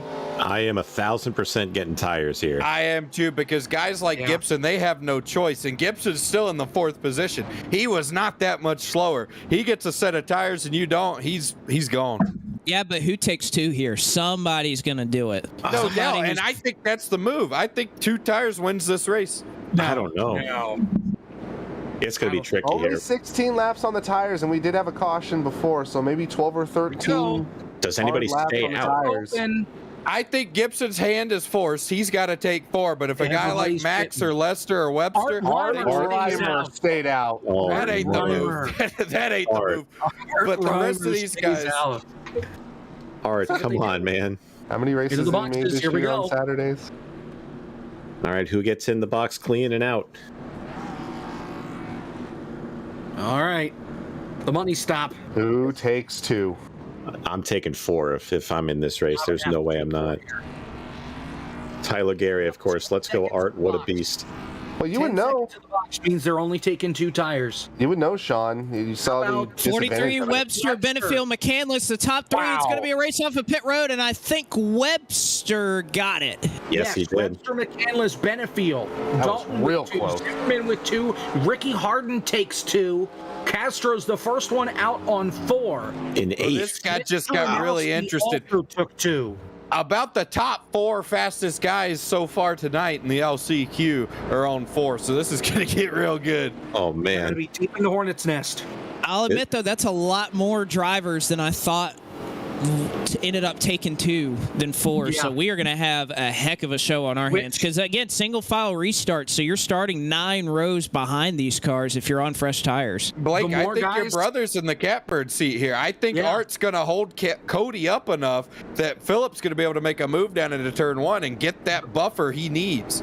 Well, and the more guys that took 2 tires, that hurts the guys that took 4 because they've got more cars to pass. And really, you're going to have 11 laps without cautions. The way we're setting up now, I wouldn't be surprised if we see a yellow handkerchief or 2. That's really going to hurt these guys that are on 4 in the back, like Castro, like Lester. I mean, you got Gibson back in the 11th spot. He's got a long way to go and a short time to get there. Again, we have Webster, McCandless, Benefield, Dalton, Zimmerman, Hardin, and Jernowski are the 2 tires here. I said it earlier, Grandma, put those teeth in your pocketbook because this is going to get wild right here. Here we go. Dogs. Well, even the dogs are excited. Here we go. Art has to hit his shifts. In Heat 1, green flag, McCandless. McCandless does not. He blocks. Not the best launch, but he'll block Adam Benefield. Here come Reimer the goes up tires. the racetrack in 1, so he's going to lose the lead, but he'll be side by side with Webster, so McCandless going to get a run, but Webster able to clear into the lead. They are stacking up on 2. Gibson just pushed the 20 off into turn 3, boys. Gibson just got turned. Gibson got turned by Dronowski, and I tell you what, those 4 tires really McCandless have off. the lead there? No. He didn't. No. Webster got loose, and McCandless almost passed him, but when the yellow came out, the 43 was ahead. So I tell you Webster what, guys, lit up his tires. 4 tires was the move. On that restart, those guys that were on 4 were flying up through those guys that took 2. Look at the big run that Gibson has here. Even the 9 of Lester, you got Castro there as well. They were flying through. Just a mistake by Jernowski there to get into the 7 of Gibson and turn him around. And looking like Sean Butler and Mooncard does Gibson right there. Is getting absolutely dumped. Unbelievable. Yeah, poor Gibson got stuck behind Zimmerman in that Roasted Gems Coffee Chevrolet. And he didn't do anything wrong. He's just trying to do his best on those older tires. Those 2 left side tires just not quite up to par. And, now we re-rack it again. Castro now a little bit closer. He's now in 7th. But I still think if this continues to have that caution feel, even if we get to another green-white checkered, I feel like at least Webster and McCandless right now are safe if this continues to go under caution. Blake, do you think Philip has a dump and run in him or a bump and run in him if it comes to it? Well, we've kind of already seen it once, so maybe learned a little bit for this time. I don't know. I think Webster, it just depends on the restart that Webster gets, and Webster got insanely loose in 3 and 4. I think Philip saw that, so it's going to be loose on these 2 tires, but it just, I don't know. It's going to be hard to beat a leader, and now that, we're getting heat cycles through these tires, that advantage for the 4 tires goes away, and if we have another yellow, I don't know if you see somebody that took 4 tires that's going to come up in here and win. I just don't see it. I still think Castro's the guy to beat back there in 7th on 4 tires. I wasn't convinced until that last restart. Those guys that were on fresher tires were flying through this field. I know he had a couple laps in there, the heat cycle and everything, but still, I think Castro, if he can get through the traffic and he doesn't wreck, I think they're going to be all right. Landon says he's all in on Ricky Hardin right now. Ricky is in 6th, so he's not out of it, and he's on 2 tires, so there he is. Maxwell's the first car on 4. Yeah, he is the last on 2 right now in this pack. By the way, Zimmerman also on 2, but 7 to go here on the restart. They shortened the pacing by 1 lap, so we'll get the restart this time by. Oh man, this is going to be something. All right, they'll work their way into the kick in the tires restart zone. Pace car going to pull off. Webster has control. When does he go? I imagine it'll be early. And McCandless, a decent jump. Reimer, a terrible jump. He's going to stack up the whole field behind him. Not a bad jump for McCandless. Not a bad one for Chad Dalton either. Wrecking behind him. Already. Where is it? I think Justin fat-fingered. He hit the wrong button. Hit the wrong button. We're gonna re-rack them and restack them right here live on FTF One to green. Vision. Go one to green. Yeah. All right, it's all right. Justin gets one. That's his one.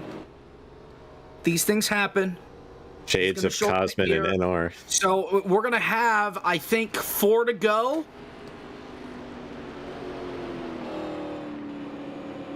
I don't know how many. I don't know how early. I think he has to wait another lap. So I think we're gonna have 4 to go. He has to wait until they cross. He has to wait until they open pit road and they cross the line to start shortening them. Zach Johnson in the chat says, "Justin, I appreciate you." Like, wow.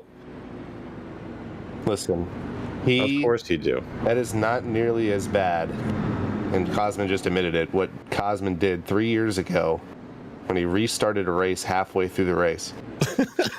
Hey, I accidentally removed Rob Peterson out of the lead in Moon Car one time. So. Shout out to Rob Peterson. He's a good dude. Okay, lights are still on in the pace car, even though they shortened. We're going green now. Well, this doesn't make sense because Melillo shortened. Add a lap, Justin, see if it goes back to 1. 0 laps to green, which does not make sense. It says 1 to green on my end. It's still. The lights are still on in the pace car. Do it again. I would add a lap and then maybe take it away to be safe. All right, now it says 4. So take 4 There away. we go. All right. Lights are out. Hell, just call the race. This is why. Tony Webster is winning. Justin Melillo. All right. Everybody makes it. Settle it, guys. They're 4 stacking laps, up. and they have an overtime if they. Well, they are going to need it. Let's be honest here. Here we go. All right, well, let's get it going again, shall we? And Webster, a good jump right there. Green flag back in the air. Not a bad. I tell you what, Adam Benefield got a great jump back there. Great start for the top 3. They are away. Does McCandless get the run down the back straightaway? Webster a little loose. Still fairly even for the front 3. Reimer really stacked him up, so it's going to be a 3-horse pony show at the dog races here at Rockingham. Oh! Here comes McCandless, a little wiggle. Webster holds on. In the wall. 3 to go. Webster definitely looser than he's been all night long in this lead. And Phillip gained that ground back he lost in turn 4. Webster loose again on the exit of turn 2. Here comes McCandless, and he hits the wall again down the back. It didn't slow him down, though. It didn't slow him down. Benefield got loose as well, so they are sliding up here on 2 tires. Here comes Benefield up for second. This is not what either of those 2 drivers needs. They need somebody to pull through. This is exactly what Webster wants to see. 2 to go. Benefield's going to take second. Oh, Dalton gets turned. Behind him, caution. We're going to overtime. Wow. Oh, no, and Reimer piles in. Death Texas and Art Reimer piling into a late race caution. After Castro turns Chad Dalton around, and we're going to overtime. I think this is Benefield's race to lose now, boys. I agree. Webster has just been really uncomfortable in the lead. Castro needs to get a good restart, and I think he might be okay. I'm surprised no one went to the top there on that restart. Yeah. That was kind of something I was banking on Phillip to do as we see the wreck. Just the 27 just absolutely drives through him. I think that was 2 loose. That goes back to what I was saying earlier. I think Maxwell needed a caution. He saw it right in front of him. The last lap by Castro was a 99, 25.99. Webster ran a 4. So he's about a half second quicker. Does Sanford miss this? Everybody misses this. Oh, wow. He had to split the difference there. Reimer's going to be able to pit and take 4 tires, but he's not going to be able to get from last to first in 2 laps unless a lot happens. Unless the largest see this happening in front of you. Unless the largest wreck in 87's history happens in front of him. I don't know. Moon Cars had a couple big ones. I don't know. I don't think we have enough cars to do that. All right, so Webster, Benefield, McCandless, Castro, Lester, Ricky Harden just outside the top 5 and 6. Brandon Zimmerman 7th, Devin Henry, Derek Winter, James D. Gibson We'll round out the top 10. But if you're just joining us, this is the first last chance qualifier to make it into the big show for tomorrow. Winner advances. Win or go home. As there's our upcoming events here on the left side of your screen. The Rockingham 508 tomorrow night live on eRacer. eRacer_GG, I think, here on Twitch. But it's going to be a fun time tomorrow night. Oh, man. It'll be fun to see these drivers put in a position that they probably have never been in before. I mean, you can run an Indy 500, you can run a Coke 600, but I think this is the longest race that's been held in these cars ever. Oh yeah, 100%. And it's at Rockingham, so it's going to take a lot longer than if it was at Daytona. I've done 600 miles at Charlotte. I'm sure that's going to be a lot easier than what I'm dealing with tomorrow. 500 laps here is going to be pain. That is 8 p.m. Eastern time. Yep. Eastern time tomorrow. So in about 21 hours. Right. But who's counting?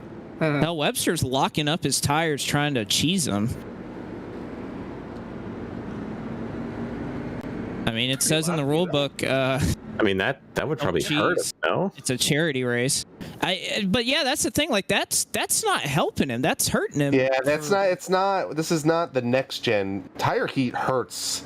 He might go straight into the turn one wall. Yeah, he might blow a tire down there actually after doing this. I don't know about that. Because he was doing that insane weaving the last caution too. So and he was loose. Ricky Harden just said the leader's leaking oil. Ricky's a hoot. And perhaps this bias ply tire on iRacing more than the regular tire model. If you lock up, it takes way more out of the tire than the other one. So, like, he's losing performance by doing that. Yeah, man. Imagine that's the difference between you making the race tomorrow and not. I mean, it's his mistake if it ends up hurting him. Well, I mean, his goose is kind of cooked here. I mean, he's got 4 tires behind him. He's got to try something. How is Goose? Is it decent? Oh, okay. Hamster, stop running on the wheel. All right, boys. This is it. Shout out to Justin for saying might be leaking provolone. Sorry, spell check meant Valvoline. Sure. We love Valvoline here, don't we? Big Valvoline fans. Here we go. Final time here for these drivers. There's 39 names etched in to join our 4 provisionals and 1 more that's coming out of this race. Webster going to get going a little bit late. They stack it up behind green flag of the air. Benefield, not a bad launch, but he'll have some ground to make up. McCandless fell back as well. Castro threw on 4 tires, but I don't know if it's enough for that 27 to run him down. Castro blew it. Plain and simple. He didn't get a good restart. It's over for him. It's going to be, I think, between just Benefield. Oh, big crash behind him. That is Castro. No caution. Dustin's letting them race side by side for the lead. Huge wrecking 4. Still wrecking out of 4, by the way. They got to get off the track. Here comes Benefield. Benefield makes the move. He's got it. Webster with the crossover. He might turn him. Oh, he saves it. What's going to happen here? Here comes McCandless. McCandless sends him. Get your foot in it. He got it. He's got it. He's got it. He's going to get there. No. McCandless is going to win. Wow. Oh, my God. Incredible. And a remarkable last lap turn of events. Philip McCandless goes from 3rd to 1st to win it. Everybody wrecked. They're calling it, they said, the miracle at the Rock. Oh, my God. What a race. McCandless played that perfect. He just sent Cody Webster into the corner. I don't know that they wouldn't have wrecked even if McCandless didn't do that, though. Benefield ran him all the way down on the flat. The 43 shipped it off in there. I don't even know that there was contact, guys.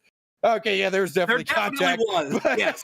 But I don't think it was Webster enough. I think going to hit him anyway. Yeah, Webster was going to hit him. Phillip just faked like he was driving it in there. I don't think he did much anything there. I think Phil's clean. I think he did. I mean, I'm looking at this, and Webster, I mean, there's not enough room for a car beneath Webster. Did McCandless get into Webster? Absolutely, and that contributed to the contact, but they were going to make contact anyway. I don't think we're gonna make Blake do the. Of course, interview. I'm going to step aside from this because I know there's a conflict of interest here. So, as whatever race control decides, that's what I'm going to go with. Well, let's get a side of the story. Yep. Philip, what'd you see there? So, those two guys, they were going super low in the corner, going a lot slower. And, I saw the guy's tires getting picked up off the ground in front of me. I'm not going to say I feel super good about that. But, the only person going in was the guy to win. And I did what I feel like I had to do to make it. Again, I don't feel good about it, but it is what it is. So are you saying going into 3 there, you're willing to use them up a little bit to win it? A little bit, yeah. I wouldn't have said that. This is still under investigation, Phil. Still under investigation. Hey, I mean, if they take that from me, like, again, I think you're fine. There wasn't. You didn't even hit him, though. I don't think. From what I don't think the contact. I don't think there's anything really there. No, because the 43 was going to just heave it in there anyway. I mean, if anything, Benefield's crowding Webster below the line, and Webster's going to come up and hit him anyway. I think that's racing. Let's take a look here, because Philip, you go in there. I don't see enough there. Look at Zach with the camera. I don't see contact there. I certainly see contact. It is there, but it's not enough. Not consequential contact. Right. I think the contact there is the 43 and 83 running each other down on the apron. Well, again, I'm going to leave myself out of it. I've got a little bit of a conflict of interest with the guy running this event. But whatever decision's made, again, I don't feel great about what happened. Oh wow, I thought I junked him. I didn't realize they even made it to the front stretch. Thanks for putting this on, Blake. It's these 87 cars have been a ton of fun, and it's a great track combo. All right, well.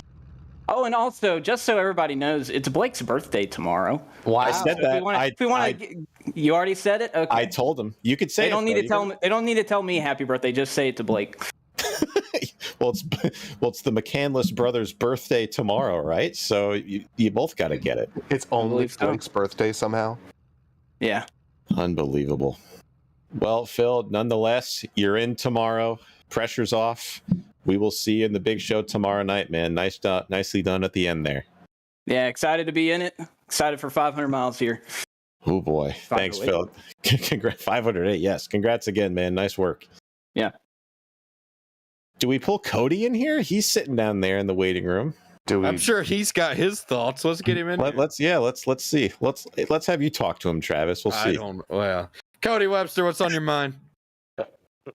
I feel like it was fair. Okay. Wow. There we go. See? I was okay with the Chastain move earlier this year, so I can't be mad about that move. And plus, I was gonna probably use up the 83 a lot more than what you just saw. So I love this guy. This is awesome. So that's why I let that guy go in turn 1 and 2, because that's the only way I was gonna win. You want to run Moon Car? I ran Moon Car. You actually broadcasted my league way back when. So. Oh, I remember that, dude. Holy cow.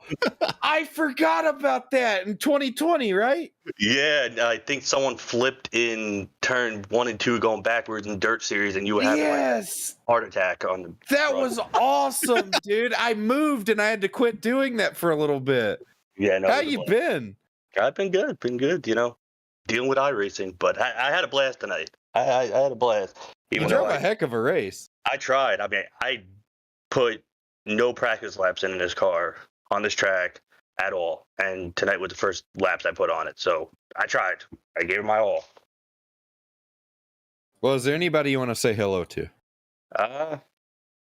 No, not really. Just say sorry to 83, but you were in front of me. That's why I put you there. So. Only way I was going to get to the show. So, no, but I do appreciate the event, and thank you guys for broadcasting.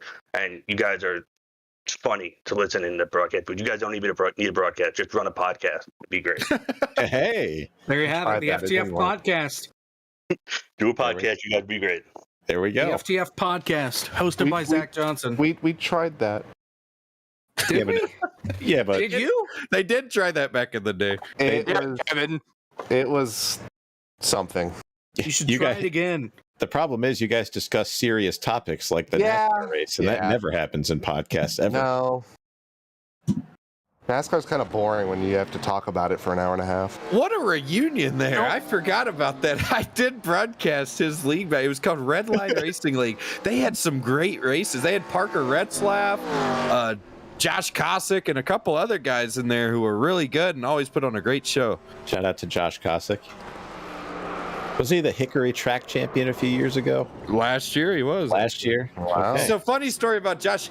He once asked me to put Spanky on his late model, and he took me over to the late model, and right down the side of it was a big barbecue sponsorship. And I said, Josh, how would this look?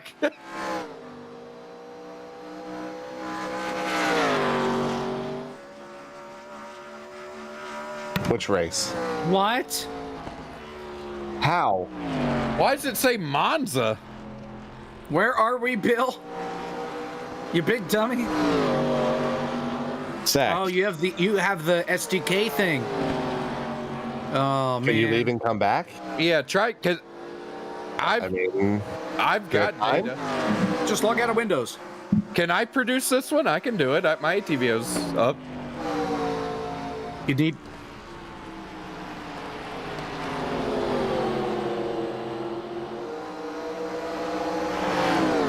I don't know We if that's have a good lot idea. Of viewers. Yeah. I think we're okay. We'll be okay. I just run with it if we can get laps. Yeah. We can tell a story. We're good. What is going on behind me? Can you control the dogs back there? No, you know I can't.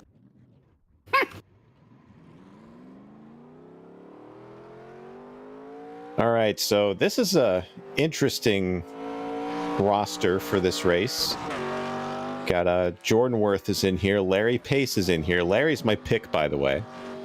I'm gonna call that now. But Tyler Dubois is in here. Jared Wishin, Joe Selby. Interesting cast of characters for this final race of the night. Yeah.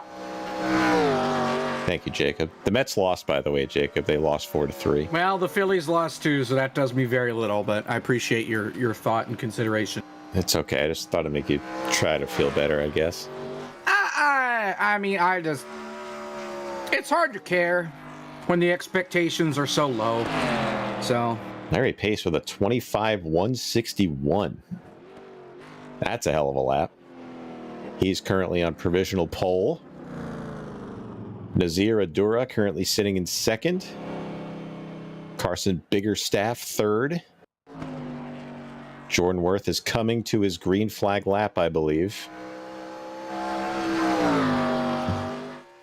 In the Davy Davis machine. Are we going to have just a bunch of generic paint schemes, Zach? Zach's ticking me off because he said, hey, just send me the car files. So I start sending the car files and he says, no, never mind. So I stop sending the car files and he's like, wait, just send me the car files. Oh my God. Jordan Worth with a 25-387. That is good for, I believe that's sixth for Jordan. Who are we looking at right now? Was that Osmer? Well, that was third. Well, that's definitely not the right paint scheme. That's this is Anthony Trippi. He's in a black rifle coffee car. Yeah, he is not in a Wrangler. Huh?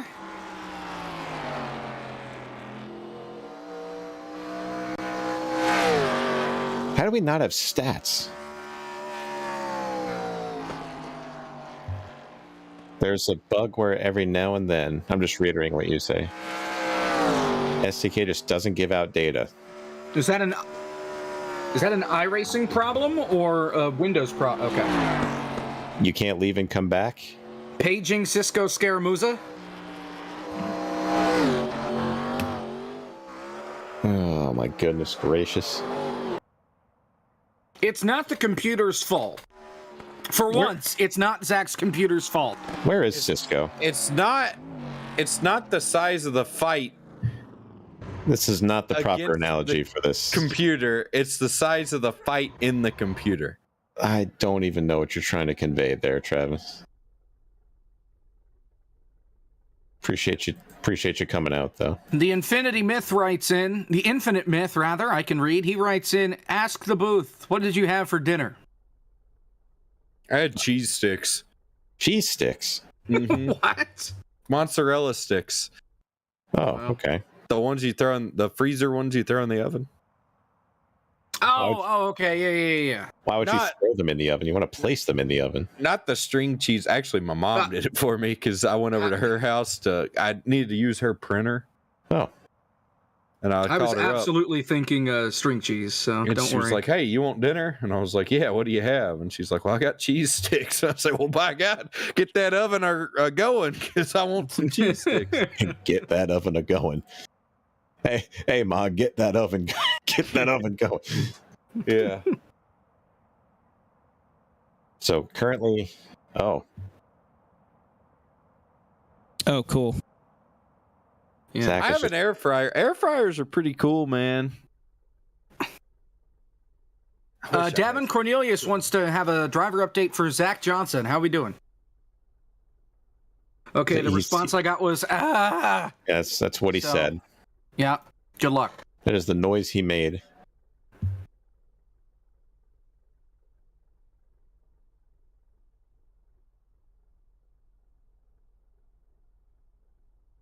Blake McCandless put on Twitter, quote, "This is a charity event. Hashtag Rockingham 508.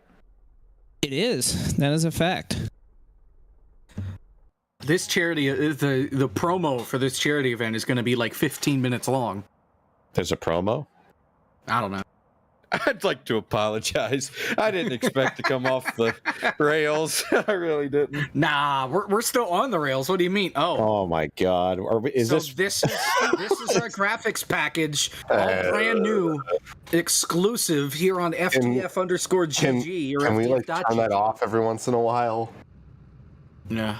We'll get that every 5 laps or something. So apparently we only had enough budget to cover 4 races. It's a good thing this is the last race of the night. All right, so here we go. They're gridding right now. We'll tell you the running order there, even though you can still see it. Larry Pace with a heck of a lap. Ronnie Osmer, Tyler Dubosh, Matt Weichelman, Davis Warren, Jordan Worth, Anthony Trippi, Matthew Strand, Steve Oliphant, Naz Adura. Are you sure you don't want me to throw this on and like screen share or something?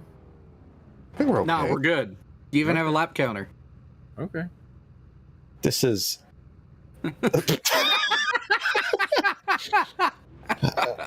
This is low budget, and I love it. I can't believe this. Feel like why didn't we do this for core? Hey, can we turn the audio quality down on the Discord No. channel just to really sell it? In that case, everybody use your webcam microphones. I've done it once tonight apparently, and I didn't even know it. Oh, there we go. Somebody just did it. Oh, no. Now it sounds like Xbox Live 2007. Please fix the codec. There we go. Made possible by viewers like you folks. Thank you all. All 229 of you. We love each and every single one. All right. Unbelievable. Let's just soldier through this last race and get on with our lives. If I had known only like 44 of almost... how many drivers would have been eligible for this? About... What? So 120, 39... Something is happening. 81 drivers would have been, if everybody who signed up would have been in here, we would have had 81 drivers eligible. That's why I wanted to run 2 LCQs. If I had known only about 40 would have shown up, I just would have run 1 and we would have taken the top 2. I think you made the right decision. Yeah, well, I didn't anticipate, this many people not showing up. I want to point out that the 59 of Lawrence Curtis put bottom split on his car without permission from us, and I told him about it. And then he proceeded to redo the car, and instead he just crossed out the bottom split logo, so it's not there anymore. But it's really there. You could tell it's there. You could tell it's there. It's just a big X over it. He's going to hear from the legal team after this race. That's not like good an enough. anti-bottom split logo now. So Jacob Capello did not start. 22 cars take the green flag in the last LCQ here at The Rock.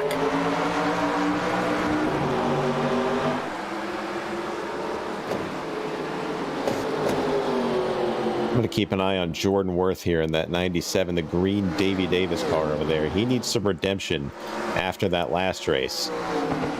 Is up front, Larry Pace and Ronnie Osmer duking it out for the lead in a 3. Trouble, Kyle White and Joe Houston. Big wreck. And bigger staff piles in as well.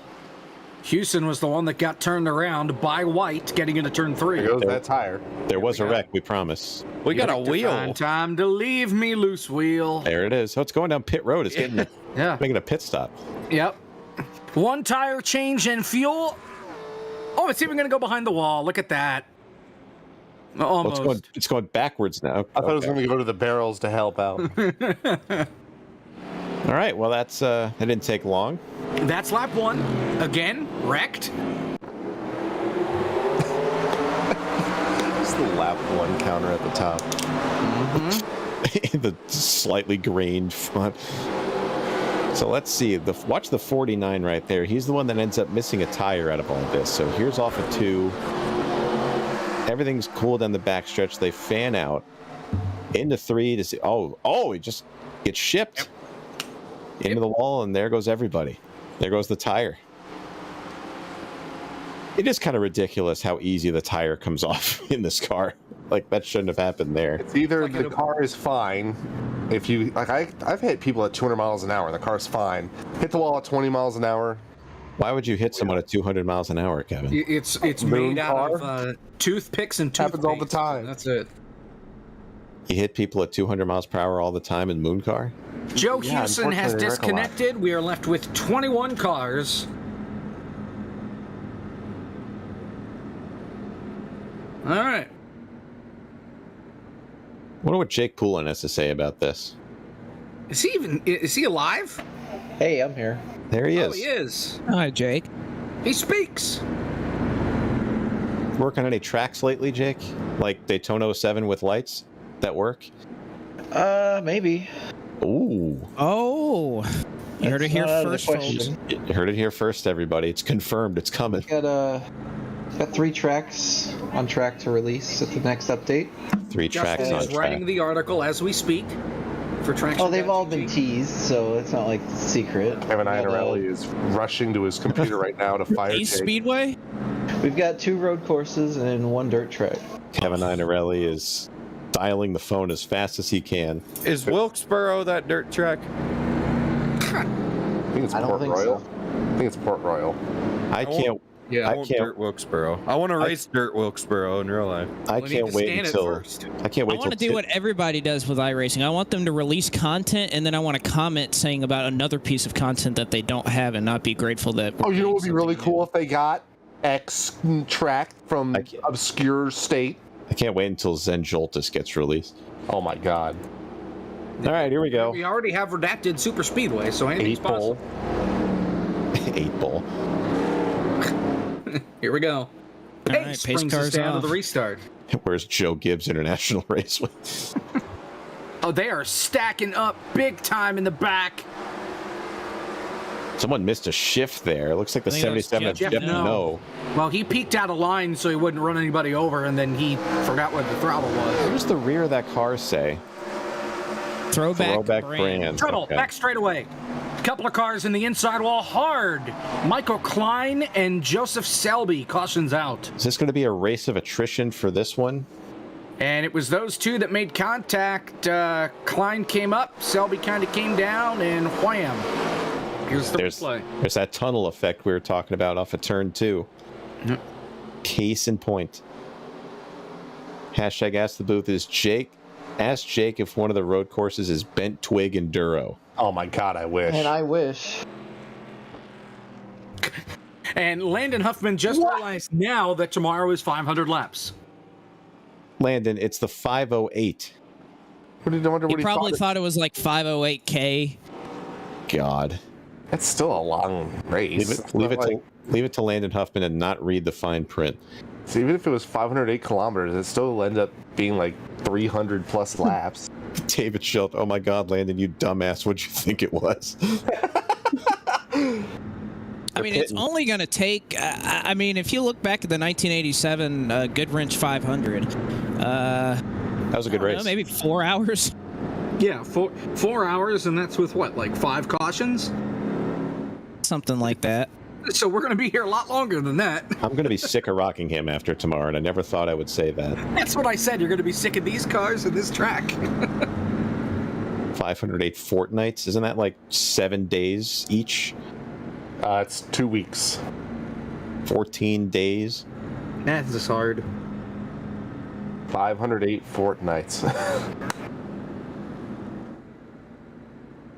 1,016 weeks. I think we've lost Travis. No, I'm here. I was about to say, he sent me a message a minute ago, and so you know he's not fibbing, folks. He said, dude, High Rock is no joke. Holy shit. Dude, I'm telling you. Did you see a positive review? Dale needs to put down on the bottle to sell. Do you have any bread or water by you? Like you chugging it? Bread? I mean, anything. Canned bread. They have it. No, this stuff. Let me think about how I want to word this. So, it's stronger than your average vodka. It's got a little ass to it, but it goes down easier. Got some ass. It's tough, but it goes down easy. I love when my asses go down easy. Like it's.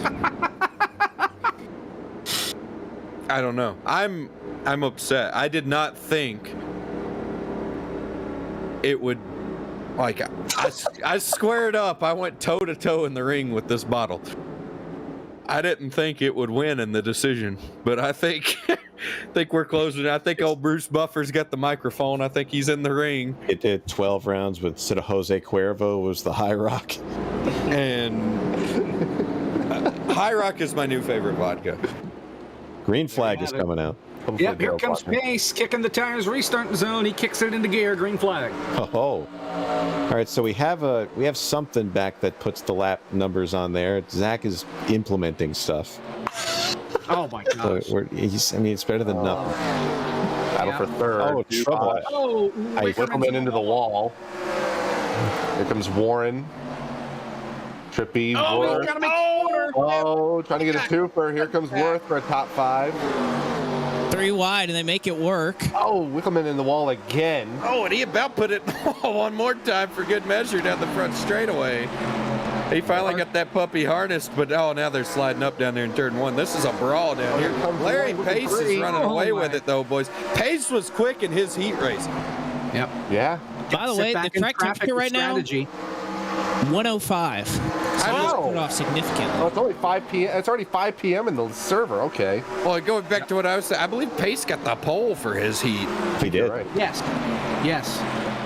And he only got caught back up there with strategy and with traffic, and then got caught up in the spot. There goes the 16. Oh, Naz. Oh, that's unfortunate. No caution. Oh, Kyle White's around as well out of 2. He got sideways on the entry to 1, saved it, then lost it off 2. Oh, he trouble towed with as well. Sean. He saves it in 3.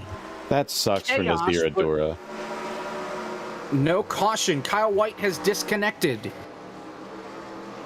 Yeah, surprised there wasn't a... Oh, Jarsford just killed the inside pit wall. We're still green somehow. Naz not happy about that. Nazir put a lot Joseph of practice Selby in. losing it on the back straightaway, but he's on the apron. No caution. Still green. Nobody anywhere near him, so he should be all right. What? Thank you, Ken. Darfster just crashed it on pit road. There's no affiliation at all. We never raced with him. I don't understand. So you got Pace and now Osmer have really kind of pulled a number on the field right now. Worth has moved up into 4th. Robert Dorman and Landon Huffman are going at it in the Twitch chat. Wow. The Phil controversy is spilling over now still. We've got a brawl. Seeing Zach click on people's names really immerses me in the content. The gloves are charity. This is a charity race, ladies and gentlemen. For charity. So interesting here. It looks like Larry is maybe kind of moving up the track a little bit. At least I saw in 3 and 4 he was a little higher on the track than he normally was. He's definitely going that typical diamond style line where if he's not worried about tires, that is the fastest way around here. And, you know, we're only halfway through, but I feel like tires can still matter in a 30-lap race. We'll see if he can keep the tires on it, but right now he is the fastest car right now. Dubois ran a little bit quicker that time, though. Larry is one of the best at Rockingham in anything, so he enjoys this track quite a bit. I was actually very sad to see him get the luck that he had in the first race. Caution's out. Caution. Oh, trouble. Davis Warren. That's Davis Warren and Wickelman. They made contact. Oh, wow. Wickelman just missed the corner. Wickelman said, sorry, man, I locked up the brakes, and Warren said, yeah, I saw. I love that. He's not the brakes that hard. You don't have to go that. All right. Golly, he locked them up all right. Good Lord. Jiminy God. They smoked the outside wall. Good night.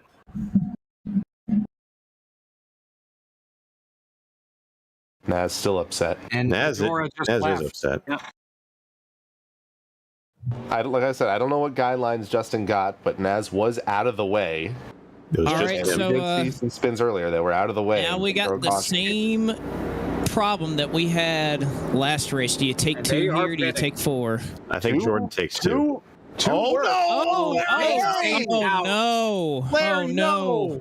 Ooh, buddy. Larry, that was not the move. Michael Klein stays out as well. Now, Klein is already pitted and already took tires. His tires are 10 laps old, so they're about 7 laps fresher than pace, but that's it. Larry, no. Ronnie whispered to Larry, hey, we're all staying out, bud, and it worked. Oh, man, you can't do that at this stage of the race. You got... So, so given that, do you take 2 or you take 4 here? 2 tires won the race. Wickelman missed his stall. He's still not even in Depends on who takes yet. what.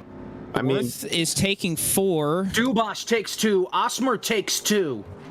But those are the only 2 that take 2 tires. Strand takes 2 tires. Wishon takes 2 tires. Strand did not take 2 tires. I'm going crazy. John Gorlinsky. Wishon was 2 tires here. John Gorlinsky has pointed out it's a motor race in the chat. Thank you, John. I think Tyler Dubois may have sped on pit road as well. Oh, he did. He's slow on the apron. Yeah, he's slow. He's on the apron. Yeah, he's dropping to the back. The biggest mover on this pit strategy is Jared Dubois. He's going to go from 15th all the way to 3rd. That is Tyler Dubois. We apologize. Yeah, because Dubois just sped. So the guy that went from 15th to 4th is going back to 15th. So first stayed out, second stayed out, third and fourth are on 2, and then Jordan Worth, I think, is the first driver on 4 tires here. He is. 20.9 second stop for Jordan. So I think Jordan's in the catbird seat now because he's got the tires and the time to get up there. What the hell suit? Is he still in the Barney suit? Yep. Sorry, I was talking about Jared Wishon, not Tyler. Oh, Dubois? Okay, yeah. Yeah, Jared Wishon went from 15th to 4th. He's in the Diecast Fans 96. So Jordan, on the pit strategy, could sneak his way into this thing. How about that? I am still shocked by Larry's decision not to pit. I mean, that is... If he somehow hangs on to this thing, more power to him. He is. That is... Landon, Ricky Harden is not in this race. The ship has sailed for Ricky, unfortunately. Typically, when it says last chance qualifier, you only get 1. Ask Travis if he's still awake. He is still. He's here. Yeah, he's here. He's good. He's just taking it all in. The real question is Castle still in the E-Racer Discord? Yes, he is. He's been in there for the last 2 weeks. Brian Blackford's also there with him, but Landon's probably still AFK. Brian's probably working on his project, so. I cannot wait. Heard we were going to be able to test it one day. Yeah. All right, guys, half a lap here to green. I gotta see how Larry can hang on to this. There's no way he can keep the lead with how old his tires are. It's going to have 10 laps. Man, he has There's no way. He has 18 lap older tires than everybody. I don't know. It's all right. He's in a Buick. Here we go. See if he has the pace. God damn it. Larry Pace brings us down. They are stacking up. Michael Larry Klein. stacked them up. These rear tires are not on the ground. Everybody's stacked up behind. No peaks to the inside of Olaf. Caution. Caution. Tyler Dubois. They're actually wrecking this time. Olaf just got turned by Jeff No, and there's trouble behind him as well. Dubois. The caution was for Dubois on the front stretch. I think he just got ran over. Oh. Trippy punt, pass, and kick. Excuse me. Whoa. God. I mean, yikes. Tell us how you really feel. I think we're slowly losing Travis because the High Rock is doing its job. Well, I said it's winning. No, I was texting. I'm sorry. I'm back. Texting Landon by chance? Actually, yes, I was. Getting note from race control. This will be a quicker yellow. I would hope so. Single car spin back 9 in the to field. go. Yep, 9 to go. Coming to 8. So I think we'll have 7 to go on the restart. I still think this is Jordan Worth's race back here. He's got the tires. Zach. Okay. Don't you have to yell, Zach? God. Jeez. Now he's saying geez. We're coming to blows in the booth. Thank you, Travis. They're angry. He said blows. That's just a funny expression. They're coming to blows. Okay. It's not even that. What is it? It's just like... Oh, there you go. Instead of saying fighting, they came to blows. Like, what the fuck? Like, who the fuck says that? Oh, sorry. I didn't mean to say that. No, it's fine. Who says that? Who the freak says that? A lot of Jordan fans in the chat right now. They're rooting for him. And Jordan's streaming too, which is the weird thing. Shocking. He never streams. Okay, He's been streaming every single race, including his own. He's streamed from the stands. That's nice. And that's really nice of him. Get a nice first-person perspective from a... Zach, can you shift the driver names over so that they're flush with the top of the ticker? It's Myos. Oh my god. No, the other way. It's got me bothered. No. Oh, the lid. What you said before when you... Close enough. Close enough. The lid. The lid. So I just came up with an idea, and I'm going to throw it out there to the chat and to everybody else out there. So there is going to be, or I'm throwing out the idea, if y'all want to throw up a second race that will run at the same time as the 508 tomorrow. It won't have race control, and it'll have iRacing caution. So it'll basically be like a fixed or like an official race at Rockingham, the 87 cars. For those of you who are qualifying and try to make your way in and didn't make it in, if y'all want me to throw one up tomorrow for you guys, first come, first serve, and you can run the length of the race. So if y'all want to do it, yeah, if you want to go to my willingly Discord sign and up for vote on it. torture, by all means. No, I'll give the winner $1. Green flag. 7 to go. Now 6 to go. Here comes Jordan to the inside for 4. Oh, they're wrecking behind him. They're going to save it. Olaf just misjudged it. Wow, how do they save that? Oh, they're spinning. No cautions on the apron. We're good. Yeah. So Jordan Worth gets away with it. Look at Larry. He's got a huge huge advantage right now. Jordan is coming, though, guys. He's got 5 to go. I'm actually cheering for Jordan now. I never thought I'd say this. 5 to go. Oh, there's smoke ahead of these guys. Oh, the 55 of Ronnie Osberg got really sideways. Trying to get up to speed down the back. Crashed the last lap. Ronnie got really out of shape in turn 2. Let's see the new tires. Oh, Larry is very slow. The old tires are catching up to him now. 4 laps painful to watch. I'm gonna say Landon Huffman is really pushing for Ricky Harden to be in the race. Lap traffic in front of Larry Pace. No. Get out of the way, Jeff. Gotta know that he's got to move. There it goes. Thank you, Jacob. Thank Here we you. go. Comes For the Ronnie. lead. Ronnie looks high. Wow. And Jordan stays on the bottom. Coming to 3 to go. Oh, Jordan's going to put him 3 wide. On the bottom. Yep. Here we go. 3 wide staggered. Oh, Jordan washes up. He's going to get second. Osmer to the lead, coming to 2 to go. Man, Larry, that is just a tough call. That is tough. He's going to regret that one. But how can Ronnie hold on with the 2 tires? It's not over. It's not over for Larry yet. We could see what happened like in the last race. Jordan got really loose. Both those guys got loose. 2 laps to go. I think if you're Worth, you just got to pick a different line than what Ronnie's running. He looks a little bit lower. He looks a little faster. Oh, Ronnie's loose. He made it stick, though. That was a good exit. Yeah, but he's heated up that right rear. Is that what Worth needs? He's going to drive it in way deeper into 3 and 4. Here comes Jordan Worth. He'll have a shot at it. Osmer sliding off the corner. This is going to be a good one, folks. White flag. 1 more spot left in the Rock 508. Who's going to take it? Osmer, Worth, or somebody else? He's got the line. Osmer sideways. Oh, he's going to clip the apron. Oh, he shut the door. Jordan's got to move him. Take it wide. Here we go. Last lap, turn 3.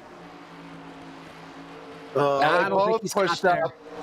Ronnie's going to hold him off. Wow. On 2 tires, Ronnie Osmer is going to get it.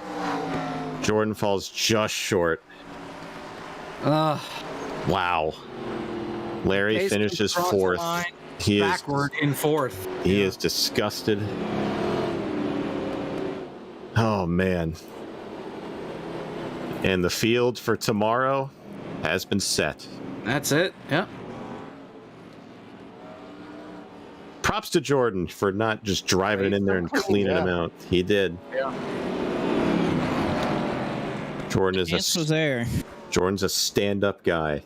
I think you think if he ran the high side a couple times, that would have helped him get to him. If he had done it out of 2, he would have gotten the run because Ronnie was so loose out of the corner that he would have had a shot. Yeah, that checked him up. Mm-hmm. That would have helped him a little bit. He might have even had a shot if he had done it in 3 and 4 because Ronnie pushed up. They both pushed up from the bottom. It's not like they tried to run the middle. Right. Valiant effort. Good job by Ronnie, though. Held him off, did everything he needed to do, gets himself in the show for tomorrow. Yeah.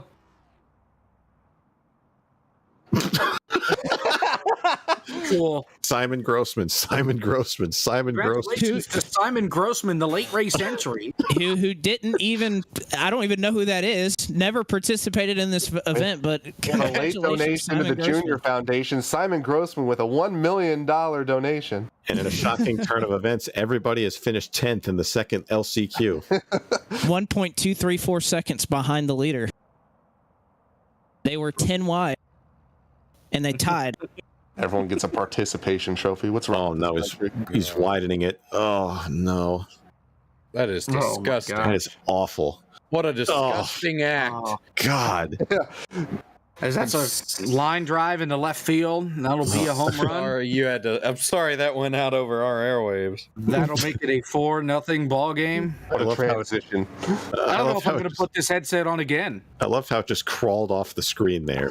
I know I will. Slithered off like a parasite. I believe my notice of termination's already been received, I believe. It was fun, boys.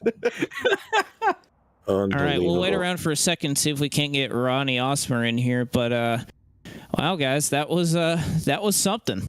Blake, Fox would do this on the broadcast. Are you sure about that? We started with 120, and we have officially narrowed it down to 45 for tomorrow's main event. Now, Blake, is there anything the participants and the people need to know about the goings-on for tomorrow before we close? Well, it'll be on at 8 p.m. Eastern on eRacer like we showed earlier. So if you want to watch it, you can tune in there. We're continuing to accept donations. Again, this is all in support of the Dale Jr. Foundation. Right now, the prize total is at $150 for the winner tomorrow as well. So very cool to see that. But it'll be great to see these guys who got a lot of practice. And, you know, I'm interested to see what our provisional drivers are able to do, because some of them are practicing, some of them haven't been on iRacing in a while. So it'll be interesting to see how they stack up against a lot of drivers who, put in some time and have a little bit of experience with this combo. It looks like Ronnie is in, and he's catching up with Sean Butler. Ronnie, man, you took the 2 tires at the end. You held off Jordan Worth on the 4 tires, and you made your way in the show. What was your strategy heading into those last couple of laps there? Just basically watched the first race and went, well, 2 tires worked for them. I was fighting tight that whole LCQ and took the amble in 2, faked out Larry, and drove it in extra deep into 3, and thankfully Jordan didn't drive it in deeper. Yeah, how shocked were you on that last pit stop that Larry decided to stay out? I mean, it seemed like a no-brainer to pit there, right? Yeah, it was definitely a no-brainer. It had to make him think I was going to stay out, and luckily I faked them out pretty good.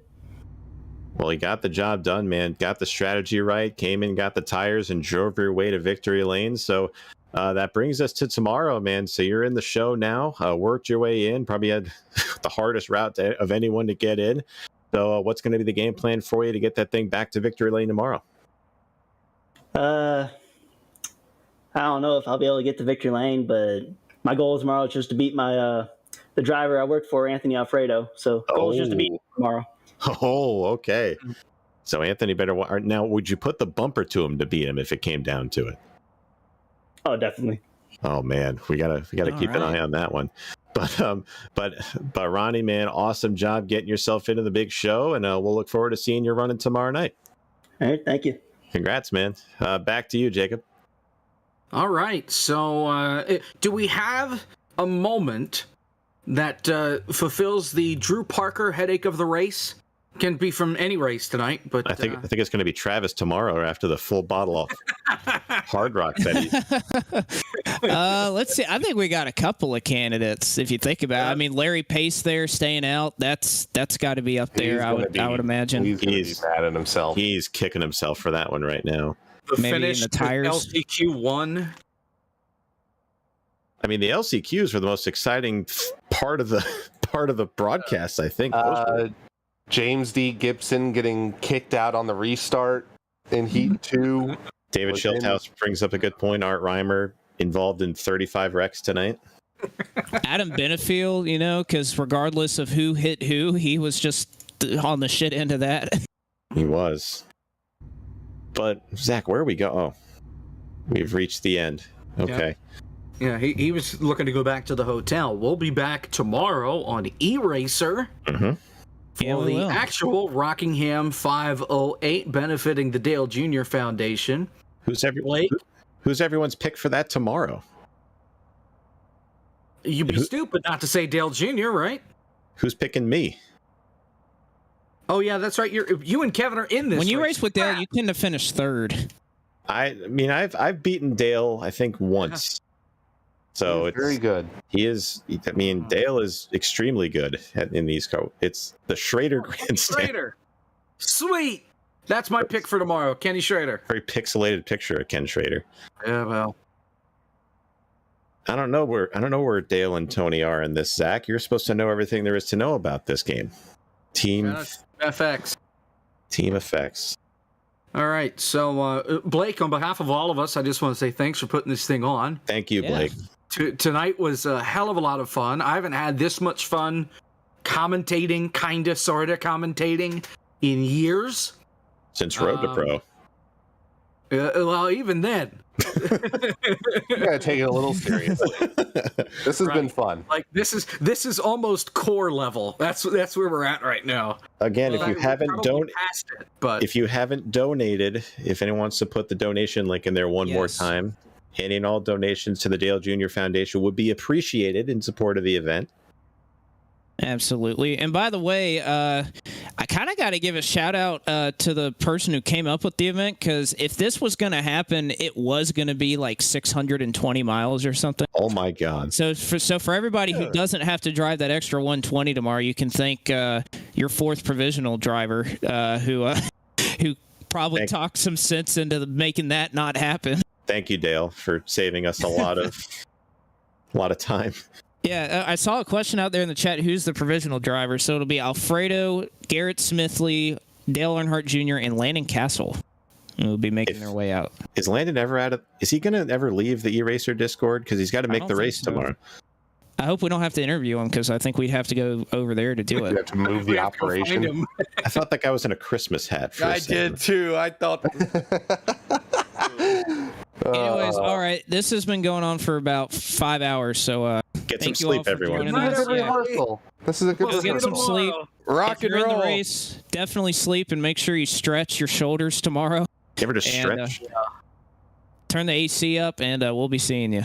For the booth, stretch them vocal cords. And remember, tomorrow is a charity event. Thank you for watching, guys. Thanks for being here. Yep, see y'all tomorrow. Take it easy. Goodbye.